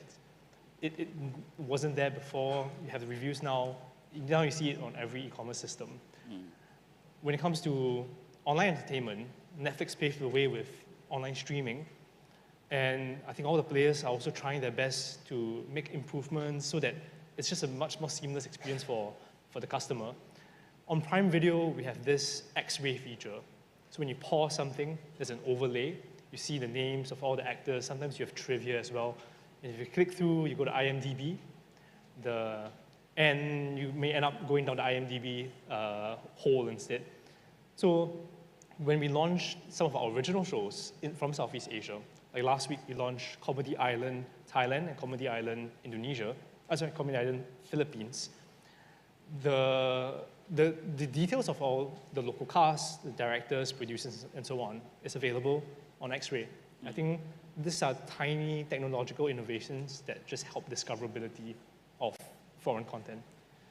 And when you think of all the different technologies that are constantly improving, I think there's also a lot of room for a content creator or an IP owner to monetize their content in multiple channels. You have animation from Singapore called Oddbots. It's available on YouTube, on Prime Video, on Netflix in different regions. And now on the e-commerce side, Amazon is supporting Oddbots in selling their merchandise around the world. So you have Oddbots, figurines, soft toys, pencils, and so on. I know because my kids keep asking me for them. And they're being enjoyed by customers from Mexico to the UK. So I think just from the very basic fact of access, on ease of putting up your items for sale or putting up your show for viewing, like these basics make a huge difference to the aspiring entrepreneurs or creators here. And along the way, I'm sure there's going to be a lot more improvements, including on more disruptive kind of technologies that eventually could lead to further improvements to very basic systems. Yeah. Excellent. So I think we can be confident that used well, technology can assist us with the growth of the industry. On that note, I know we're already running out of time. I do want to ask for a final word from our panel about the future. One thing you think would contribute to the ideal future of the regulatory measures that will support an inclusive growth in this industry, in this region? Who'd like to go first? Danny. I like to wish that like tax rebate, tax incentive that will happening in the region. Because right now is the only country that's doing it. I think like either Thailand and also Malaysia and Singapore like they provide like $4,000 or something, or like it's not even funny. Like, but it's too small. But like I think like with tax rebate, tax incentive will help to promote like tourism. I mean, who doesn't watch Eat, Pray, and Love and like doesn't go to Bali? That's the big example of it. I mean, right now, Indonesia, I hate to say this, but most film from Hollywood portraying Indonesia as a terrorist or an escape country of a bad guy, which is sad. You know, I think like with tax incentive, it will change that. Probably these Hollywood people doesn't know Indonesia, so that's why they like, you know, they just like assume making things up on that one. So I think that's like will help. Tax incentive from Danny Amor. Promote, protect, and preserve culture using technology. Technology. Darren. I'll follow on the P theme, protect, promote, and preserve. I'll just throw in pragmatism. So I think if you take a step back, we're actually still a super young industry that is constantly changing. It's so dynamic. It's so hard to think of the right policy right now. And I don't feel there needs to be a rush to regulate, especially when you don't see a policy issue or challenge or something that's even close to breaking point. And I think pragmatism in timing is important. Pragmatism in the design of the policy is also important, because you don't want something that will not get you to your objective and in fact causes more harm. But it's such a tricky space, and I don't think anyone has the right answer. So pragmatism, I think with humility as well, that no one has the monopoly on answers. Let's all figure this out together. On that note, I'm afraid that's the end of the session. So I don't know about you in the audience, but I'm going away feeling stimulated, energized, and positive about the future, I will certainly take some of these ideas into my conversation with my colleagues, including with ASEAN, together with my colleagues from the UK mission to ASEAN, to see what we can do in our power to support the inclusive growth. So thank you to the organizers for allowing us with this session, and a round of applause to our esteemed panelists, ladies and gentlemen. And thank you for staying with us. That's a wrap.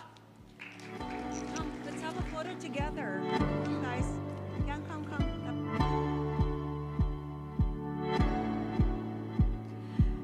And sure, so ladies and gentlemen, let's give another big round of applause to our moderator and our esteemed speakers for our last panel today. Thank you so much for your energy and all your insights on the stage today. And with that, Excellencies, distinguished guests, ladies and gentlemen, as we draw the curtains on this enlightening and also impactful event, we find ourselves at a moment of reflection and also inspiration. We have followed discussions, dialogues, and special addresses we've witnessed, and has deepened our understanding of the themes that shape ASEAN's journey toward unity, progress, and prosperity. And in the spirit of collaboration, ladies and gentlemen, that defines ASEAN, I would like to express our sincere gratitude to all of our speakers, our panelists, and moderators who have shared their expertise and perspectives with us, and to everyone, to each and every one of you who has been part of this event. Thank you once again for your presence. And before officially closing today's agenda, I would like to quickly share some information. Happening right now, we'd like to invite all of you to come join us at the ballroom at the side, Ballroom 2. We will have the ASEAN Indo-Pacific Forum 2023 closing ceremony by the Coordinating Minister for Maritime and Investment Affairs of the Republic of Indonesia, His Excellency Mr. Luhut Binsar Panjaitan. We welcome you to join us at Ballroom 2 to listen to his closing remarks. Once again, ladies and gentlemen, distinguished guests, excellencies, I'm Sasha Loda. It is such a pleasure for me to guide you and to be here with you throughout today. Thank you once again for attending the ASEAN Indo-Pacific Forum 2023, implementation of ASEAN Outlook on Indo-Pacific. Thank you, and we wish you a wonderful afternoon. See you again. Is a large state-owned enterprise that focuses on the MSME segment. BRI Digital Innovation continues to be carried out to facilitate customers in providing services to continue to give value to Indonesia.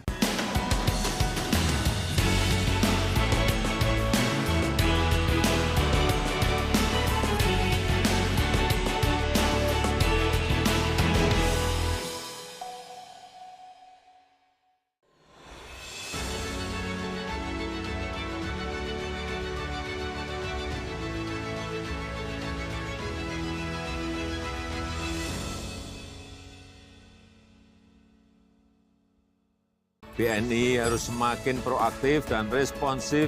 BNI terus konsisten untuk mendorong UMKM kita naik kelas. BNI berkomitmen dalam program-program pemberdayaan UMKM untuk go global.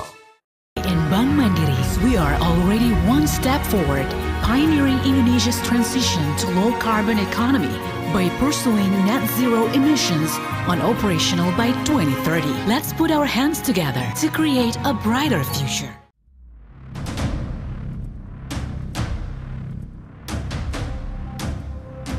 Mining Industry Indonesia, Mind ID, we explore natural resources for civilization, prosperity, and a brighter future.